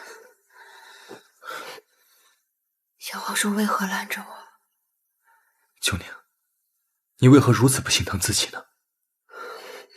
我得了一病，你别离我太近，会传染的。九宁，本王心悦于你，珍爱你的生命，胜于自己的性命。可是你竟然为了复仇，不顾自己的安危。万一你有个什么3长2短，叫我怎么办？你姐姐的在天之灵也不会安生的。没关系的，九宁从小颠沛流离，早已过惯了这般的生活。本王绝对不允许你再拿自己的生命冒险，再有半点闪失。你现在身体不便，剩下的事交给我，我替你去做。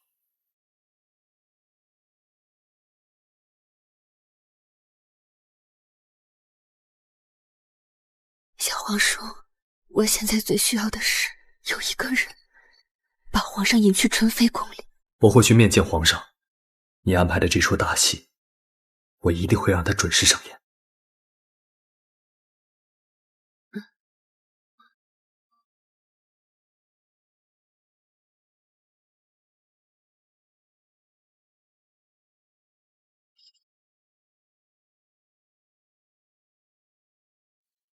纯妃，这一次我看你如何应对。你以为我任你羞辱，被你踩在脚下，是真的屈服了吗？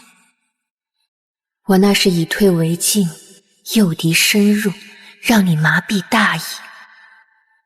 假孕欺君，你的阴谋马上就要被拆穿了。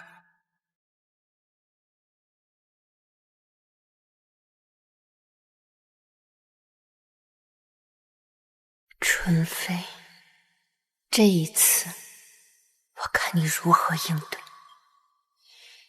你以为我任你羞辱，被你踩在脚下，是真的屈服了吗？我那是以退为进，诱敌深入，让你麻痹大意。假孕欺君，你的阴谋马上就要被拆穿了。九宁，你一定要坚持住。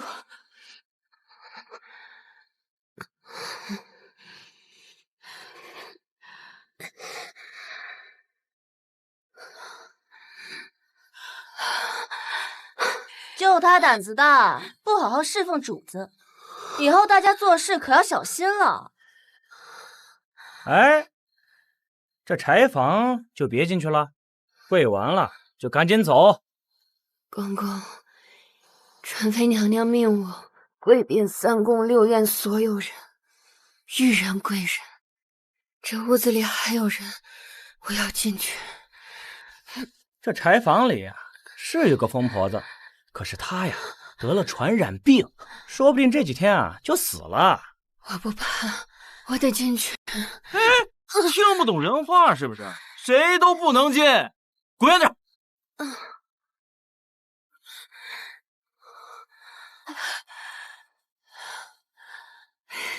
两位公公，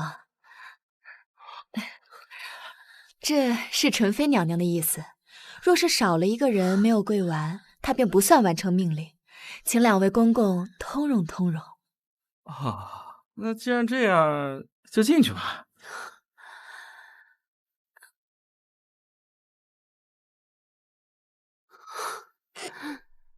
纯妃，我在新者库感染了疫病，回到承熙宫与你近距离接触。我已将疫病传染给你，宫妃若患疫病，太医院四大院判必同时会诊，到时我看你还如何跟皇上隐瞒假孕的事。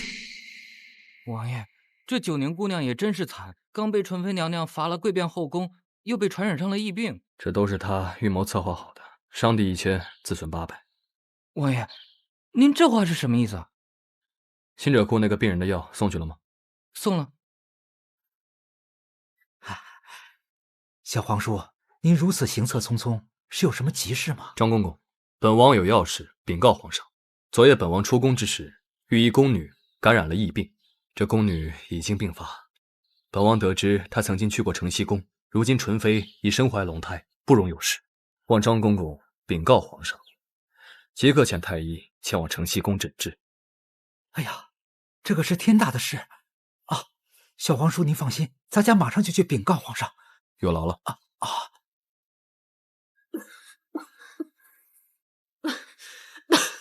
娘娘，来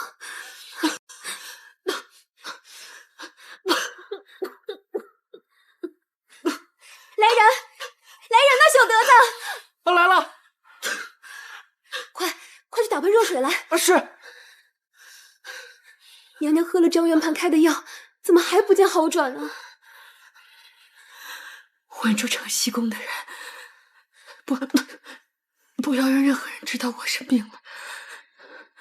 若是有其他太医来，就说本宫偶感风寒，睡一觉就好了。是。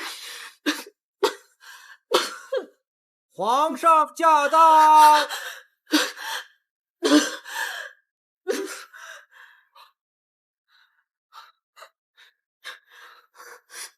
纯妃现在怎么样？回皇上，娘娘只是偶感风寒，已经睡下了。你们随朕去给纯妃看诊。纯妃身怀皇嗣，一定要小心医治。臣遵旨。爱妃，皇上，臣妾并无大碍，只是偶感风寒，劳烦皇上亲自看望，臣妾惶恐。朕听闻有个感染疫病的宫女来过承熙宫，你身怀皇嗣，朕心难安，特命太医院4大名医一同前来会诊，确保你们母子安全。多谢皇上。张院判是。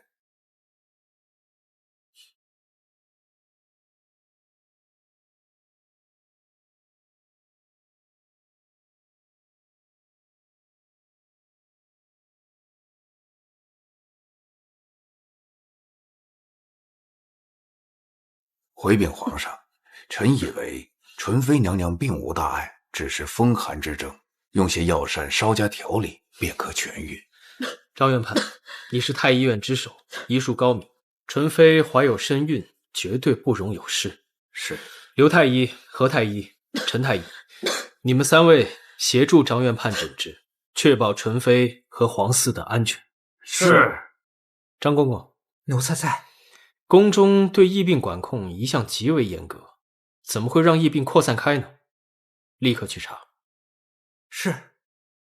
奴婢陆九宁求见皇上。让他进来。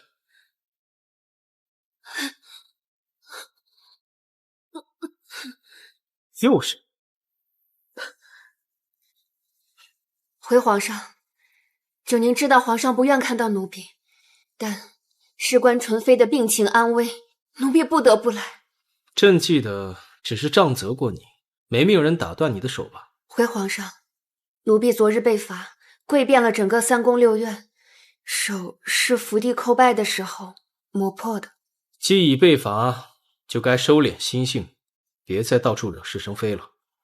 皇上，九宁已被贤贵妃娘娘赶出了永秀宫，又被纯妃娘娘罚跪惩治。本应该悔悟思过，别再惹主子们心烦，但有一事，九宁不敢隐瞒，不得不报。说。昨日九宁被罚跪去各殿示众，无意间接触了新者库里一个染病隔离的奴才，这疫病或是奴婢被传染了带出来的。重要的是，昨夜奴婢曾到承熙宫与纯妃娘娘密切接触。你再看，我挖了你的眼睛！纯妃娘娘，九宁向你保证，在3日之内定会让你身败名裂，让你跪在这个地方，哭着求饶。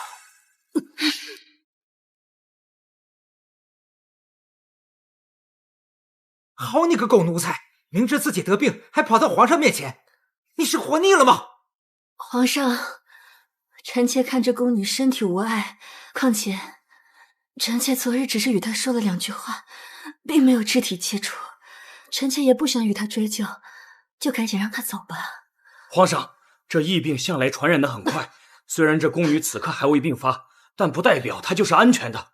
而且如果她与纯妃娘娘有过接触，娘娘或许也已被传染，随时可能发病啊！请皇上定夺。臣附议。臣也附议。皇上，染了疫病发病极快，纯妃娘娘此刻症状只是风寒之症，说明她还没感染。诸位不要在这里危言耸听，给皇上平添烦乱。张院判，你敢发誓纯妃娘娘只是偶感风寒吗？陆九宁，你什么意思？你是在诅咒本宫吗？娘娘请看。皇上，娘娘息怒，奴婢确已感染了疫病，只是有一事奴婢很是疑惑。昨夜奴婢与娘娘近身，听娘娘训导，共处甚久，娘娘却未被传染，真是奇迹。难道是娘娘得皇嗣护体，身体格外康健？一派胡言！你这是污蔑皇妃！来人，先将这小宫女带到院中，听候发落。是。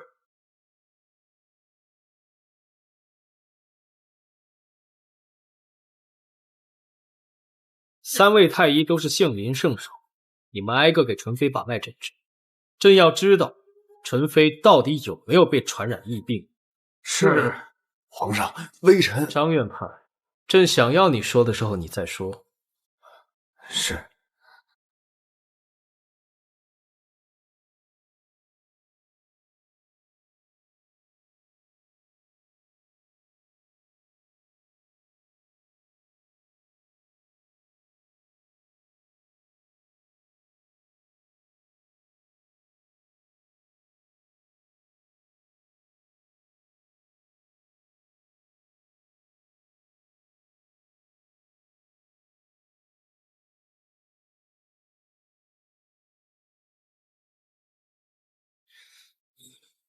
你们说，纯妃的病情到底怎样？说。回皇上，臣判断娘娘确已感染疫病，臣也确定娘娘染了疫病。皇上，臣是老眼昏花，错诊了娘娘的病情，臣罪该万死啊！你们难道没有其他话想跟朕说的吗？朕再给你们一次机会，知情不报，欺君罔上，便是株连九族的大罪。臣等有罪，皇上息怒。臣真的不敢说呀，皇上，皇上息怒。你们还有什么不敢的？来人！皇上，臣刚才给娘娘诊脉，未见血脉，娘娘她没有身孕，腹中有没有胎儿？事关皇嗣，微臣不敢多言呀，皇上，臣知罪，请皇上息怒。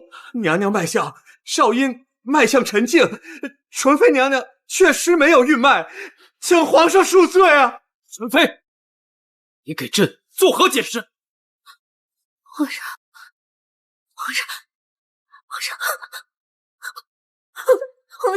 臣知错了，皇上，臣知错了。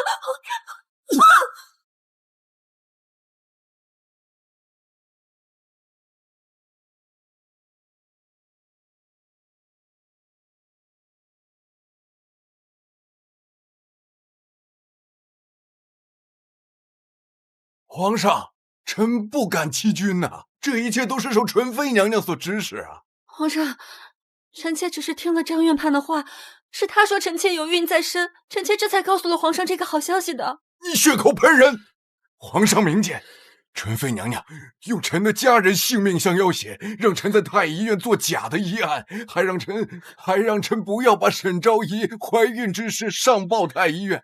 纯妃娘娘是想用沈昭仪腹中之子瞒天过海，借腹生子啊！你是说沈昭仪已有身孕？是。那前几日端午宴上，为何无法诊出沈昭仪已有身孕？是臣用银针植入沈昭仪手腕的皮肉之下，以针法压制了院脉，所以无人能诊出。纯妃娘娘她是想让沈昭仪10月怀胎，偷偷生子，然后瞒天过海，将沈昭仪的孩子据为己有，再娶母留子，一劳永逸。皇上，我怎么可能会害皇上的妃嫔？皇上，臣妾没做，是他诬陷臣妾的，臣妾没有做这种事。来人，传沈昭仪过来。传沈昭仪觐见。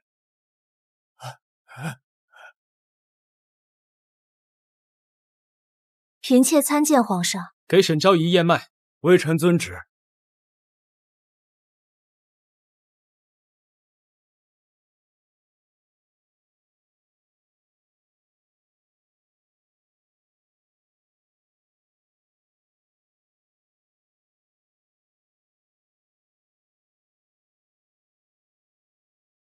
贺喜皇上，沈昭仪确实有孕在身。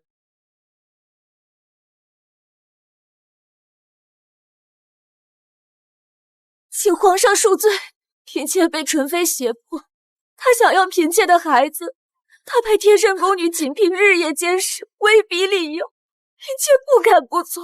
嫔妾怕他伤害肚子里的孩子。那日端午宴上，就您所说都是事实。只是嫔妾知道，纯妃早已和张院判勾结，就凭人微言轻的嫔妾和小宫女陆九宁2个人的话，根本无法揭穿纯妃。所以我们只能联手演了一出苦肉计，让纯妃放松警惕，这才有机会将纯妃的罪行公之于众。请皇上替嫔妾做主。快扶沈昭仪起来。皇上，奴婢还有一要事禀报。说。我姐姐晚才日，太后生辰宴上，被纯妃指使于昭仪，陷害入了女宫。当时我姐姐已经怀有皇嗣，让院判知情不报。奴婢怀疑纯妃当时也是想夺走我姐姐肚子里的孩子，才导致我姐姐惨死冷宫。请皇上明察，为我姐姐洗刷冤屈。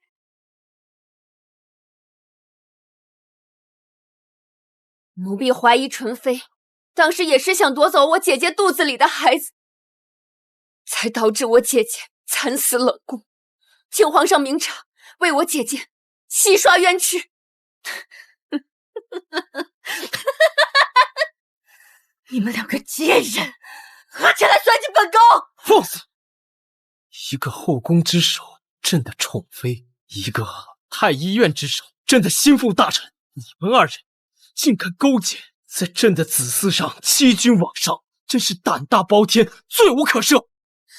皇上，臣妾只是想要一个您的孩子，臣妾对皇上的心天地可见，臣妾只是一时糊涂。皇上，纯妃，你太让朕失望。皇上，传旨下去，张院判玩忽职守，欺君罔上，诛9族，以正国法。纯妃即刻起褫夺封号，圈禁承熙宫，永不得赦。皇上，你好狠心！我只是想要一个你的孩子，我有什么错？皇上，拉下去！皇上，皇上，皇上，皇上饶命啊！皇上！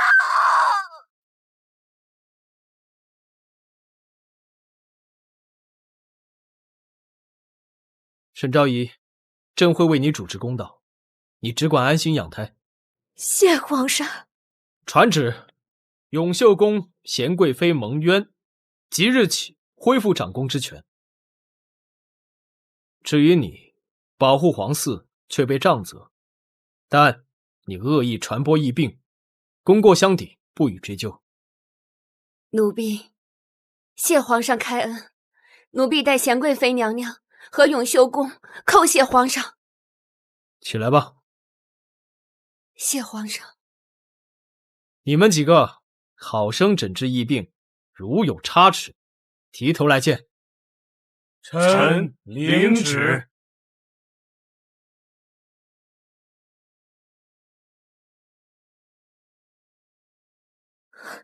九宁，九宁，沈昭仪，我的病还未痊愈，您还是离我远些好。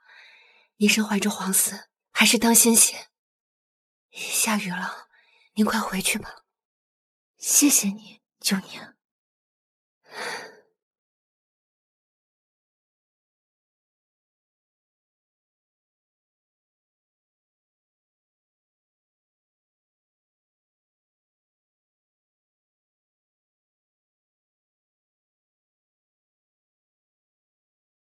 姐姐，你看到了，是你在哭吗？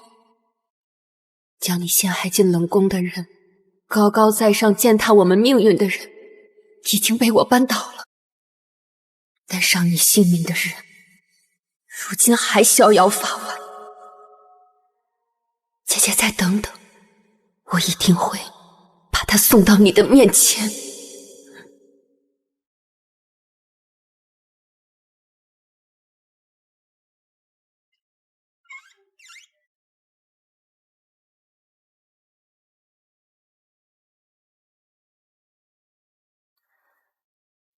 你终于来了，来替你姐姐报仇了。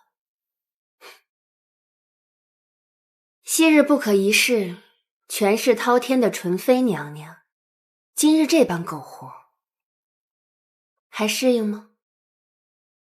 本宫的父兄是当朝镇国大将军，为这江山立下汗马功劳，深得皇上倚重，满朝文武无一不敬重，何其威风！如今我却输给一个小小的宫女，真可笑。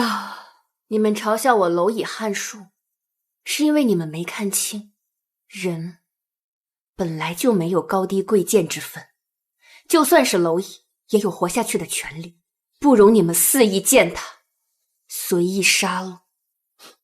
我不得不承认，你一个小宫女，无权无势，却与我这一宫之中主位的皇妃斗得有来有往。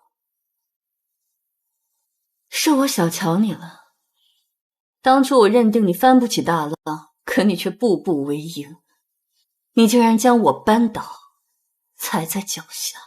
我本不想这样，我和我姐姐入宫，只是为了求一条活路，就算低人一等，哪怕无人问津，我们只想要活下去，活着就行。是你亲手毁了我们最后一丝奢望。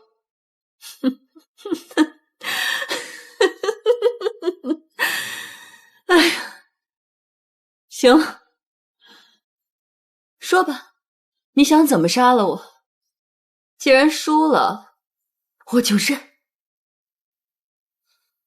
杀死我姐姐的到底是谁？我真是对你刮目相看啊！竟然能问出这个问题，也不枉我输给你。起初我一直以为你是因为嫉妒我姐姐才把她害死，可当我得知你想要夺走沈昭仪的孩子，我才意识到我姐姐当初就是因为怀了孕才被你盯上，把她陷害入冷宫，神不知鬼不觉地给你代孕，才是你想要的结果。孩子还没出生，你是不可能杀了我姐姐的，所以真凶一定另有其人。你是不简单啊，心思如此缜密。最不愿意看你上位，最不愿你母凭子贵的那个人，到底是谁？是谁都无所谓了，我不在乎。你肯定知道，是不是淑妃？淑妃？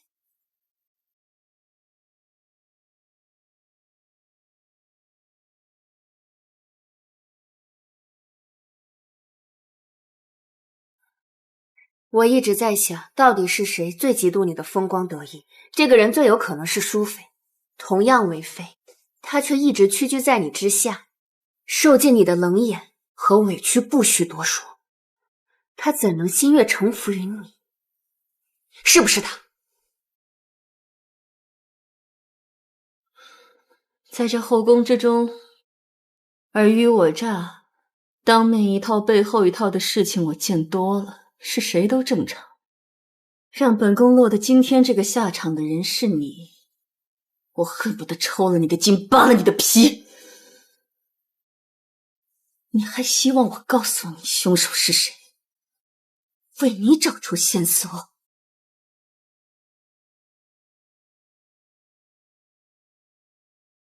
就算你不说，我也能自己查出此人。我能把家世显赫、位高权重的纯妃娘娘扳倒，我就能在这后宫中掘地3尺，挖出这个只敢在背后下手的阴险小人。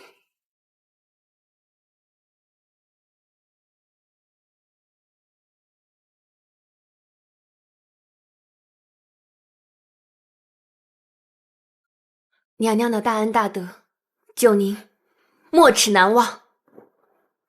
起来吧。九宁知道，娘娘是故意配合九宁的。您对九宁严厉训斥，冷漠驱逐，实则是看穿了九宁的心思，顺了九宁的意，暗中助了我一臂之力。这一切都是你自己的造化。九宁差点连累了娘娘受罚，连累了整个永秀宫。九宁今日诚心请罪，请娘娘责罚。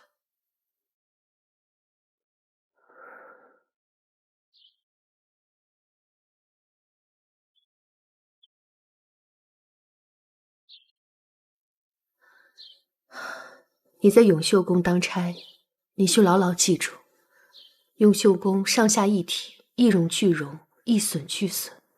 你出了事，便是本宫的事，是整个永秀宫的事。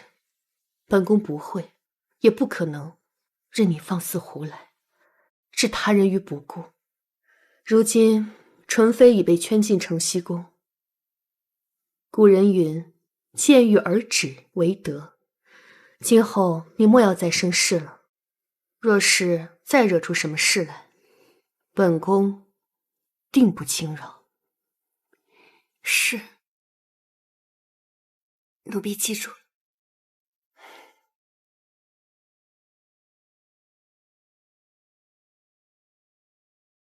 这位姐姐，来进福共有何事啊？我叫陆九宁，是永秀宫的人。前几日受了淑妃娘娘的恩惠，今日特来感谢她。啊，九宁姑娘，这边请。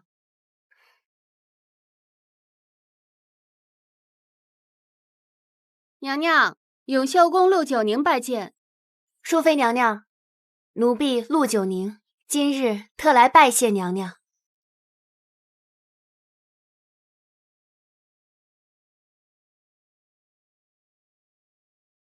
既然娘娘已歇下，那我改日再来。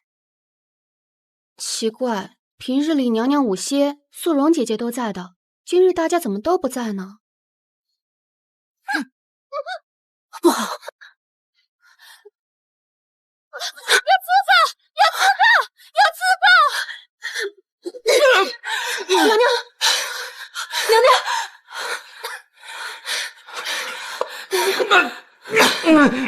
快去给娘娘请太医！是。今日一个太监竟敢谋害本宫，是谁派你来的？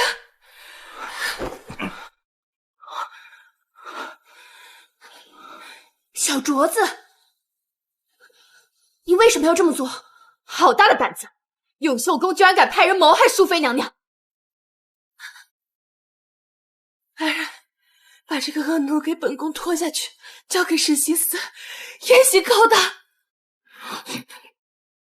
他要说自尽了。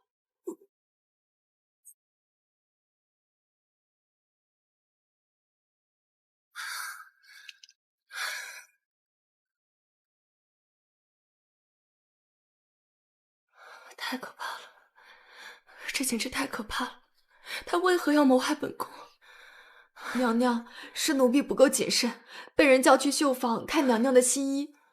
若不是九宁姑娘撞见，娘娘可就危险了。奴婢替娘娘谢过九宁姑娘。素容姐姐不必多礼，我前几日落难时，是淑妃娘娘和姐姐您来帮了我。今日我本来就是特意来感谢娘娘的，正巧碰上了这事。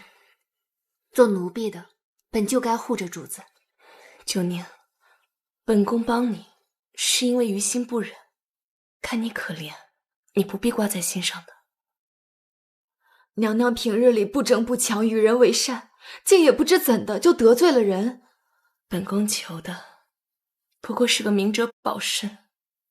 或许往日与纯妃走得太近，如今纯妃逝世，本宫也要一起被清算了。娘娘，就算您出身普通，没有靠山，可如今您在宫中也贵为妃尉，他们也太目无王法了，位高权重，也不能欺人太甚啊！素容，不可胡说。淑妃这话里有话，像是故意说给我听。这淑妃到底是个怎样的人？永秀宫的小镯子又为何来刺杀淑妃呢？难道跟娴贵妃有关？娘娘，您多保重身体，九宁就不打扰您了。九宁告退。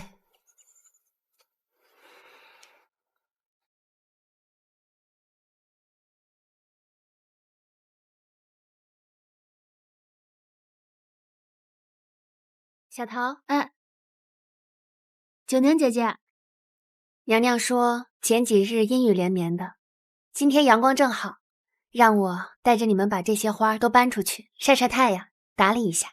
我们这就去办。哎，这之前不是有几盆娘娘最喜欢的凤仙花吗？怎么不见了？别提了，那几盆凤仙花都死了。都死了？为何？之前的长势不是挺好的吗？怎么能都死了呢？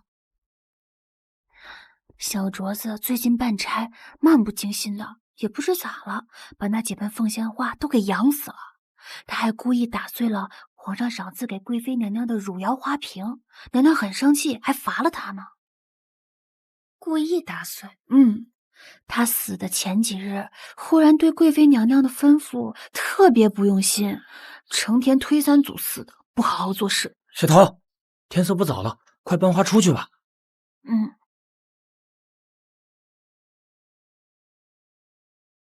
小鹿子，我有话问你。小镯子，哎呀，九宁姐姐，小镯子出事儿了，主子不让咱们私下议论他。小鹿子，你跟小镯子共事多年，难道你不觉得他的死有些蹊跷吗？哎呀，我也觉得蹊跷啊。前几日有天晚上，我起夜见他在偷偷抹眼泪，还喃喃自语，说什么没有活路了的话。难道真是娘娘逼小镯子去刺杀淑妃？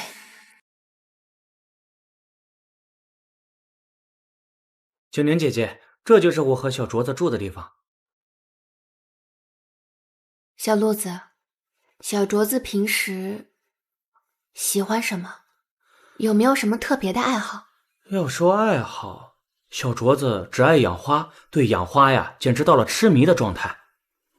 哎，小镯子呀，小镯子，你说你这么爱养花，养凤仙花的手艺更是一绝，怎么会把所有的凤仙花都给养死了呢？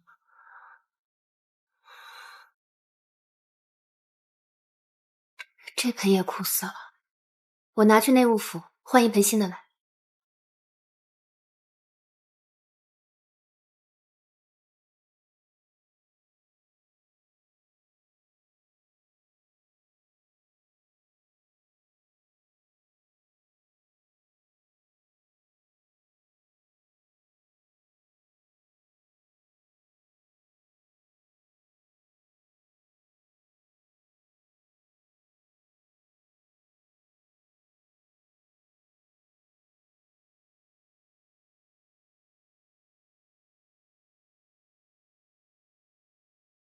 我是永秀宫的小镯子，这是一封家书，也是一封遗书。小镯子受永秀宫娴贵妃胁迫，难逃一死。小镯子有个不情之请，如果我死了，麻烦看到这封信的人，将我攒的银子转交给宫外10里牛家庄我的弟弟手上。贵妃娘娘，这是真的吗？我不愿意相信，我害怕姐姐的死真的与你有关。你日日教导我，给我的帮助和温暖如姐姐一般，难道这都是假象？如果你才是幕后真凶，如果是你利用引导我去清除你的对手，你真是太可怕了。连你都如此恶毒，这世间还有谁值得信任？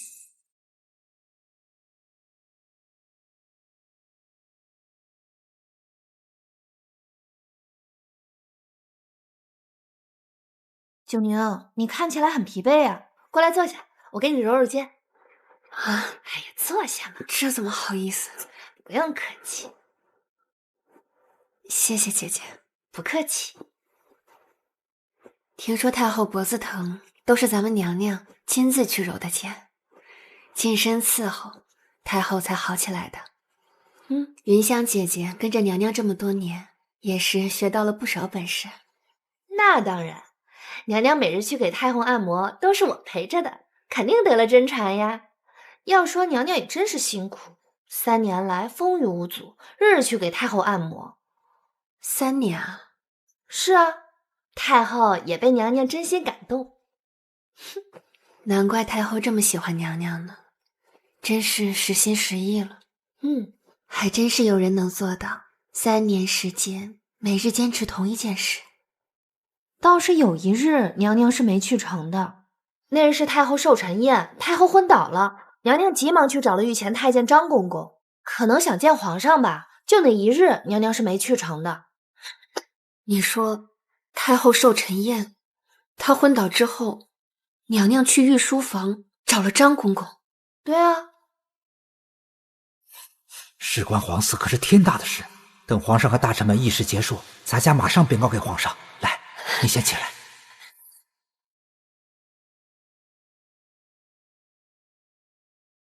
姐姐，你该不会是记错了吧？哎，不可能，因为那日原本是我该陪娘娘去的，但我当时肚子痛得厉害，燕秋替我去的，我记得清清楚楚，不可能错的。九宁，我先走了啊。怪不得皇上一直没有过问此事，姐姐当日迟迟没被送回丽景轩，原来是张公公根本就没有将姐姐身怀皇嗣之事禀告给皇上。难道张公公是受了贤贵妃的旨意，故意隐瞒不报，然后再将我姐姐害死在冷宫？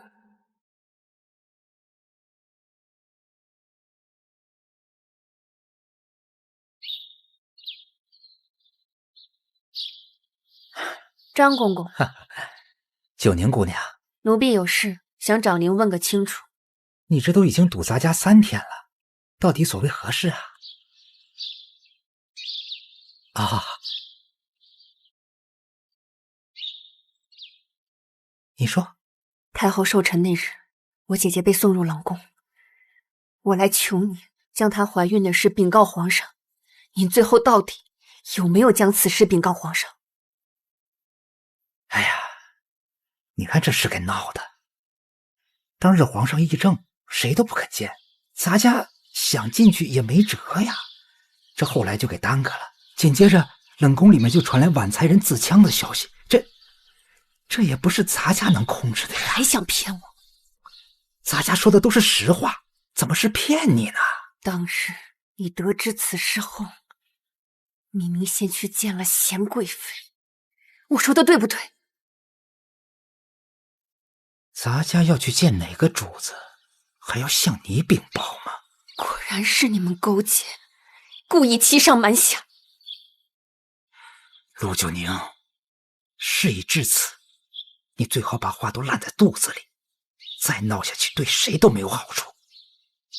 阻止此事的那个人位高权重，你要是老老实实的还能苟活，否则你死都不知怎么死的。我陆九宁走到今日就没怕过谁，你们给我等着，总有一天我会让那个人付出代价，让你们血债血偿。哼！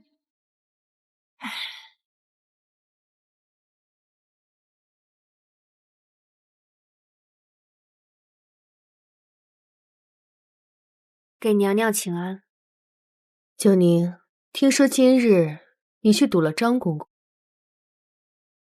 是，张公公他都已经承认了。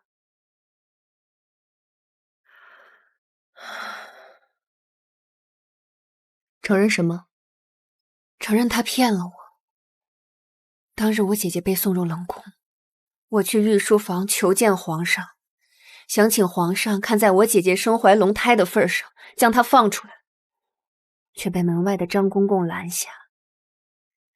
他答应我，皇嗣为大，他会将此事禀明皇上，可他并没有。今日他承认了，当初他是受人指使，故意将我拦在门口，阻拦我将此事禀明皇上。张公公还说，他背后之人位高权重，不是一般人能招惹得起的。他劝我不要瞎折腾，以卵击石。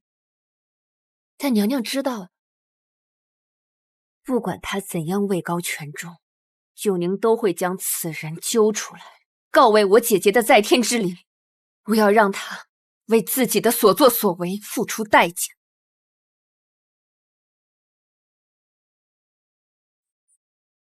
九宁，你听说了吗？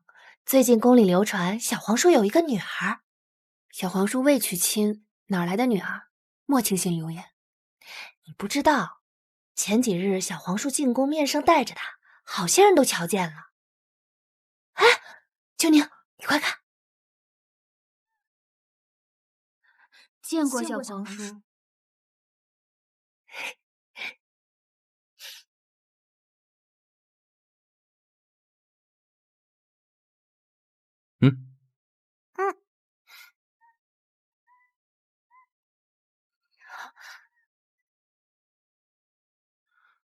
见过小皇叔。九宁，她就是您经常说的九宁姐姐吗？我叫陆九宁，你叫什么呀？我叫圆圆。本王听闻这宫中有人传言说圆圆是我的女儿，但其实她是我从街上捡到带回王府的。她在拐卖途中生病被抛弃，我不忍心她就这样死于街头，便把她带回来自己照料。九宁姐姐，小皇叔说你生病了，一直担心你呢。圆圆，别胡说。奴婢以为小皇叔高高在上，不懂人间疾苦，没想到小皇叔竟如此正义良善。本王小时候随父皇出宫狩猎，不小心走失了。上去！这俩孩子长得标致，能卖个好价钱。老实点儿，落上这个一辈子都洗不掉。不管你跑到哪里，我都能找到你。哎，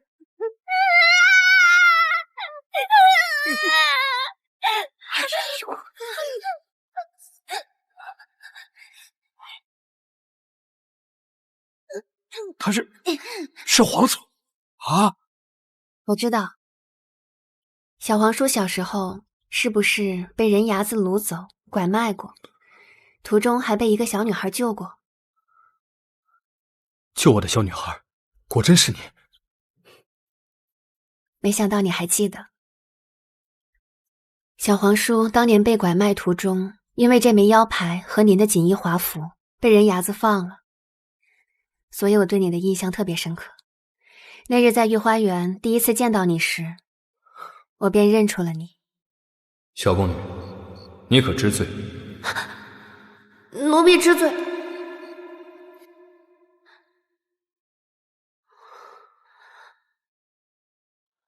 这么多年，我四处寻找，想要找到你。后来在宫中相遇，看你的眉眼和小时候很像，但是我却一直不敢确信。如今，可算是找到你了，可以报答小时候的救命之恩了。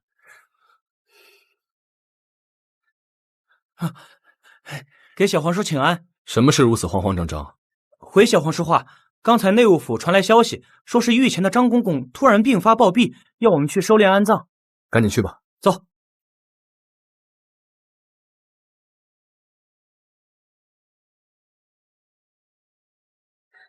小皇叔，奴婢还有事，先行告退。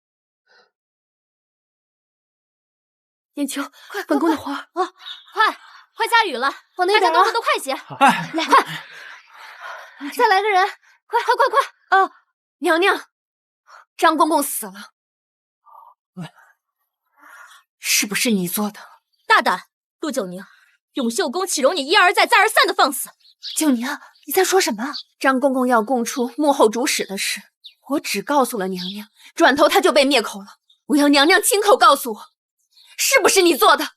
本宫问心无愧。娘娘没有做过，那为何忠心于你的小镯子要去刺杀淑妃？娘娘是不是利用完我，除掉了纯妃之后，你想要后宫独大，所以逼小镯子这么做？我姐姐的死和你有没有关系？如果没关系，为何你要杀了张公公灭口？一切都是你做的，对不对？一直以来，你待我好，都是骗我。你只是在利用我，对不对？娘娘，你瞒的奴婢好苦啊！我以为你是真心待我好，我还想着要一心一意陪在娘娘身边，侍奉你，照顾你，报答您对我的知遇之恩。我以为你像姐姐一样，可是到头来呢？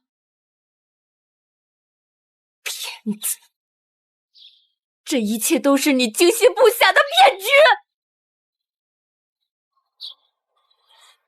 陆九宁，本宫已经饶过你一次了，你再敢胡言乱语失心疯，本宫就把你赶出永秀宫去。我从头到尾都只是你的一颗棋子，现在利用完了就可以随意丢弃。娘娘是不是也要像对待其他人一样，干脆把我杀了？放肆！看来是本宫把你惯得不知天高地厚，你竟敢如此对本宫讲话。陆九宁，不论本宫做什么事，都没有必要跟你解释。你仗着本宫对你的偏心抬爱，竟敢来质问本宫，假仁假义，蛇蝎心肠，我不会放过你的！陆九宁以下犯上，即刻起革去长侍宫女之位，逐出永秀宫。娘娘，九宁她只是一时冲动犯了浑，求娘娘网开一面，不要赶九宁走。谁在为她求情？一并逐出永秀宫。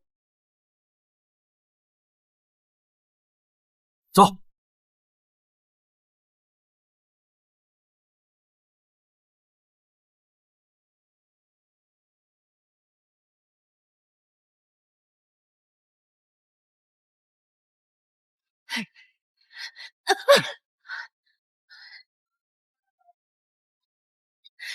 钱贵妃，你满口仁义道德，实则蛇蝎心肠，是我瞎了眼，竟把你这毒妇当作至亲，甘当你的杀人利器。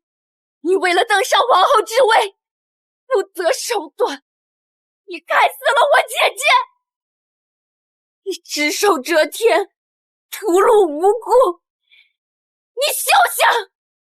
我陆九宁就算粉身碎骨，也要将你的围上花皮撕下来，我要让你给我姐姐血债血偿！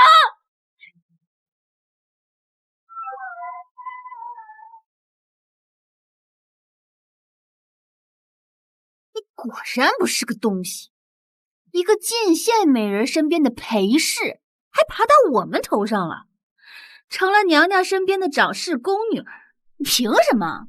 呸！如今娘娘不要她了，丧家之犬，还不赶快滚！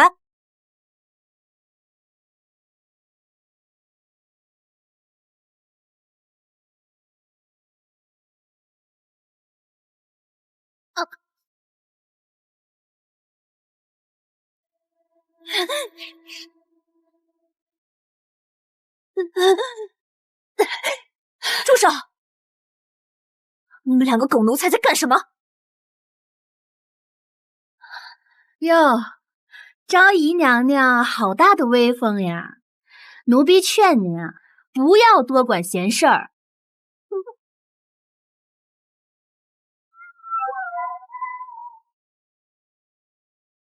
跟我回去。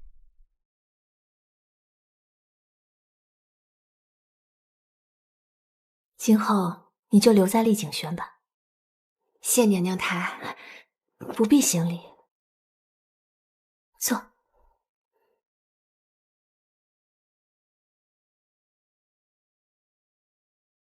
九宁，若不是你，恐怕我至今还是纯妃身后的傀儡，生死未卜。这点小事不必在意。只是如今人人都对我避之不及，我怕我会连累您。说什么连累不连累？我只怕自己庇佑不了你。如今后宫当中，贤贵妃地位尊贵，无人可以撼动。要想为婉才人翻案，只怕是比登天还难。不管是谁，我都一定会查个水落石出的。就算是位高权重的贤贵妃，我也不会怕了的。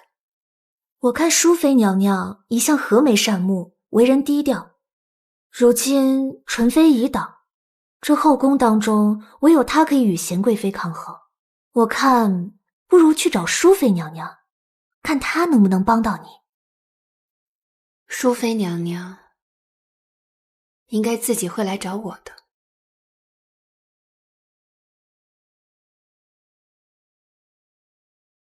妹妹最近身子可有什么不适？一切安好。皇上驾到！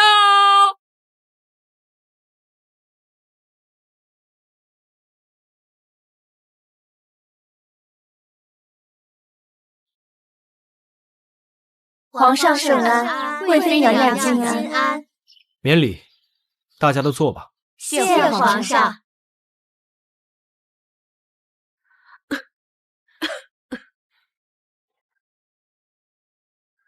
贤贵妃病了几日，今日身子可好些了？臣妾多谢皇上挂谢。太医院说，臣妾这病还需多些时日慢慢调养。臣妾愧疚，着实无力再操持后宫诸事，为皇上分忧。今日把大家召集在一起，是因为贤贵妃身体欠安，需要出宫去避暑山庄静养些时日，慢慢调养身体。以后宫中诸事就交由淑妃打理吧。臣妾遵旨，臣妾一定尽心尽力替皇上和娘娘分忧。坐吧。谢皇上。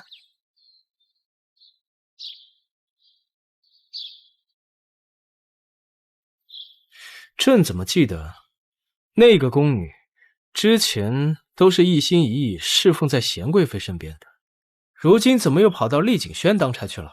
回皇上，沈昭仪身怀皇嗣，多个人照顾更为妥当。如此也好，朕还有政务要忙，爱妃多注意身体。晚些时候，朕再去永秀宫看你。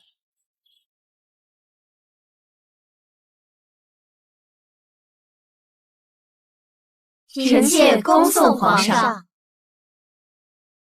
恭喜淑妃姐姐执掌后宫，今后姐妹们定当谨遵娘娘教诲。淑妃娘娘向来宽仁亲厚，您来协理六宫是我们姐妹的福气。承蒙皇上厚爱，又得众姐妹们信任，大家往后和睦相处。沈昭仪身怀皇嗣，千万当心身子。是，娘娘。贵妃娘娘也要千万保重身子，好生调养。恭喜淑妃达成所愿。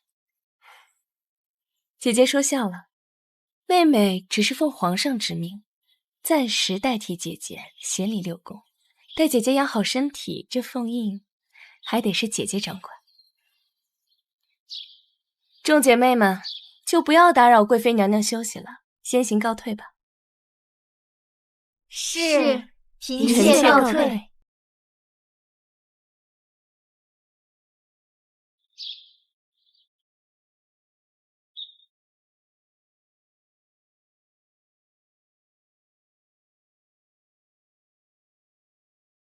燕秋，你去打点安排一下，我们明日便出宫。娘娘，你又何必出宫呢？就陆九宁那个不知好歹的小宫女，难道娘娘还怕她不成？您这一走，淑妃得势，等娘娘您再回宫，这后宫恐怕真成了敬福宫淑妃的天下了。夫唯不争，故天下莫能与之争。无碍，随他们去斗吧，本宫不屑。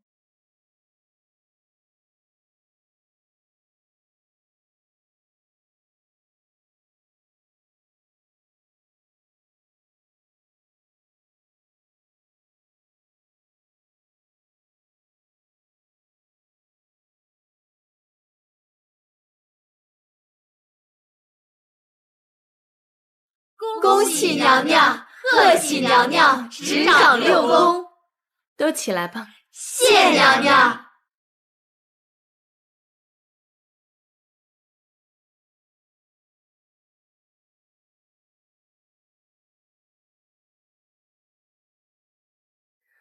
如今纯妃被圈禁，娴贵妃自请离宫，这后宫偏是本宫的天下了。娴贵妃居然躲出宫去了，真是让人没想到呀。她这是怕了。俗话说得好，这光脚的不怕穿鞋的。她宫里那个陆九宁就跟个疯狗似的，见谁咬谁，甩都甩不掉，不死也得脱层皮。娴贵妃这是惹不起，躲了。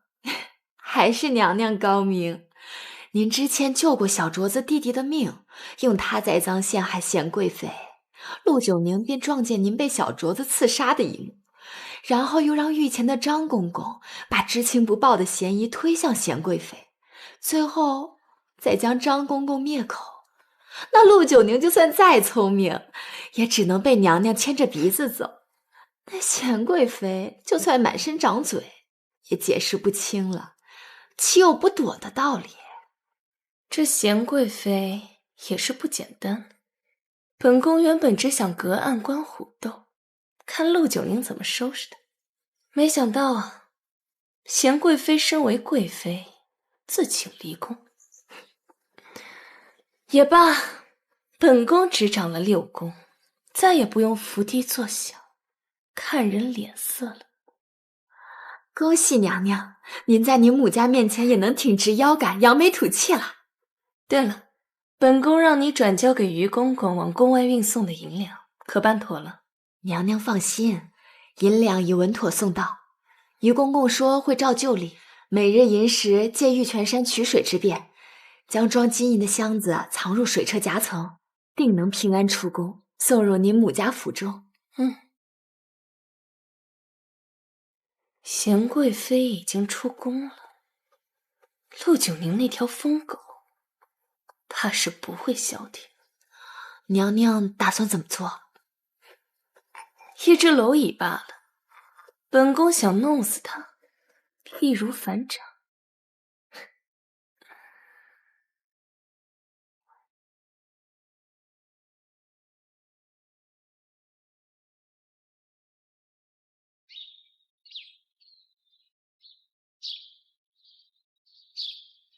给淑妃娘娘请安。免礼，九宁。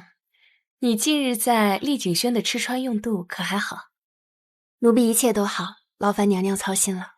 你是本宫的恩人，你要是有什么难处，跟本宫直说。以前宫里受宠的是纯妃，尊荣的是娴贵妃，本宫就算想帮你，也力不从心。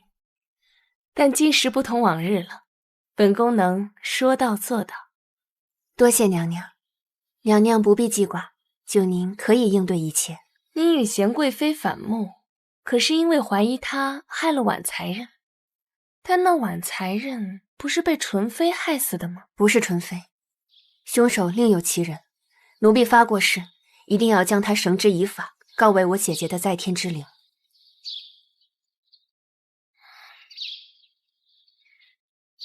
那本宫帮你一把吧。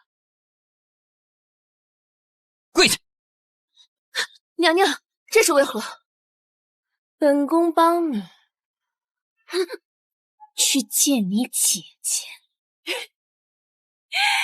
你想问本宫为什么是不是？要怪你只能怪纯妃。纯妃后宫一家独大，只手遮天，就连贤贵妃她也不放在眼里。她想要你姐姐代孕，借腹生子。她若有了孩子，这后宫哪有本宫的出头之日？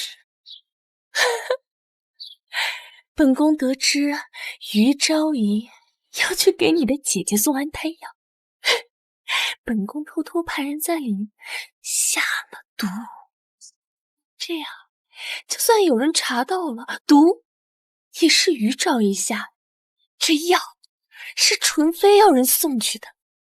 本宫的伤从头到尾都是干干净净的，如今你没了人证物证，还和贤贵妃反目，你若死了，就跟那投进湖中的小石子一样，悄无声息，了无痕迹。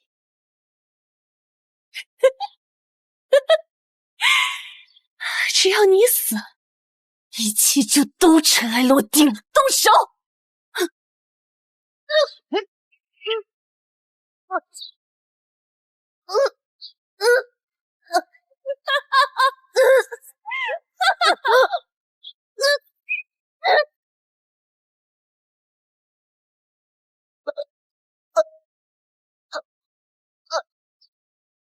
住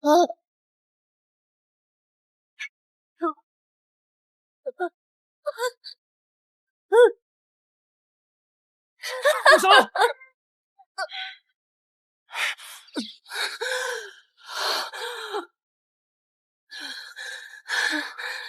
你们这两个狗奴才，怎么下手没轻没重的？奴婢参见王爷，我们只是想惩戒一下他，王爷不要误会。光天化日之下，你们这是想杀人吧？小皇叔，是因为这个小宫女办事不力，惹了贤贵妃，这两个奴才只是想要教训她一下。最好是你说的这样。王爷放心，本宫在，不会让他们出乱子的。救命！你没事吧？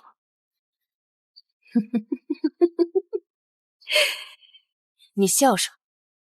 你没想到吧，淑妃娘娘？我早就猜到是你了。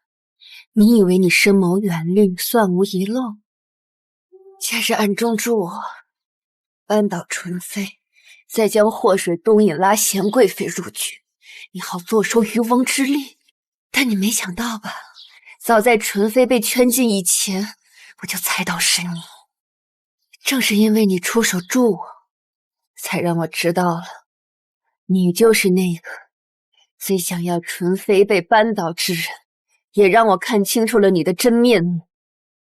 你并非像表面那样慈眉善目，而是深藏着心机和阴险毒辣。我实话告诉你，我陆九宁大闹永秀宫，被贤贵妃赶出宫去，这一切都是为了将你引出来做的局。如今纯妃已倒，我看不如去找淑妃娘娘，看她能不能帮到你。淑妃娘娘应该自己会来找我的。如今我只敢相信小皇叔，我要去请小皇叔与我一起为淑妃娘娘做一场大戏。本宫处心积虑，没想到还是被你识破了。本宫当真是小瞧了你，但本宫如今身为皇妃，执掌六宫，你无凭无据，能奈我何呀？你居然敢打本宫！来人！谁敢？王爷，当真要把你的手伸到后宫来吗？淑妃，本王不跟你计较，不代表不怕。若是你再这样下去，本王一定禀明皇上，治你个欺君罔上的重罪。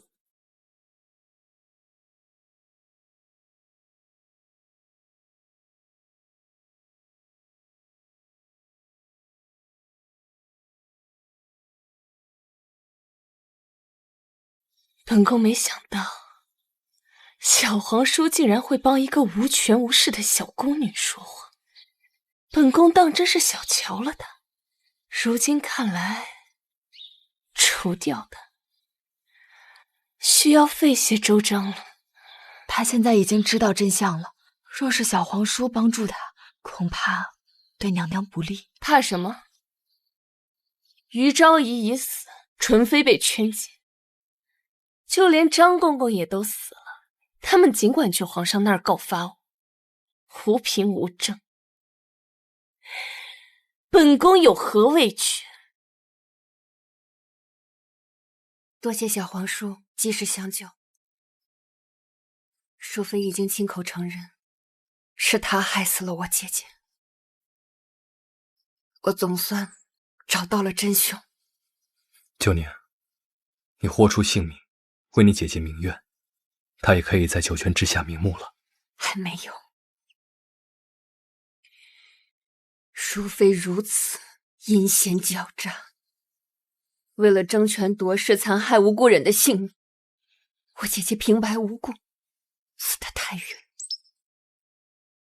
我一定要让她为我姐姐偿命。淑妃确实罪大恶极，我已经查清楚了，从后宫中与宫外进行人口贩卖勾结的人，正是淑妃。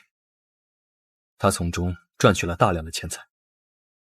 你说，淑妃还操控人牙子，拐卖人口？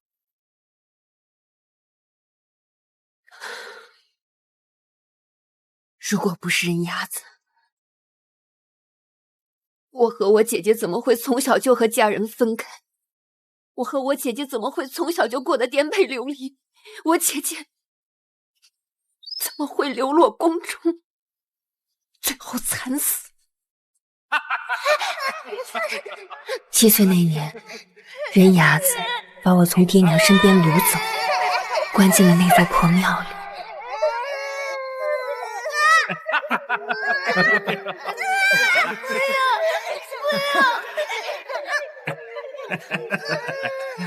但在那里，我认识了宋婉儿。你说没事吧？没事。她比我大1岁。赶紧吃。从此，我们成了彼此唯一的依靠，相依为命的姐妹。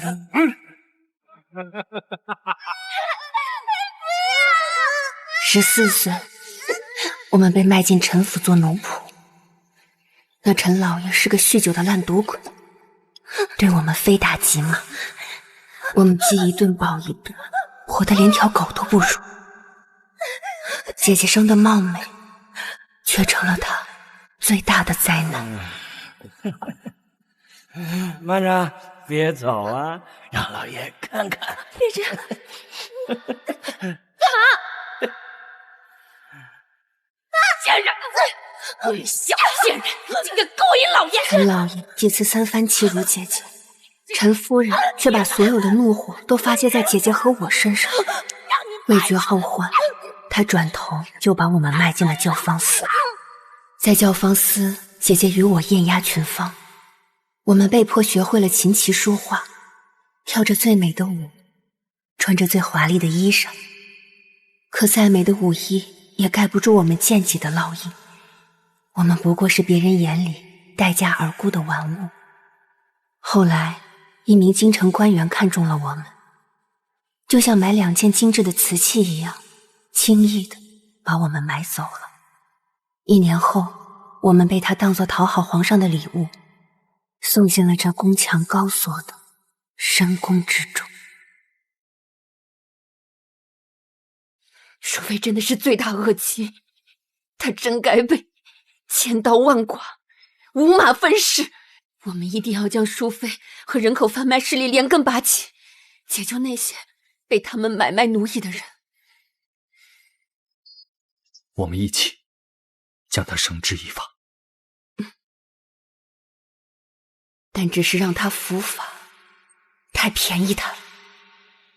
我绝不会让他死得痛快，我要慢慢的折磨他，看着他痛苦至极，生不如死，让他为自己犯的罪孽赎罪。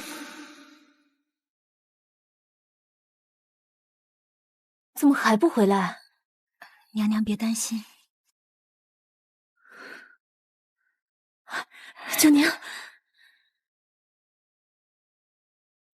见过小黄叔，这是怎么了？快去取化雨伞。是。九宁，你还是早些回去休息，免得染上风寒。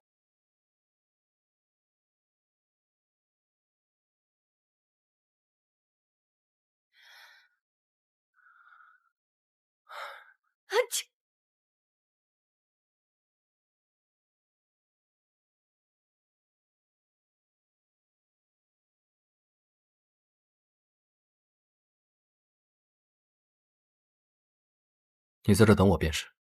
是。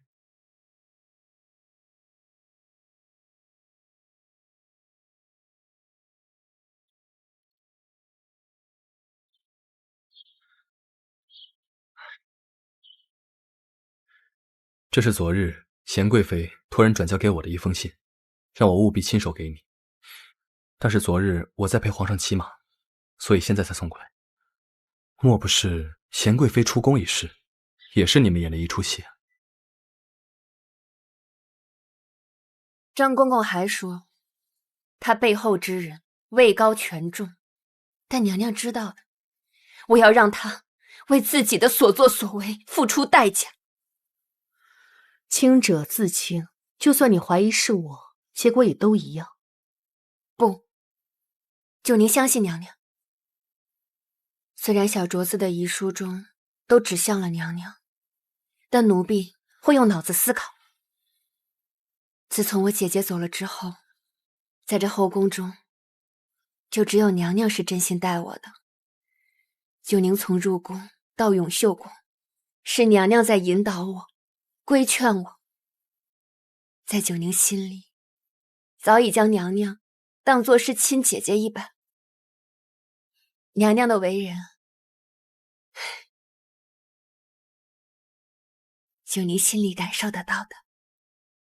娘娘，九宁相信这一切都不是娘娘做的，只是为何娘娘迟迟不肯跟九宁说出您的心里话？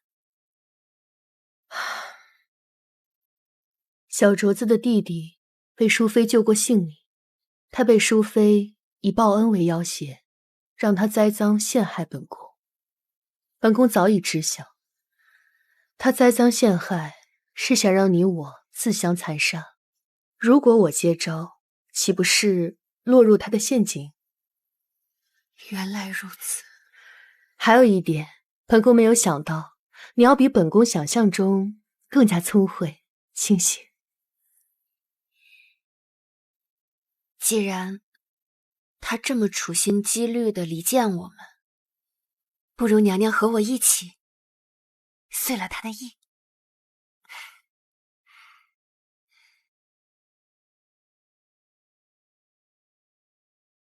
我假意去试探张公公，淑妃转眼就把张公公杀了灭口，还嫁祸给贤贵妃。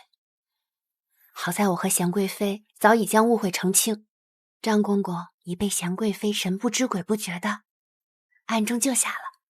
所以贤贵妃出宫其实就是将张公公这个人证安全转移。对，不仅如此，娘娘出宫还有一个重要的事儿。什么事？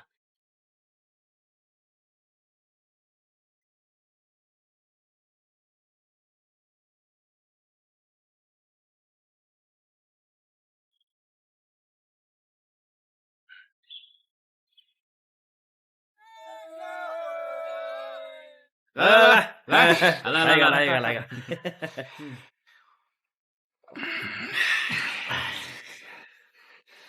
还得是咱国舅爷呀！这一桌子酒菜可是足足50两银子。瞧你说的，江兄的姐姐那可是淑妃呀，区50两，9牛1毛。哎，今日宴请，江兄又破费了啊！说这些做什么？这名节重于泰山，利欲轻如鸿毛啊！这钱呀，就是粪土污秽。污秽，污秽，哎，污秽！我乃一介清流，岂会被粪土所污？是不是？是不是？哎，有道理，有道理。来，再喝一个。这位兄台，你突然闯进来，是为何呀？刚刚听闻，国舅爷乃一介清流，视钱财如粪土。虽然佳姐贵为宠妃，皇上赏银无数，但我乃读书之人，不屑于这些身外之物。对呀，所以请3、5好友小聚，只要大家开心，哪怕钱财上多花一点，那也无妨嘛。是啊，是啊。国舅爷果然如传闻所言，气度非凡。不过，你花的银子，应该并非来自皇上的赏赐吧？我听闻国舅爷四处撒的银子，好像是做非法买卖赚来的赃款吧？真的假的呀？你说什么？我江某虽不才，但也知礼义廉耻，我是不可能用赃款的。哪来的？走！大胆！诸位请看，皇上赐的银两，这底部都有内务府的印记。是真的。如若你的不是赃款，拿出来对比，一看便知。哼！江兄，给他瞧瞧便是，吓死他！就是，竟然敢污蔑我们国舅爷花赃款，你活腻歪了！我佳姐可是淑妃，皇上赏赐的银两干干净净，不可能是赃款。这国舅爷该不会是心虚了吧？一介清流花的该不会真是赃款吧？咱们赶紧走，别受牵连了。要真是赃款，是要杀头的。对啊，对，江兄，告辞，改日再会。快走！别走啊，郭兄，不能告。这就走了？哼！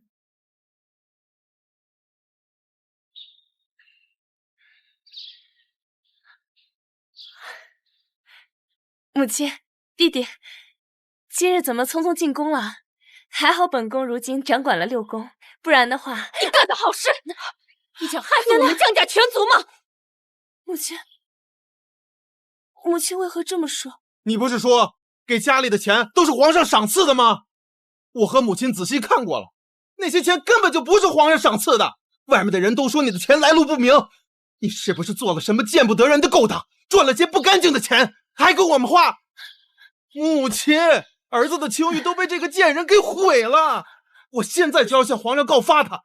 我们江家清清白白，这个人的所作所为跟我们江家一点关系都没有。我们走。母亲莫要听信他们的谗言，他们只是嫉妒我罢了。母亲，你看，他还想诓我们。你不是贵为宠妃吗？你还有没有礼义廉耻了？我这样一个自视清高的人，怎么会有你这种不知廉耻的姐姐？你这贱人，你果然会害了全家！你怎么如此无能啊！如此窝囊！你不得宠，装什么宠妃？现在给你弟弟跪下，马上道歉！跪下！娘娘，弟弟，我错了。你就知道哭，你还有脸哭！淑妃娘娘，跪在别人脚下的滋味如何？从今日起，我要让你一败涂地，让你慢慢的被折磨到生不如死。你怎么这么没用？太没用了！我怎么有你这种女儿？你怎么不去死啊你啊！你就知道哭！江家没你这个女儿，真是废物！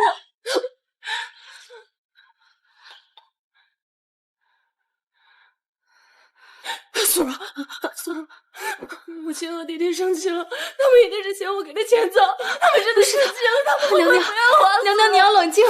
娘娘，他们没把娘娘放在心上，你又是何必这么难过呢？你给我住口！你个贱婢，你懂什么？他们一定是觉得本宫没用，嫌本宫给的钱太少了，把银公公给我叫来，本宫要送1000两银子出去。母亲和弟弟收到银子肯定会很开心的，他们不会觉得本宫是废物。娘娘不能运这么多呀，容易暴露啊。1000两银子，1000两银子，1000两银子。啊，对，1000两银子太少了，1000两黄金，不是1000两黄金，他们会相信吗？苏柔呀，1000两黄金不行，和弟弟会相信的吧？娘娘，1000两黄金实在是让人注意，若是东窗事发，可是要杀头，赶紧去！就1000两，就1000两，就1000两！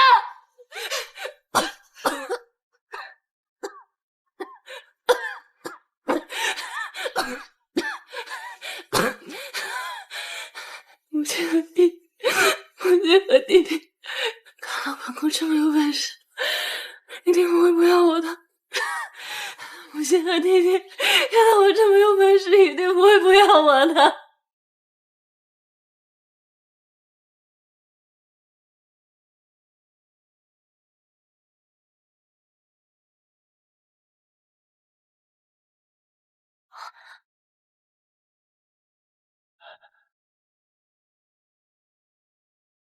于公公，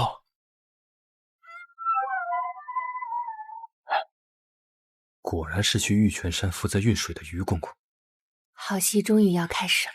你和贤贵妃里应外合，还真是一环扣一环。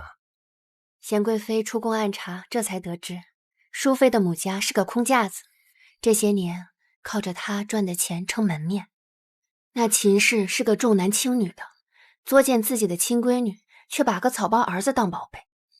淑妃看似无懈可击，可她的这群吸血的家人，就是她致命的软肋。所以你才让我出宫去激怒姜文斌。如此一来，他们丢尽脸面，他母家一定会让他难堪，他便会露出马脚。不错，淑妃最害怕的便是让母家失望，被他们瞧不起。她为了那点虚妄的尊严和重视，不惜一切代价也要把丞相的银子往那无底洞里填。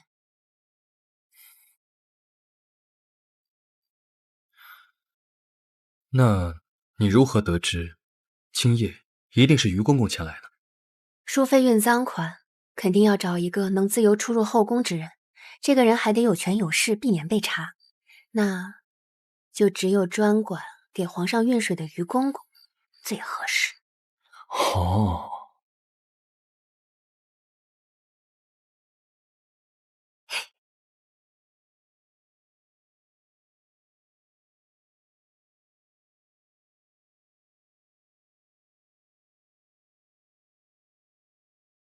哎，都给我机灵点儿！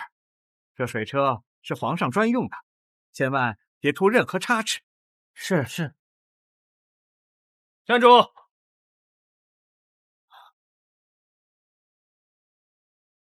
咱家见过王爷，这水车是给皇上取玉泉水的，不知王爷您什么事儿啊？公公，太妃殿中丢了东西，本王奉命查查这进出的马车是不是些赃物出宫。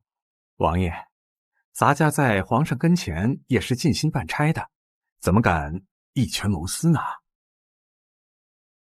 哎，慢着！王爷，这可是御用的水车，专门给皇上取饮用水的。为了皇上的饮水安全，这御用水车任何人不得靠近。若是有人动了手脚，出了什么差池，咱家可担待不起呀。于公公放心，皇上那边本王亲自去解释。来人，给我查。是。哎，让开！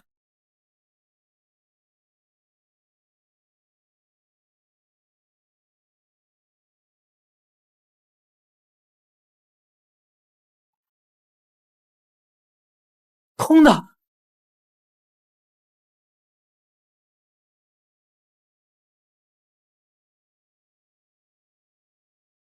王爷，辛苦了，白忙活一场。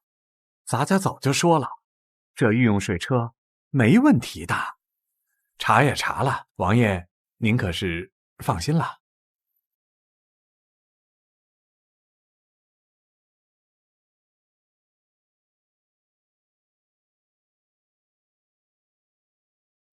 走吧。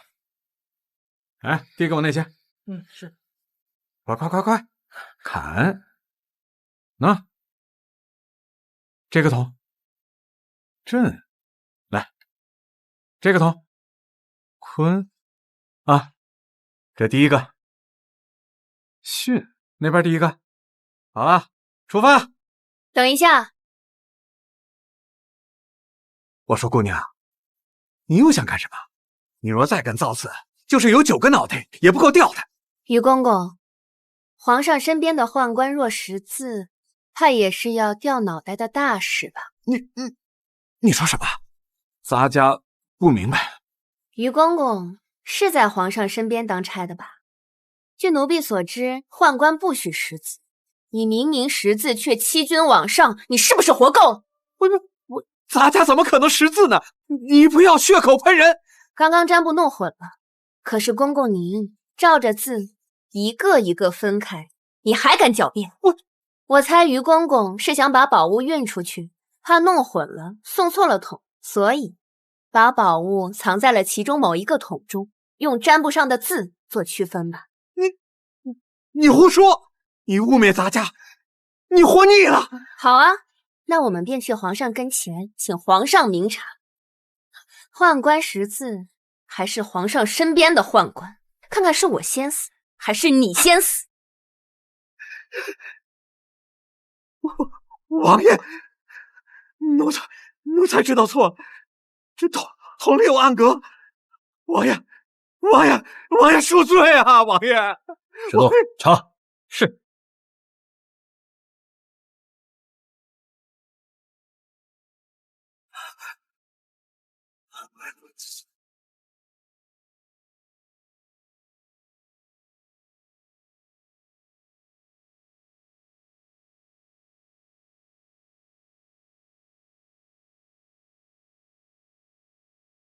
小黄书，来人，把他给我拿下！是。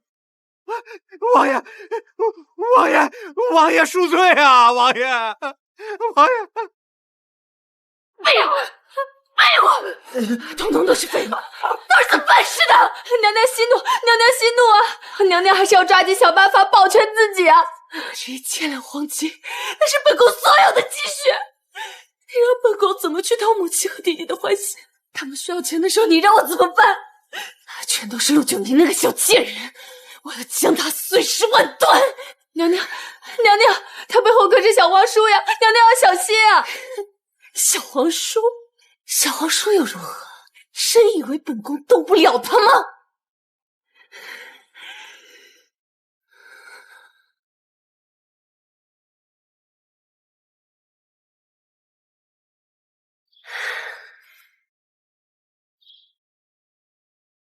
太好了，小皇叔为何不说话？今日便送你到这里吧，以免夜长梦多，我先出宫一趟。有关淑妃贩卖人口的一个重要人证，需要我亲自去抓，到时候交给皇上，淑妃便会被绳之以法了。这几日，小皇叔一直在帮助九宁，九宁谢过小皇叔。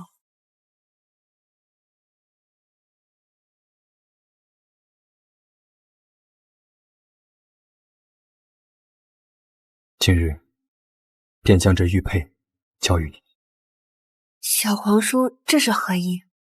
小的时候，我便发誓，要将此物赠予那个保护我、救过我的女孩。此等贵重之物，还是小皇叔自己保管为好。从你救我的那一刻起，我便决定，日后若是再见到你，一定要娶你为妻。待我们将淑妃绳之以法，我便请太后赐回。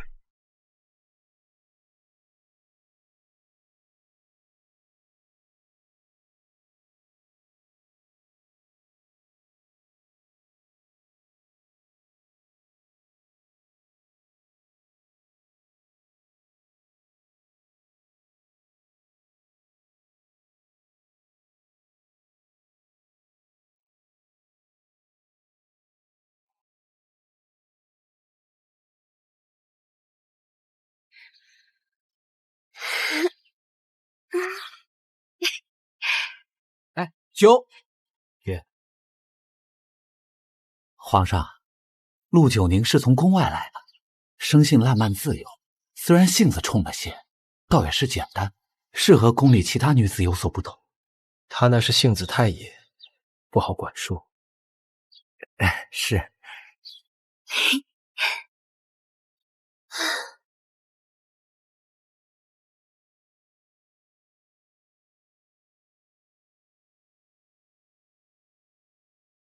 哎，听说了吗？最近宫里都在传，沈昭仪身边的宫女陆九宁攀上了小皇叔，两人晚上偷偷私会呢。我也听说了。要说这陆九宁也是厉害，贤贵妃将她赶出了永秀宫，她还能攀上沈昭仪娘娘，现在还去勾搭小皇叔，就没她不敢干的，真不要脸。就是，我可是亲眼看到她和小皇叔两个人在假山后面偷偷摸摸，衣衫不整。要我说，这后宫里的女人怎么都是皇上的人？他们俩这般苟且，被皇上知道，那可不得了！一群贱婢，在胡说些什么呢？娘娘家敢在宫里乱嚼舌根，把他给我拉出来，剪断他的舌头！娘娘息怒，别再动了气，伤了身子。你们下去吧。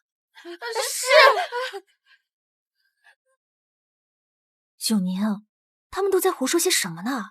什么勾搭小皇叔苟且，人言可畏。这要是按照宫里的规矩，秽乱宫闱，你是要被打死的。你怎能任由他们这般污蔑你呢？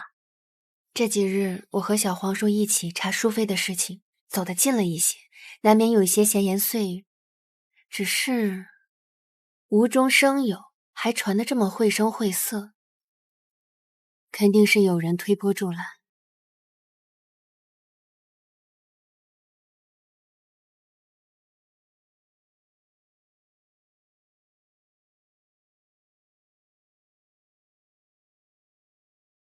哎，小皇叔托石头送给你的信，石头还在宫外等着答复呢。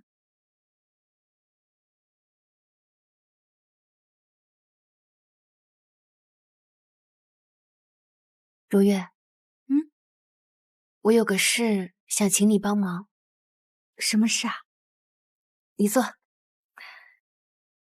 今夜此时，我有很重要的事情要去一趟御花园，可是此时我当值，你可以和我换一下吗？好，跟你换。谢谢，不客气。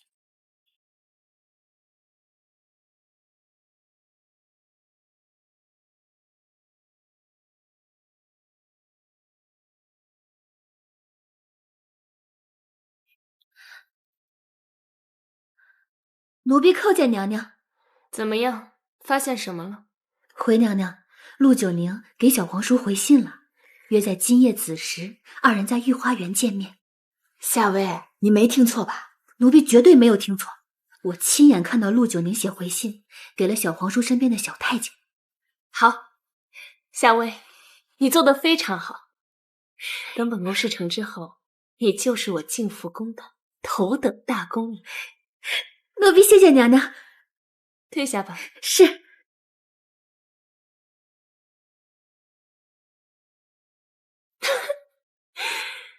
天助我也！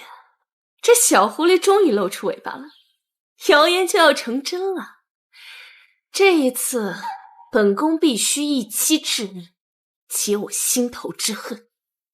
娘娘，虽说宫女不可与外男私通，可小皇叔他是皇上的亲叔叔呀。若小皇叔对陆九宁的感情是真的，真让他趁此机会攀上了高枝，岂不是成全了他？成全他？笑话！你当真以为本宫只是捉他和小皇叔的奸情这么简单？他坏了本宫的好事，本宫恨不得扒了他的皮，吃了他的肉，喝了他的血。捉奸这么简单的戏码，岂不是便宜了点？娘娘，您打算？本宫抓他和小皇叔的奸情，只是个障眼法。本宫要是他触怒龙颜，惹怒太后，要闹就闹得大一些。他要闹翻了天，本宫就给他递上刀子，让他这次无处可逃，必死无疑。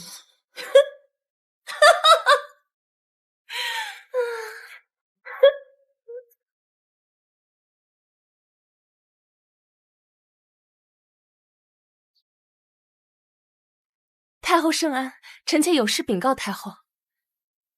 淑妃，你从前可不是这么慌慌张张的，今日这是为何事啊？太后，臣妾听闻了一些传言，事关皇上和皇家的颜面，还请太后定夺。太后，最近这宫中传得沸沸扬扬，说那小宫女陆九宁和小皇叔有染。玉景轩的宫女夏薇来报告，她亲眼看见陆九宁勾搭小皇叔，深更半夜，两人在御花园苟且厮混。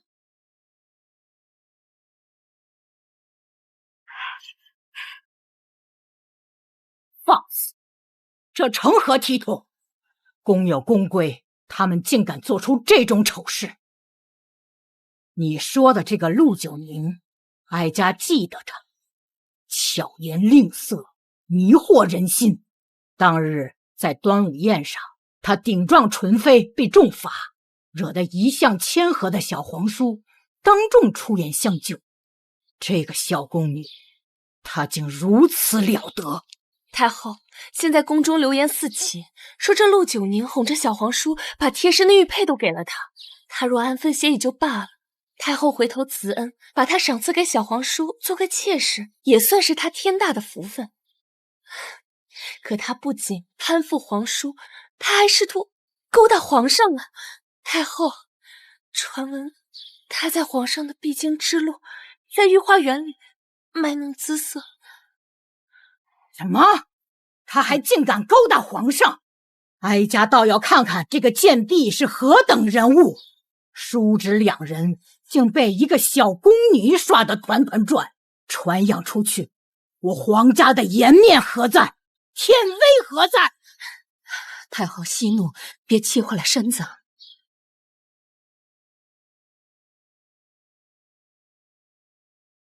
小皇叔，朕召你进宫来，是因为最近大臣们奏章有点多，恰巧朕最近的老毛病又犯了，所以召你进宫来，想跟你说一些正事，你给朕一点意见。皇上，您忧心国事，但还是要以龙体为重。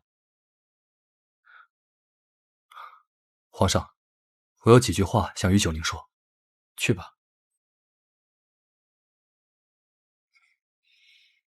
小皇叔，你怎么把皇上也带来了？这后宫又不是我想进就可以进的，是今日皇上有要事要与我商议，所以我才能入宫。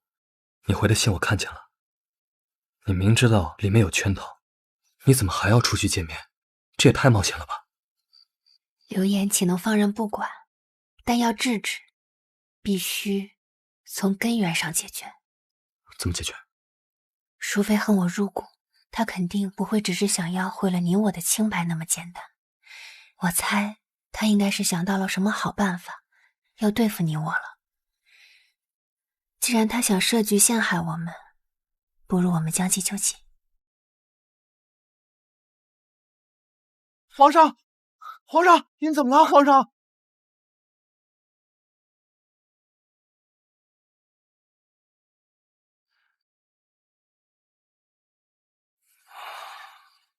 不行，还是传太医吧，皇上。不用，老毛病了。太医来了也束手无策，每次犯病，风声入耳，大如雷霆。吃了这么些年药，也不见效。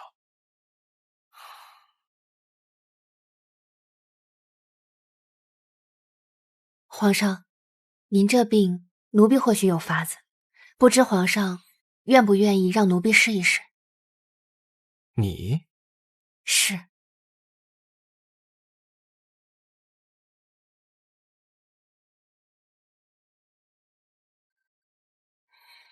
皇上，这会儿也来不及准备，就先用奴婢的衣服代替一下吧。这叫葱耳枕，这衣服里面包的是荷叶、菊花、决明子，可清肝明目，调养心神，缓解耳鸣之症。这葱耳枕的确不错，有些药草清香。回皇上，葱耳枕是民间常用的法子，算不得什么特殊。皇上您这病症需要的是静心调养，最近最好什么事都不要做。政务繁杂，千头万绪，朕寝食难，哪有时间调养静心？啊，血！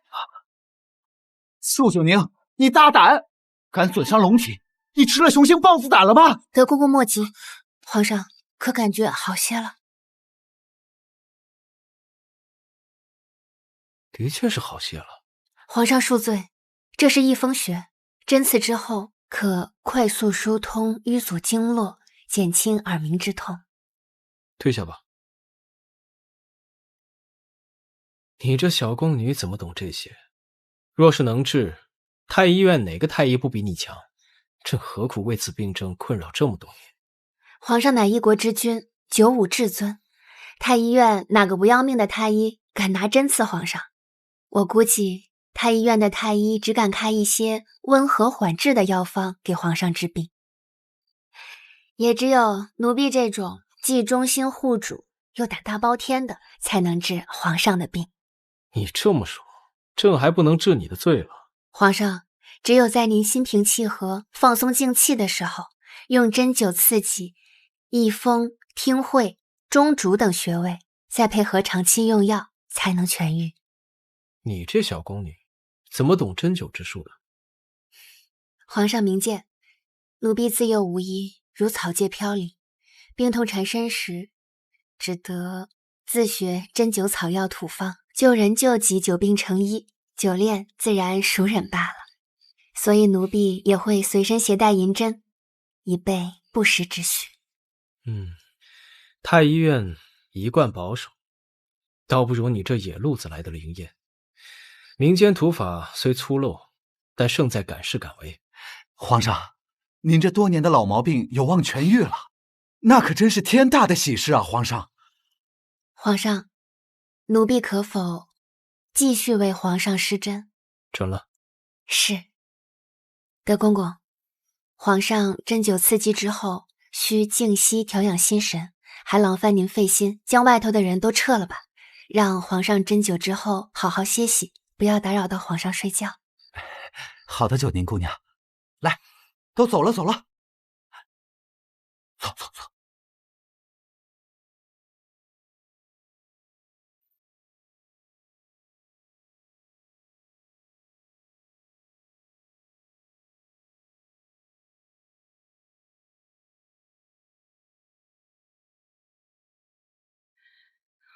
荒唐！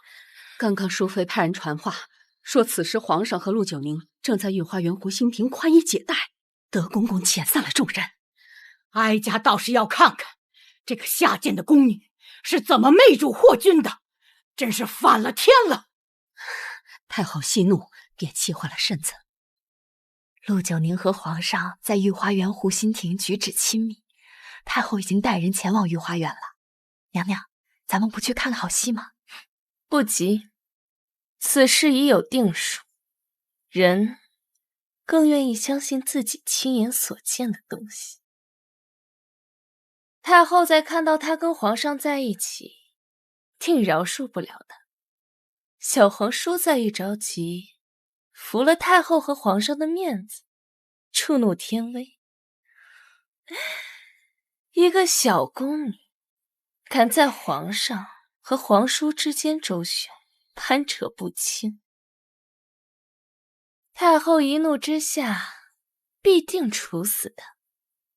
跟我斗，自寻死路。娘娘高明。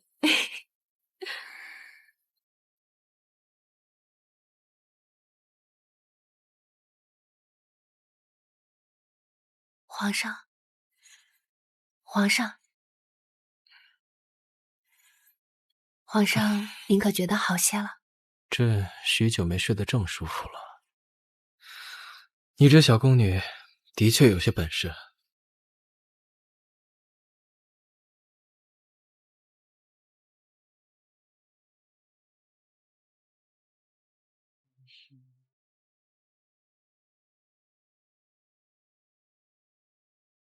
后驾到！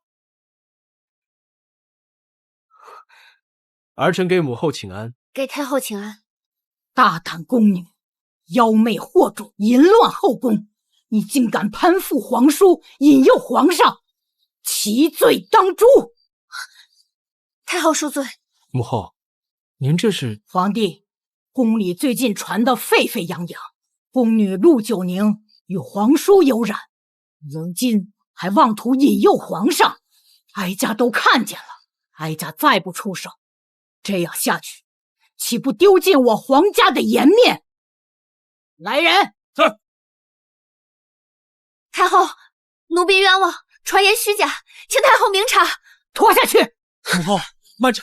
皇上、太后，臣愿意用性命担保，九宁绝不是传言中那样的人，他绝不会引诱皇上，还请皇上、太后明察。小皇叔，朕正要给他求情，你多什么嘴？好，好，好！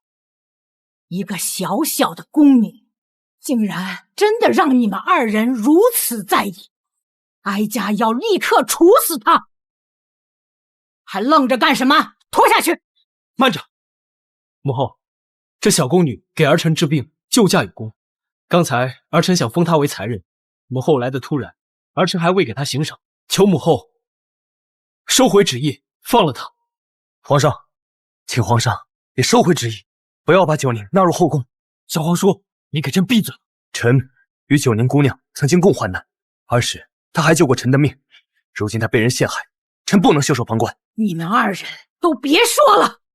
宫女陆九宁媚态妖娆，坏宗室之亲，令君臣失和，此等罪孽上愧列祖列宗，下负黎民苍生，不寡不足以正宫闱，不诛难平我皇权之愤。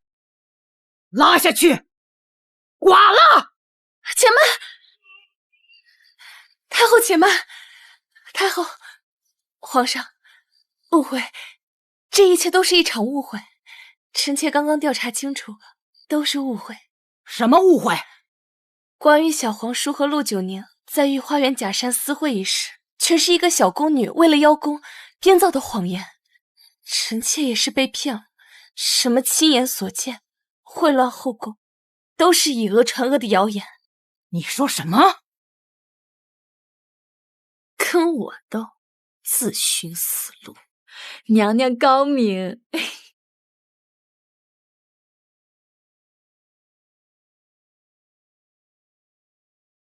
淑妃妹妹要置一个小宫女于死地，连皇上和太后都算计上了，你胆子未免大了些。贤贵妃娘娘何时回宫了？我若再不回来，淑妃妹妹安排的好戏就要演完了。一个小宫女罢了，贵妃娘娘何必如此伤心呢？好戏正在御花园里上演着，娘娘不亲自去看看吗？臣妾还有事，就不陪娘娘了。娘娘慢走，臣妾不送。淑妃娘娘，好久不见。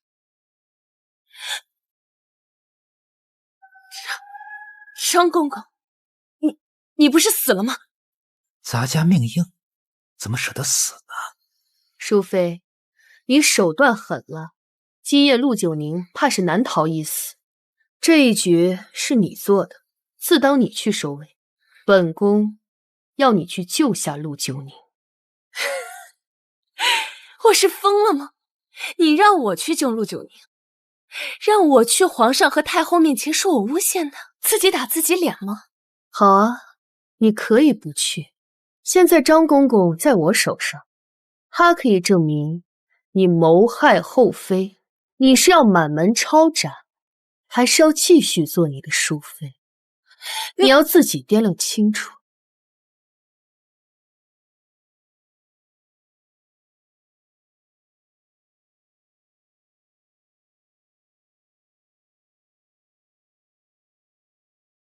太后，皇上，是臣妾失察，未调查清楚真相就听信谗言，才弄出这么一场误会。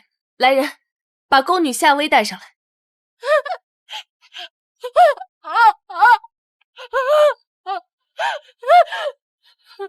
就是这个贱婢嫉妒陆九宁得主子赏识，故意传播陆九宁与小皇叔私会的谣言，污蔑陆九宁勾引皇上，才使这宫中流言四起。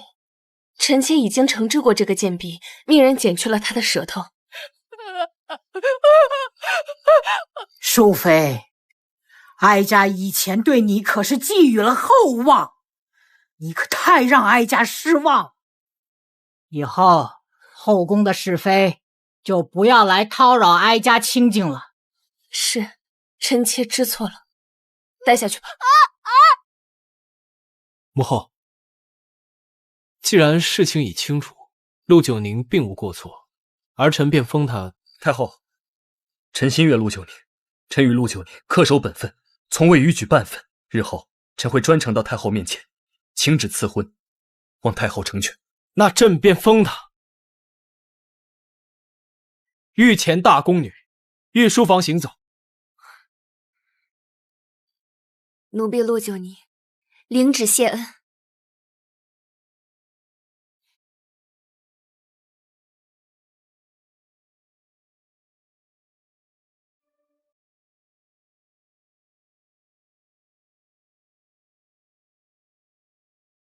淑妃娘娘，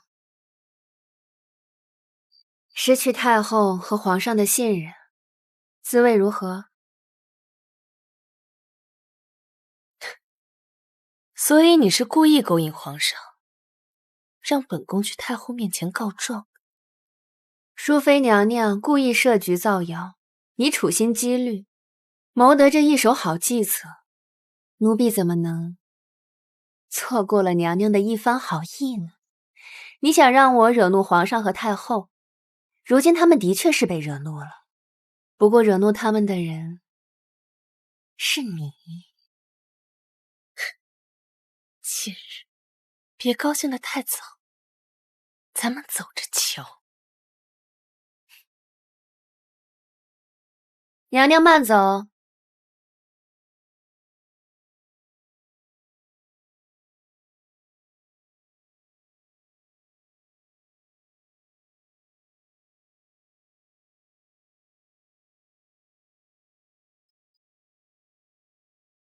昭仪娘娘，就送到这儿吧。九宁，你去御前当差，固然是风光无限，但伴君如伴虎，在御书房不比在丽景轩里，要处处小心谨慎才是。娘娘还没当娘亲呢，便这么啰嗦了。你安心养胎吧，不必担心九宁。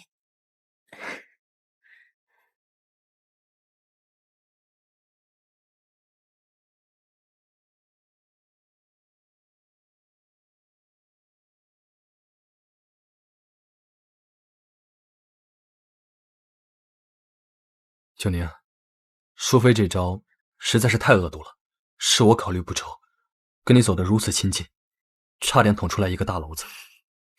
淑妃想让我惹怒太后和皇上，最后却自己被打脸，匆匆的赶来为我澄清，真是自食恶果。皇上提出要纳你做才人的时候，我的心都快跳出来了。放心吧，都过去了。待本王搜集完了罪证之后，让淑妃等人伏法，我便光明正大的求旨赐婚，让你做本王的王妃。谁要嫁你了？我想带你去见长公主，她是本王的皇姐，其实我是她一手带大的。她和你一样，也是一个奇女子，她一定会喜欢你的。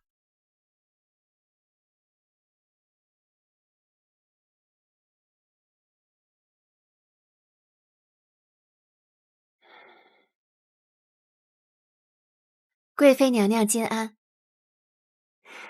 九宁，许久未见了。九宁也是十分想念娘娘，皇上挂念娘娘身体，特让御膳房给娘娘炖了参汤，让奴婢给您送过来。娘娘趁热喝。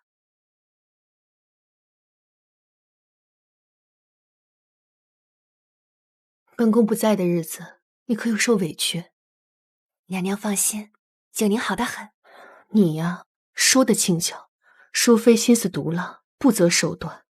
她这一计着实狠毒，竟将皇上牵扯进来，借太后之手除掉你，实在惊险。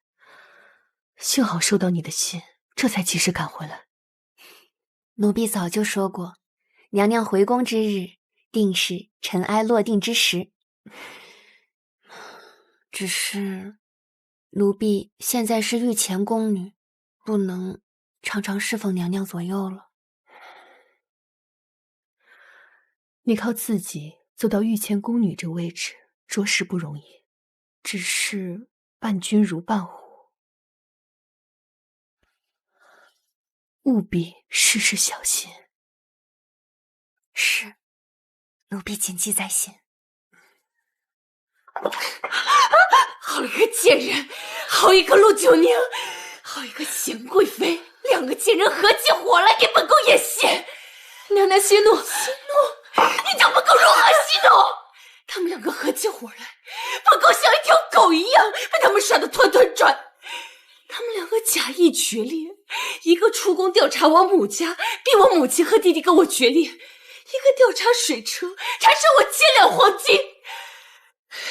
本宫好不容易搅了趟浑水，让太后出手，本以为万无一失，没想到被贤贵妃出手，威胁拿捏，本宫这是自己打自己脸呐！本宫如今一无所有，全拜这两个贱人所赐。娘娘息怒，娘娘，那陆九宁现在是御前宫女，今时不同往日了呀。怕什么？怕什么？本宫还有底牌，本宫一定会让他们痛不欲生，跪在本宫的脚下求本宫，替本宫更衣。本宫要去见长公主。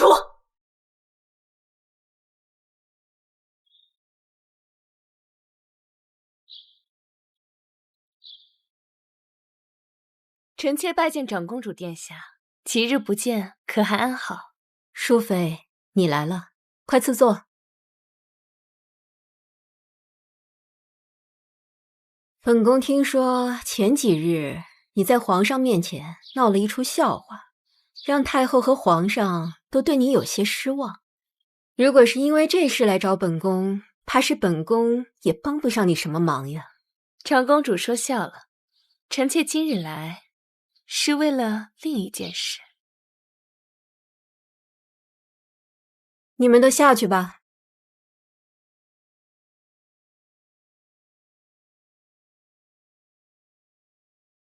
那臣妾便直说了，长公主悠闲的日子，怕是要到头了。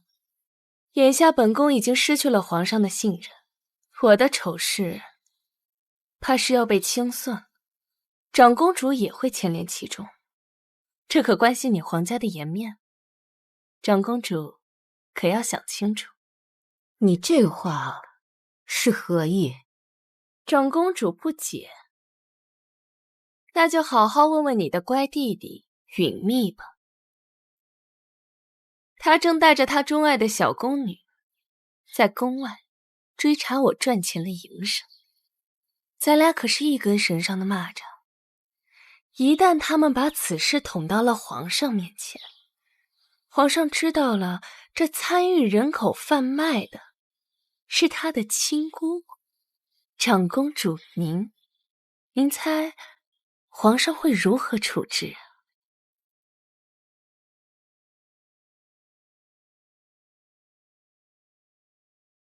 小皇叔，你来见皇上啊？皇上今日心情不大好，你可要小心一些。我是来等你的。等我？何事啊？长公主邀请我去她店里说话，你跟我一起去吧。九宁还是不去了吧，九宁出身不好，不能没有分寸，我也不想。我知道，你不愿意攀附权贵，更不愿受皇权束缚。你喜欢自由自在的活着，是长公主要本王带你去的。她听说了你，想见你。皇姐其实很疼本王，只要是我想做的事情，她都会支持。就见一下，好吗？见过长公主殿下，殿下万福。免礼。谢长公主。皇姐，她便是我经常向您提起的奇女子陆九宁。九宁姑娘果然气质不凡，怪不得我弟弟总提起你。长公主谬赞，您才是真的不凡。九宁今日能目睹长公主的风采，是九宁的福分。你小子眼光不错。皇姐，您还没给我们赐座呢。快坐吧。谢长公主。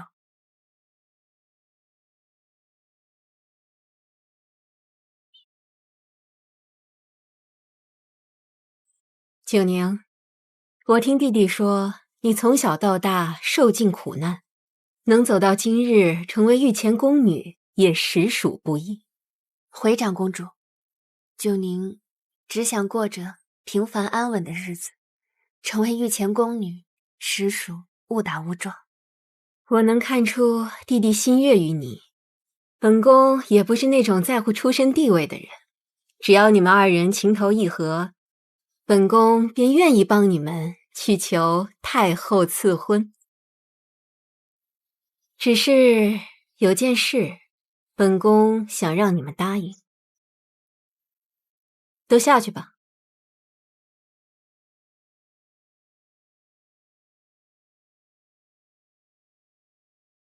允密在查的人口拐卖一案，就不要再继续追查下去了。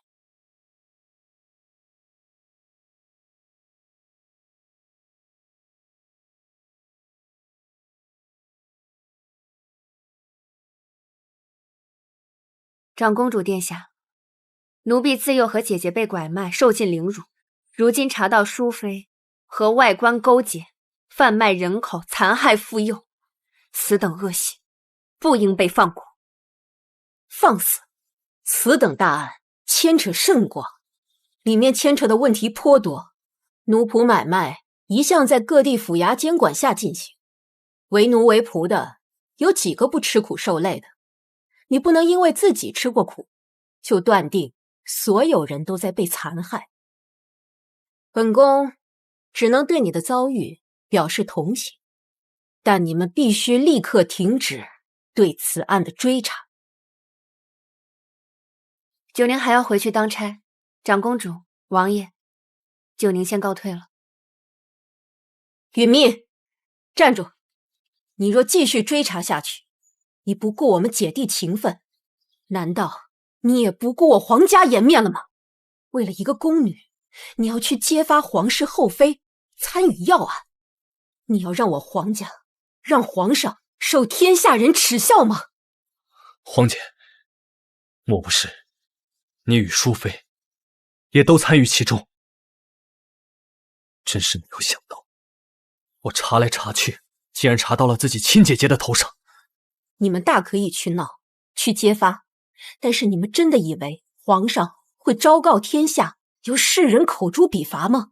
皇上震怒，牵扯会甚广，你就听皇姐的，不要再追查下去了。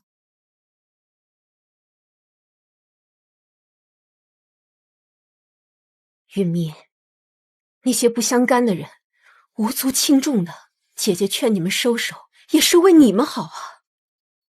皇姐，看来你是已经想清楚了。只要你们肯停下来，你和九宁就相安无事。如若你们真的把天捅出个大窟窿来，你以为他还能活吗？皇姐，九宁他不怕死，不然他也不会走到今天这一步。你不了解他是个怎样的人，宁鸣而死，不默而生。像她这样一介平民女子都知道的道理，我们这种身居高位的人，居然还在装糊涂。我相信，皇上亦是明君，定懂得治国之道，必先安百姓。若损百姓以奉其身，犹割骨以啖父，父饱而身毙。允密，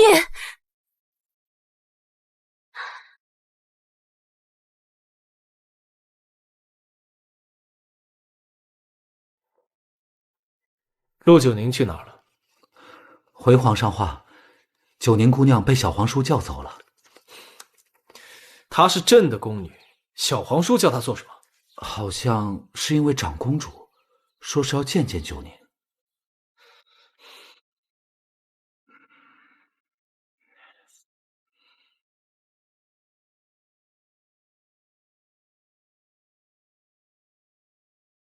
皇上，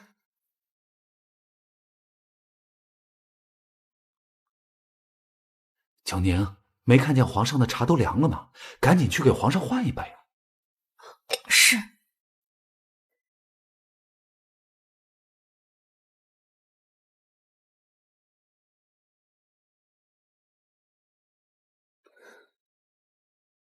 皇上，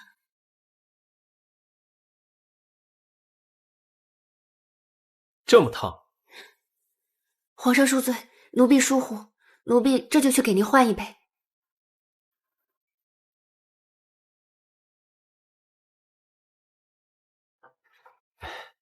皇上，九宁姑娘刚到御前伺候，许是她还不太熟悉。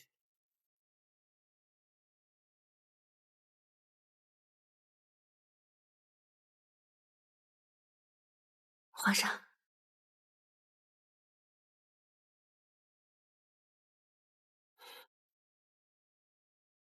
朕没告诉过你，朕只喝雨前龙井吗？是，奴婢这就给您换雨前龙井。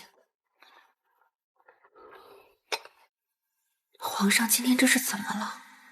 平日里没见他这样难伺候。心情不好。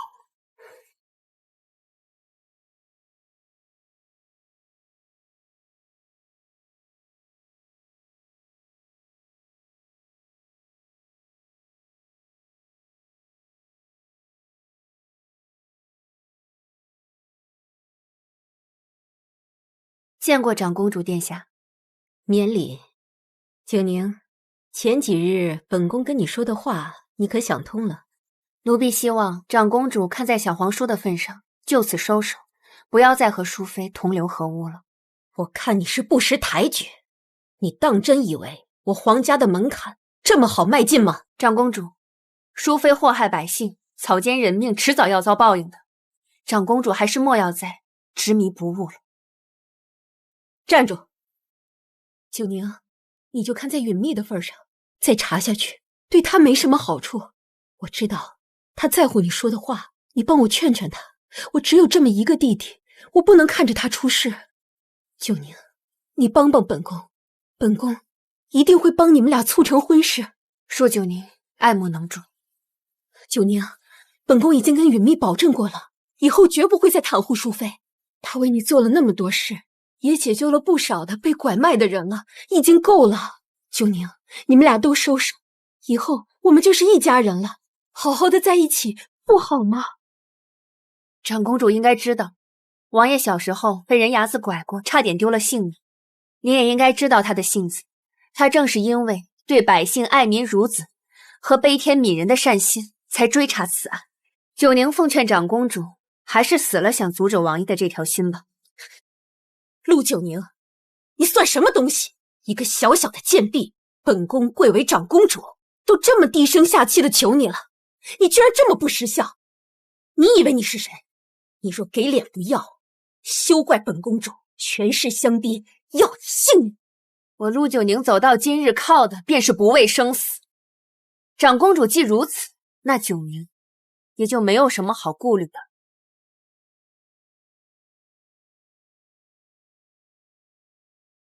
陆九宁，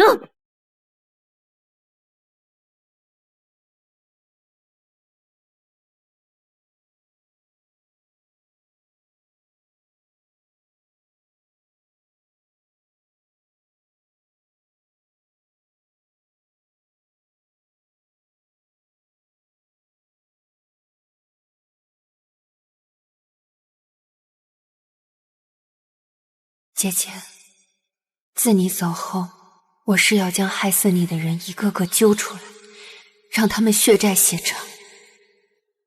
如今长公主以权势压人，又以九宁和小皇叔的感情来绑架我，可笑，我一路走到今日，不择手段又无法回头。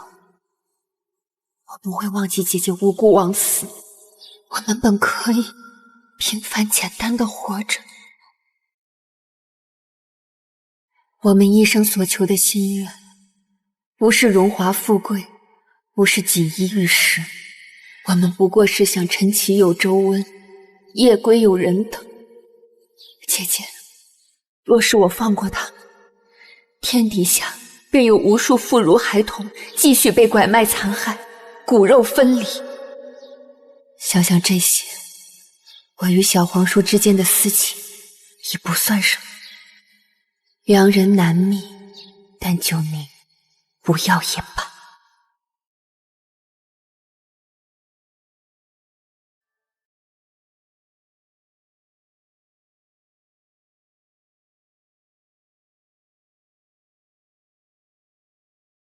九宁，对不起。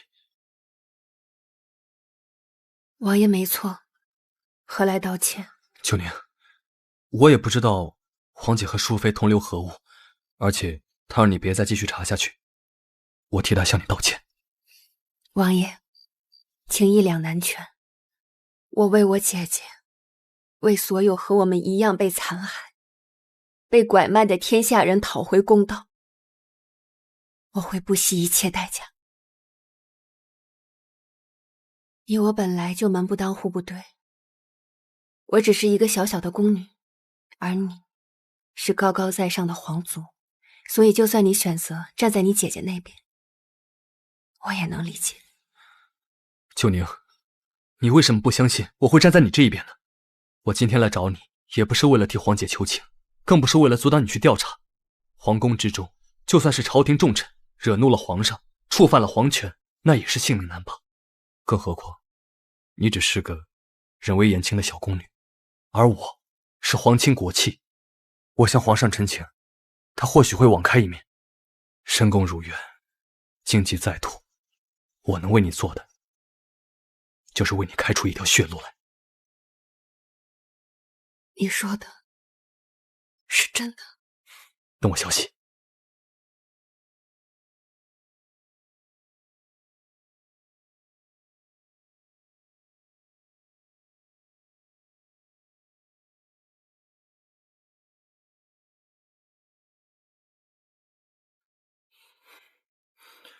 皇上，臣有要事禀报。何事？此事事关重大，还请皇上容臣单独禀报。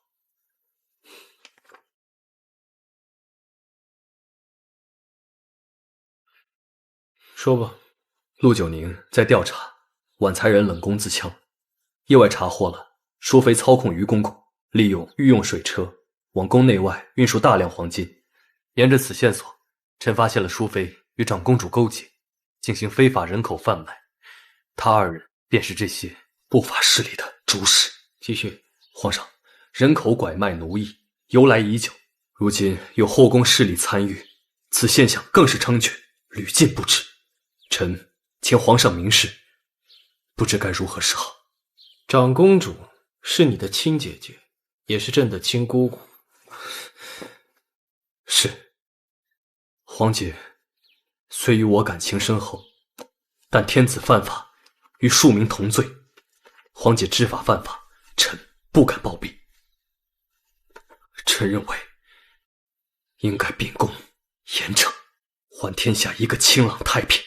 这么说，小皇叔你已经都调查清楚了？是的，皇上，我在宫外查获了大量的线索。御前的张公公此前也被淑妃收买，张公公能证明淑妃的罪行。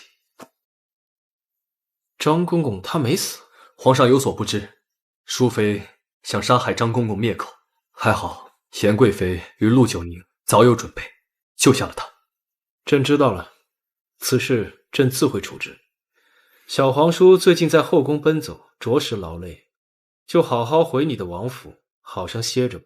皇上，既然事关长公主，也就事关我皇家宗亲。陆九宁深陷其中，小皇叔与陆九宁，是不是便不能良缘有地了。是，淑妃与陆九宁已经结下了仇怨。皇姐知法犯法，陆九宁揭发检举。事已至此，皇家的祖制已经不会允许我二人有连理之好。臣与陆九宁都认为，不应该因为儿女私情而徇私枉法。臣愿秉公处置。那朕便没有什么顾虑了，退下吧。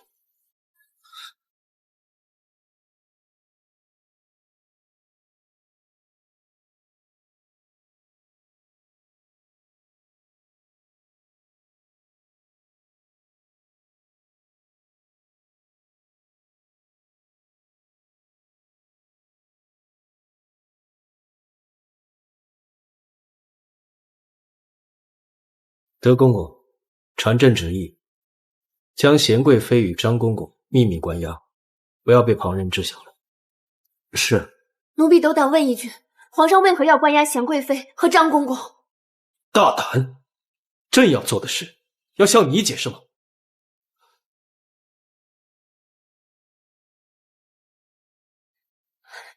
王爷，你为何要骗我？秋宁，你这是何意啊？王爷口口声声说会亲自向皇上陈情，可是到头来，你还是选择和皇室宗亲站到了一起。也是，我只是一个小小的宫女，你是高高在上的皇族，你怎么会将皇室颜面置于不顾？你们还是更加看重皇室颜面。秋宁，我已经把事情全都告诉给了皇上。所以皇上的选择是包庇淑妃，甚至连贤贵妃也成了牺牲品。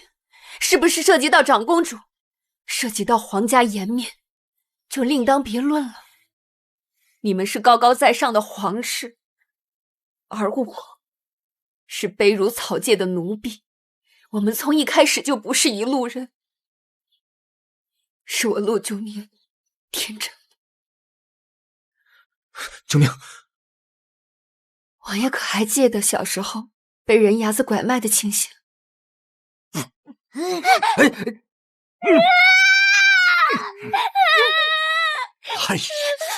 哎呀！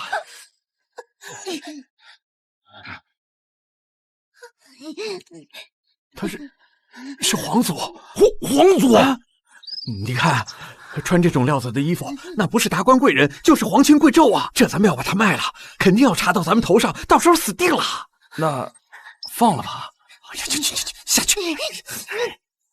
要命！给我，快，轰远点，走，快走啊！快走！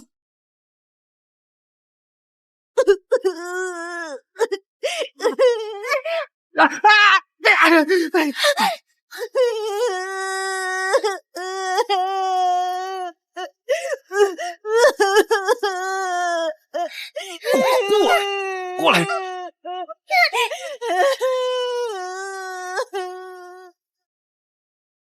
王爷，你我本就不是一路人，以前不是，以后也不是。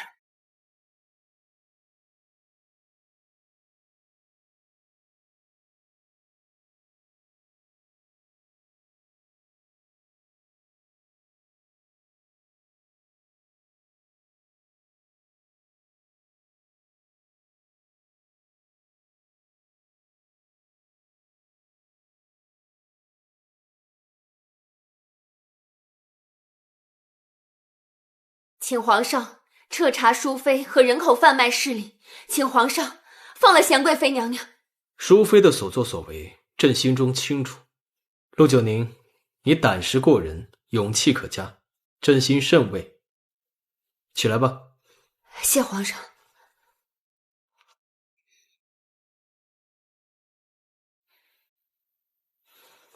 九宁，你冰雪聪明，做着宫女这般苦累，倒是埋没了你。朕想问问你，朕愿意给你个位分，以后常伴在朕左右，你可愿意？皇上，奴婢从未妄想过皇恩。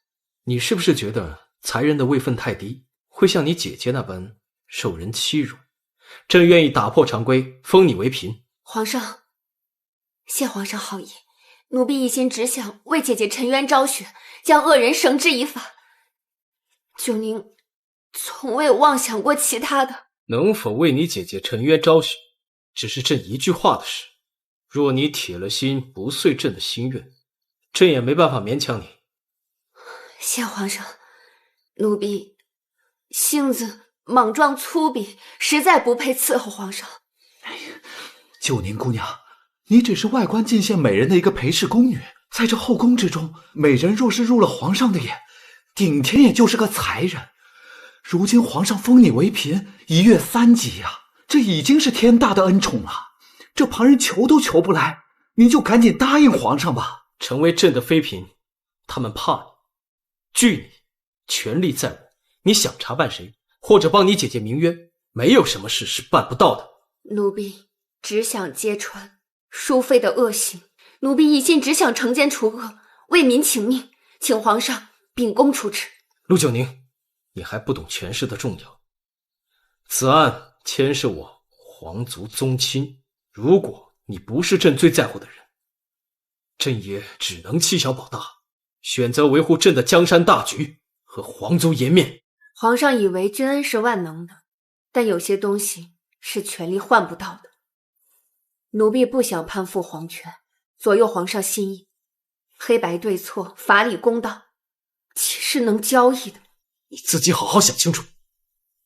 哼！哎，皇上，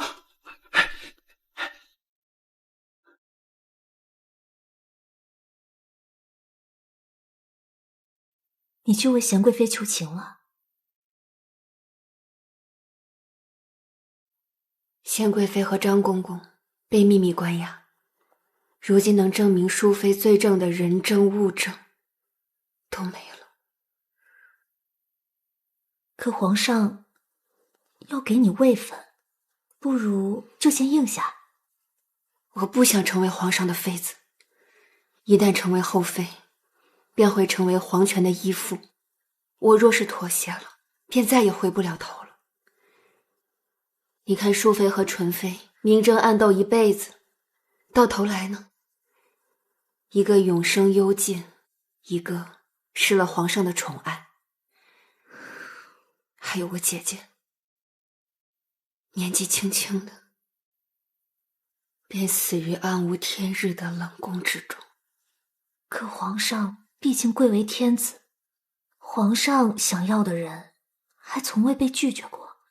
你这般不给皇上台阶下，若是惹怒了皇上，该如何是好？我若是顺了皇上的意当了妃子，眼下是得圣宠，能借着皇上的权势呼风唤雨。可皇上身边有那么多女人，他今天喜欢你就来看看你，明日他喜欢别人，便把你撂在一边。到时候我也沦落为一个争权夺利、算计人心的毒妇，在后宫里聊此残生，想想都觉得可悲啊。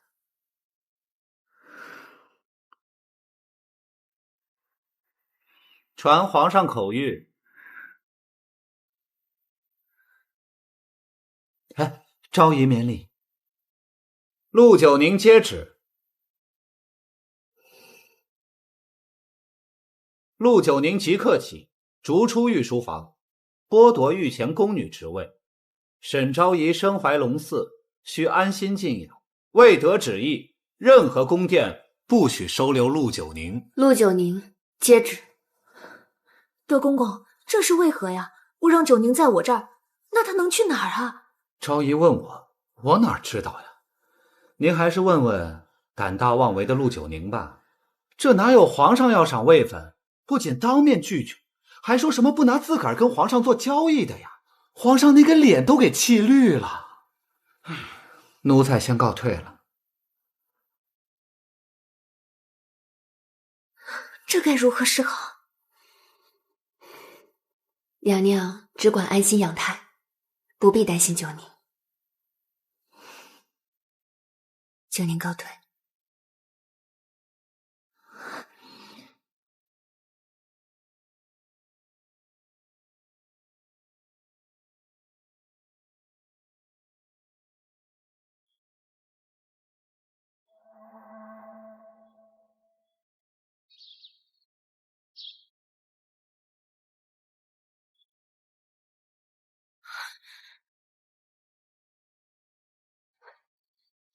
太后，太后，奴婢有冤情禀报。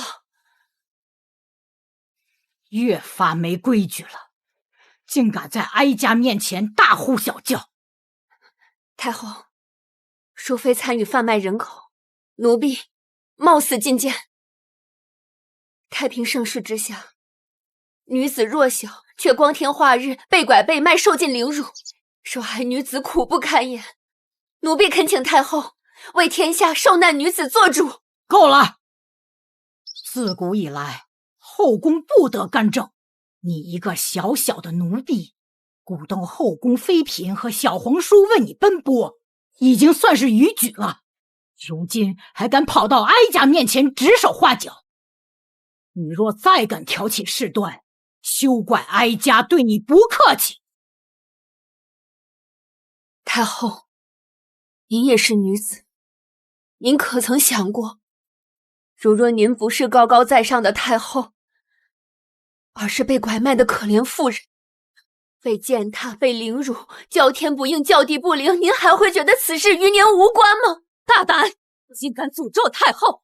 来人，拖下去，掌嘴！女子本就生来不易，那些被拐的女子，她们不是玩物，不是摆件，是活生生的人啊！她们和您一样，是别人的女儿、母亲、姐妹和太后。太后！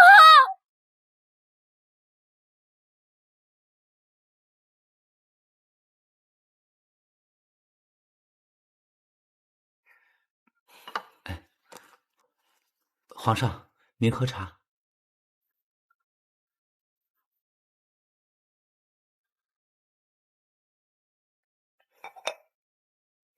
还在跪着呢。回皇上，九宁姑娘还跪着。九宁姑娘叨扰太后，出言不逊，被长嘴赶了出来。如今这后宫之中无人无店敢收留她，她就像流浪狗一般，没有去处，已经在御书房外跪了整整3日了。他知错了吗？没有，他只是恳请皇上为他做主，查办淑妃。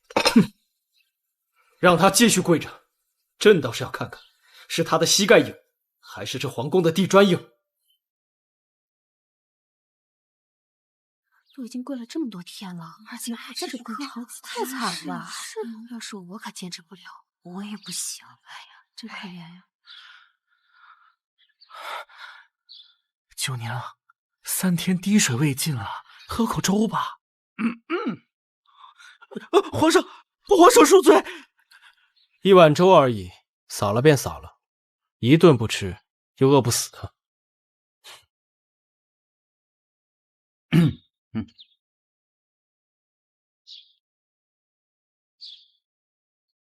九宁姑娘，这几日的情形你也瞧见了，莫说是在这皇宫之中，即便是放眼整个天下，凡事也只是皇上一句话的事儿。你是想要被众人踩在脚底，还是要过上呼风唤雨的日子？你只需要向皇上低头认个错，便可以一人之下万人之上了呀！你快些做个抉择吧。奴婢只想求皇上查办淑妃。你，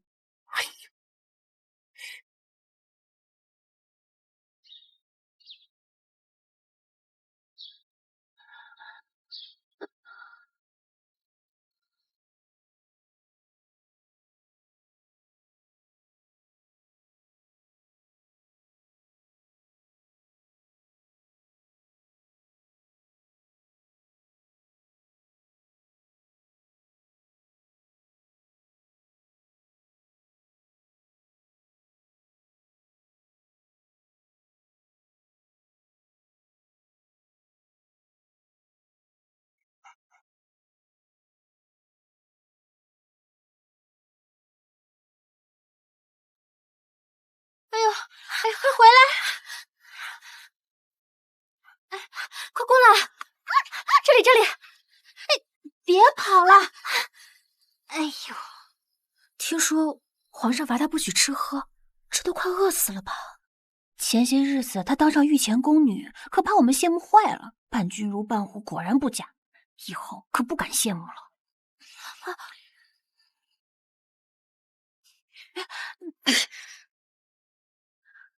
这肉干都馊了，娘娘的狗都不吃，你们是怎么办事的？这没馊啊！还敢顶嘴？下去。是。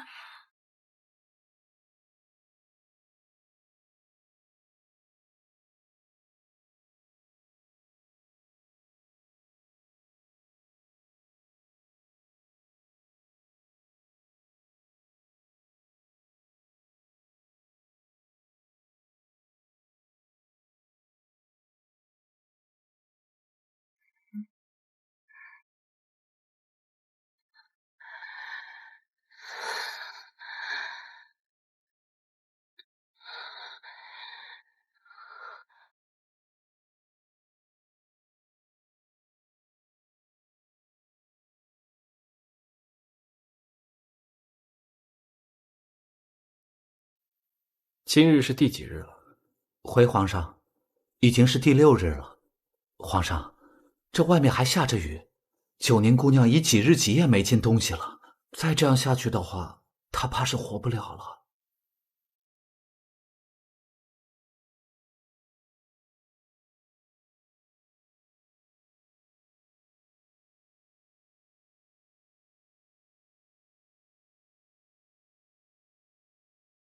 皇上，九宁知错了。传太医，快传太医啊！是。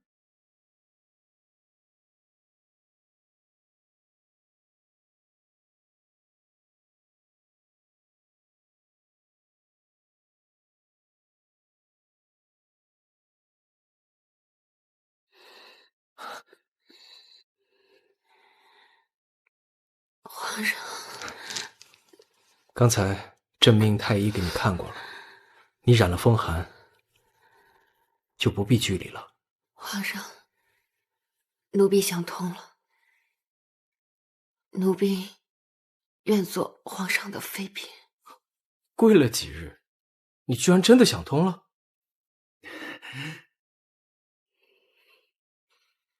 奴婢可以做皇上的妃嫔，只是奴婢有一个条件，不知皇上能否应允？只要你愿意做朕的妃嫔，莫说是1个条件，就算是100个、10000个，朕都答应你。皇上，奴婢的条件不好实现。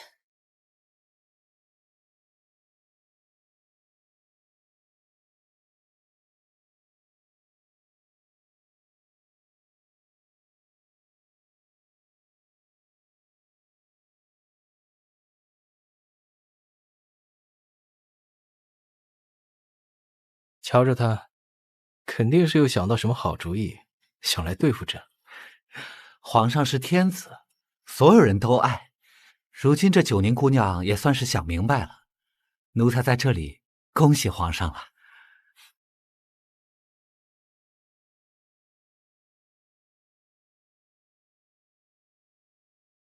九宁，你为何带朕来这里啊？银烛秋光，冷画屏，轻罗小扇，扑流萤。当日我与我姐姐婉才人在此地观萤火虫，姐姐因此得了皇上的宠幸，后来也因此招来了祸害。婉才人死得可惜，朕也心痛。皇上，您说我姐姐若是能死而复生，该多好！人死岂能复生啊？是啊，皇上应该也有特别不想失去的人吧？朕也是有血有肉之人，当然也有特别不想失去的人。皇上九五之尊，贵为天子，有通天的本领，无限的权力，可却也终究不能与天为敌。逝去的爱人，您的先皇后，即便是您，也束手无策。也不能让他死而复生，也只能把失去亲人的痛苦藏于心底。所以，这世上就算有无限的权利，也有做不到的事情。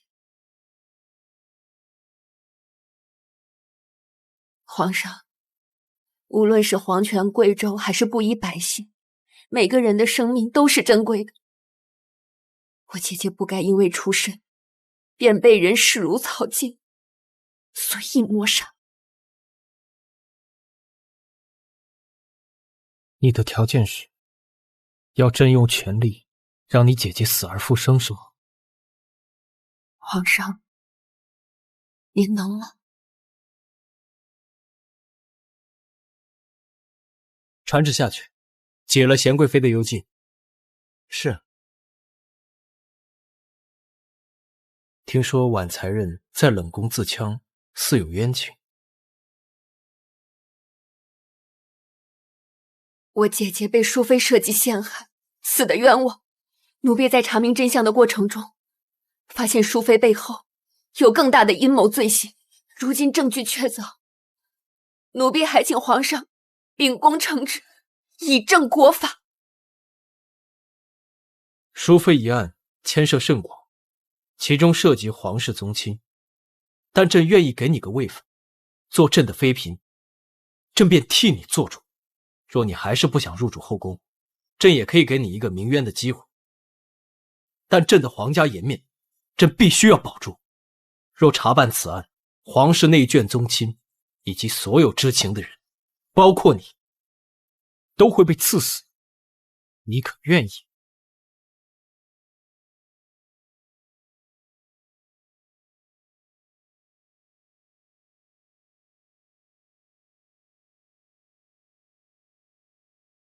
只要皇上肯为奴婢鸣冤，救命，甘愿领死。请您还替那些因拐卖被牵连、含恨而逝的人叩谢皇上。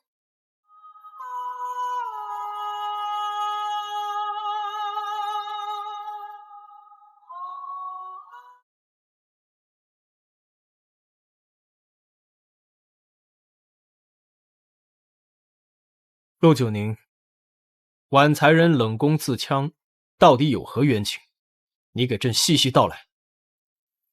皇上，奴婢原本是婉才人身边的陪侍宫女，和婉才人一起被陷入宫。后宫里人人传言，婉才人是在太后生辰宴上诅咒太后，被纯妃打入冷宫，畏罪自戕。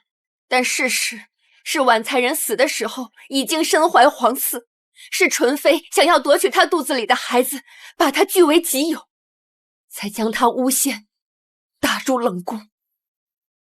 而淑妃怕纯妃得到孩子后母凭子贵，威胁到她的地位，所以才派人暗地里害死了婉才人。淑妃和纯妃是婉才人之死的罪魁祸首，请皇上明察。这么说，婉才人死的原因与纯妃操控太医、控制沈昭仪，想借腹生子如出一辙。只是沈昭仪运气好些，被你所救。是，婉才人死的冤枉，她平白无故地成为纯妃和淑妃斗争的牺牲品，正是因为怀了皇嗣，一尸两命。可如今罪魁祸首淑妃还逍遥在外，奴婢请皇上主持公道，为我姐姐平冤昭雪。传淑妃上来。传淑妃觐见。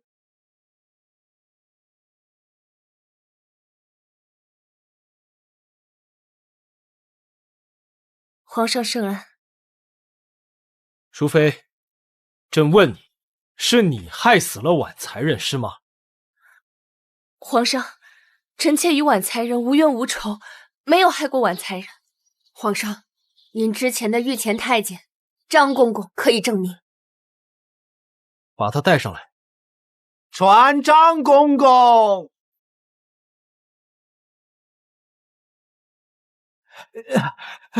老奴叩见皇上。张公公，把你知道的给朕都说清楚了。是皇上。老奴是受淑妃的指使，在御书房门前阻止陆九宁面见皇上，从他口中得知婉才人怀孕后，故意隐瞒，没有告诉皇上。随后淑妃胁迫老奴出面去威胁于昭仪，让于昭仪到冷宫给婉才人下毒，致使婉才人含怨而死。老奴该死啊！老奴该死啊！皇上，你还有什么可说的？皇上，这小宫女巧言令色，能言善辩，最善蛊惑人心。她为了达到目的，竟能让贤贵妃和小皇叔两人心甘情愿为其所用。臣妾被他们诬陷，臣妾冤枉。皇上，我姐姐婉才人之死，只是奴婢与淑妃的私仇。私仇，奴婢可以暂且不报，但小皇叔在宫外查到，淑妃勾结地方官员，进行大量的人口贩卖奴役，从中获取巨额不义之财。不仅如此，淑妃还利用皇上的御用水车往宫外偷运黄金，证据确凿。淑妃知法犯法，勾结外臣，此等大逆不道的罪行，其罪当诛。皇上，确实如此。民间拐卖妇幼案件猖獗，臣一直在调查这背后势力主谋是谁。经过多方努力查证，得到的线索都指向了淑妃。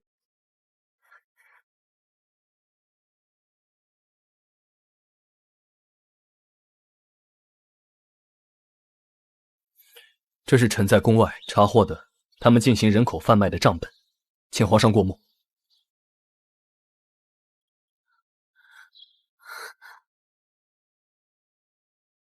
淑妃的赃款臣已经扣押，帮她运送金子的于公公也已经招供。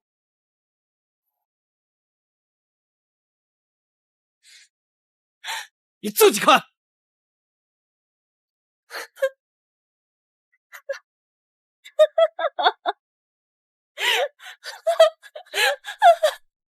本宫好不甘心啊！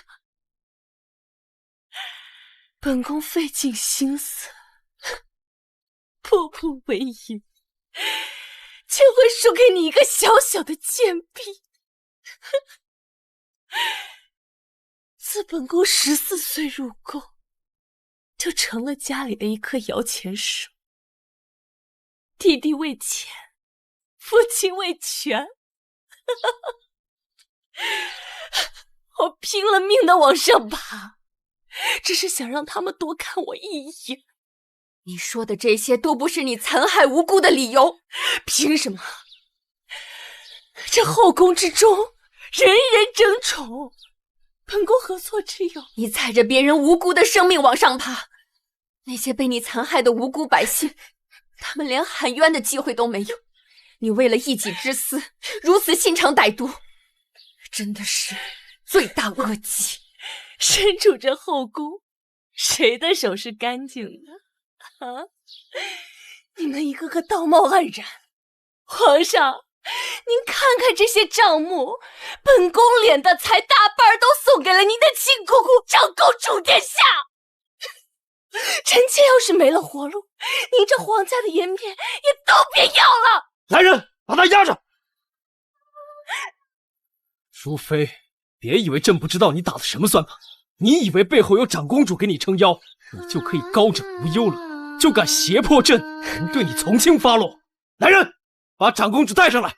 传长公主觐见。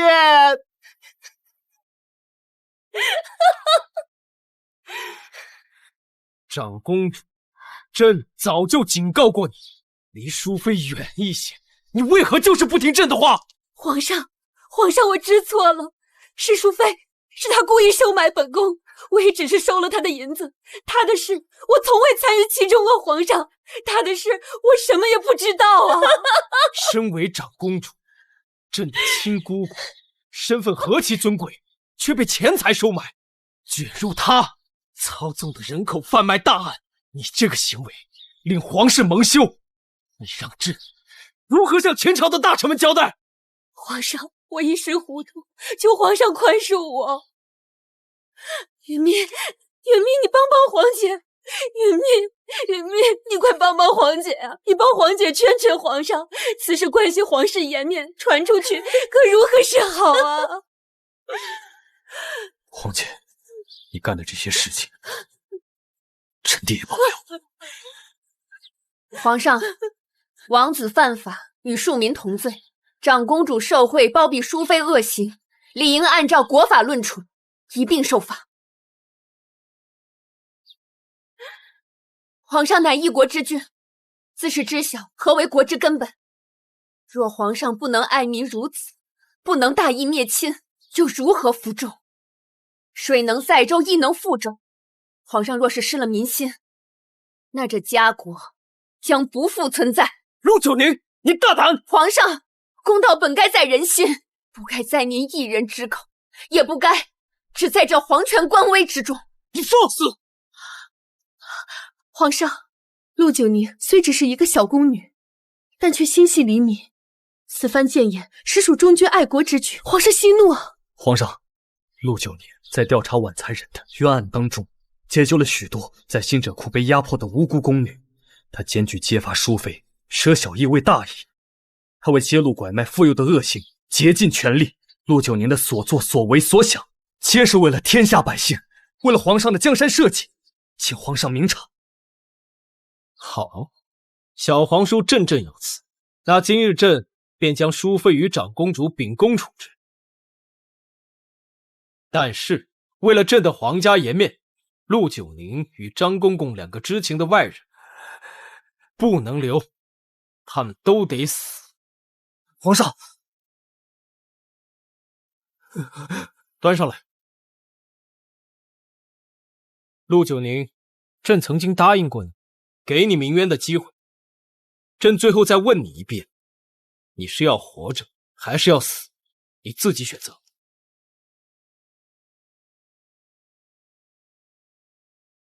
若皇上能够秉公处置，还姐姐一个清白，给她一个公道，还天下一个朗朗乾坤，就宁死而无憾。好，喝下这毒酒，朕自会给你公道。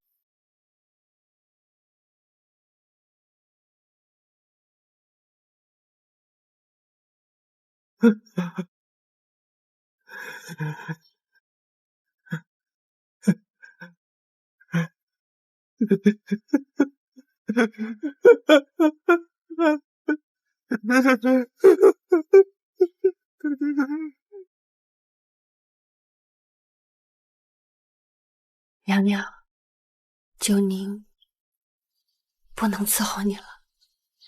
九宁叩谢娘娘的知遇之恩。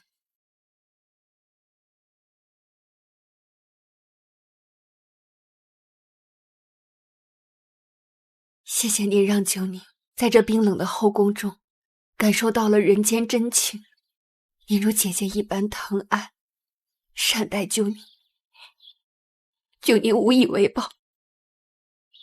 我们来世再见，来世九宁一定好好报答你。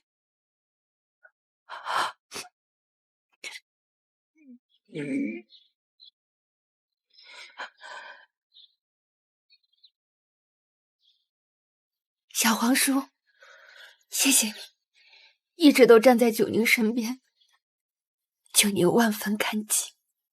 小皇叔对九宁的感情，就先放下吧。事已至此，我们今生再无可能了。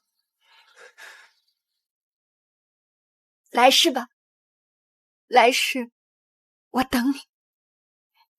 来世我们一定要白头到老，共度一生。九宁，不要！王爷，九宁，九宁，不要！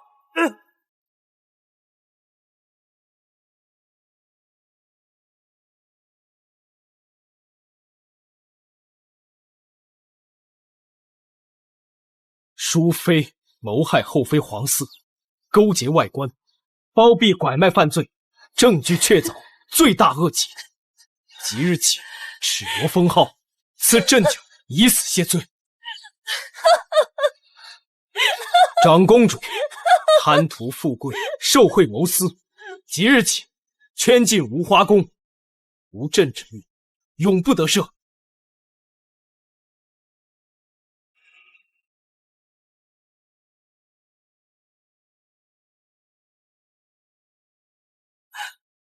九宁，九宁，九宁。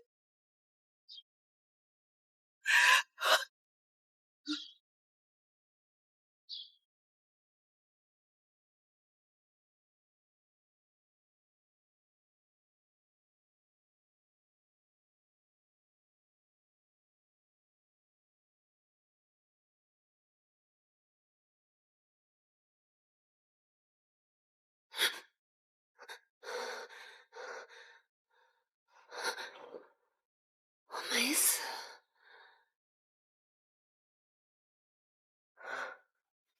九宁，你醒了。贤贵妃，不过是碗安神汤，睡得像头猪一样。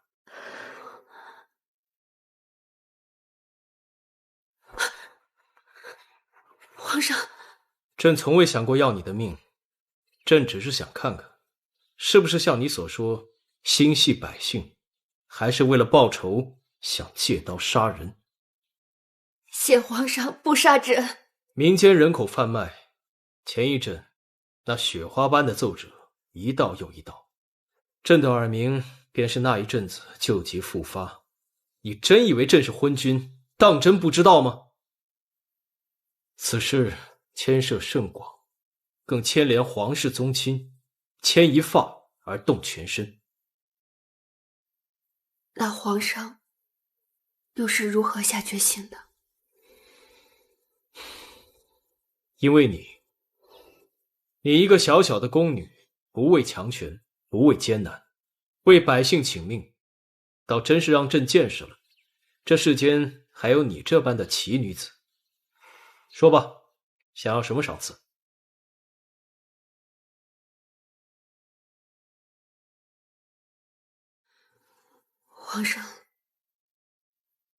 皇上可否准许奴婢离开这皇宫？奴婢想去完成姐姐未完成的心愿。奴婢想自由平凡的活着。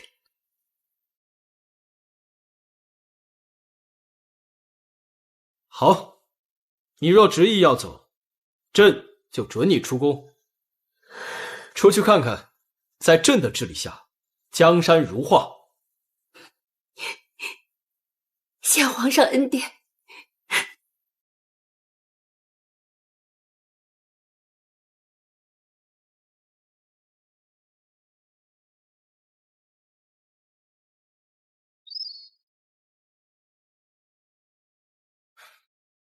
小皇叔说九宁不会接受朕，朕还不相信。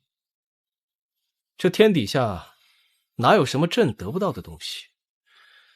九宁和其他女子不同。是啊，朕从未遇到过她这般的奇女子。小皇叔，你可想清楚自己的心意了？皇姐因为她被治罪，皇室宗族是不会接受她的。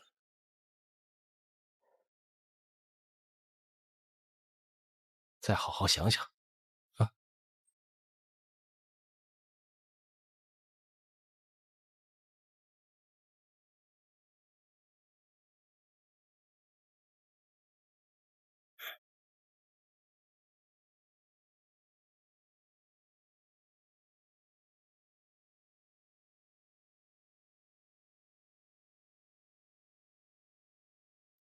娘娘留步，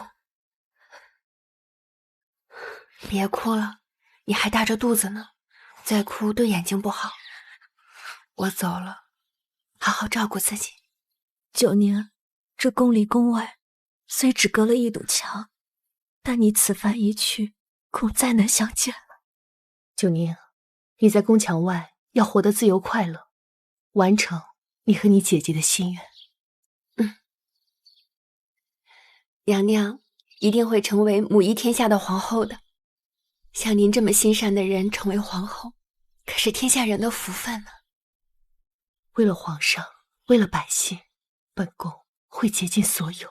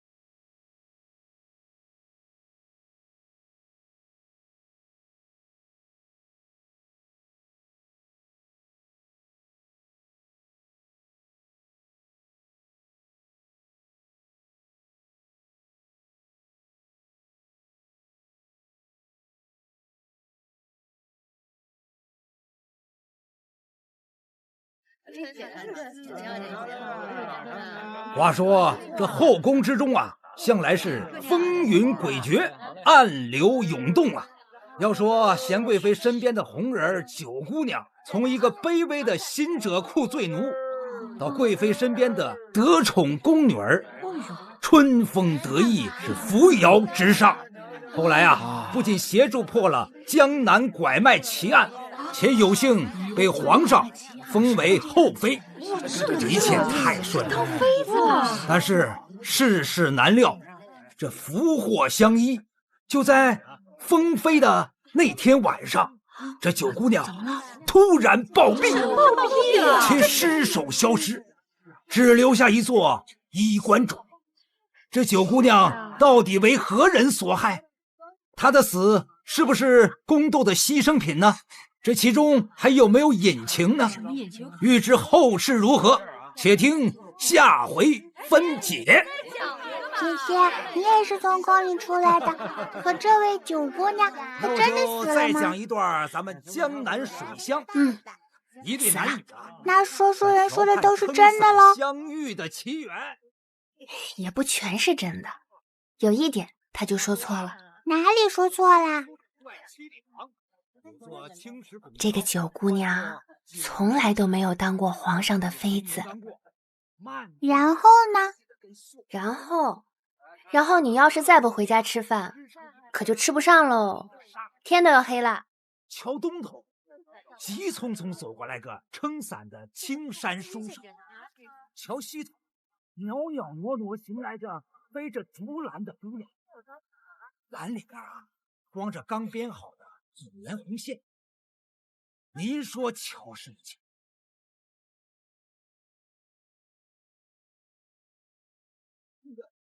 九娘，小皇叔，我不是什么小皇叔了，彻查拐卖一案得罪了宗室大臣，如今的我已经被触免了皇级宗室身份，这世上以后再也没有小皇叔了。现在站在你面前的我，已是一介寻常百姓。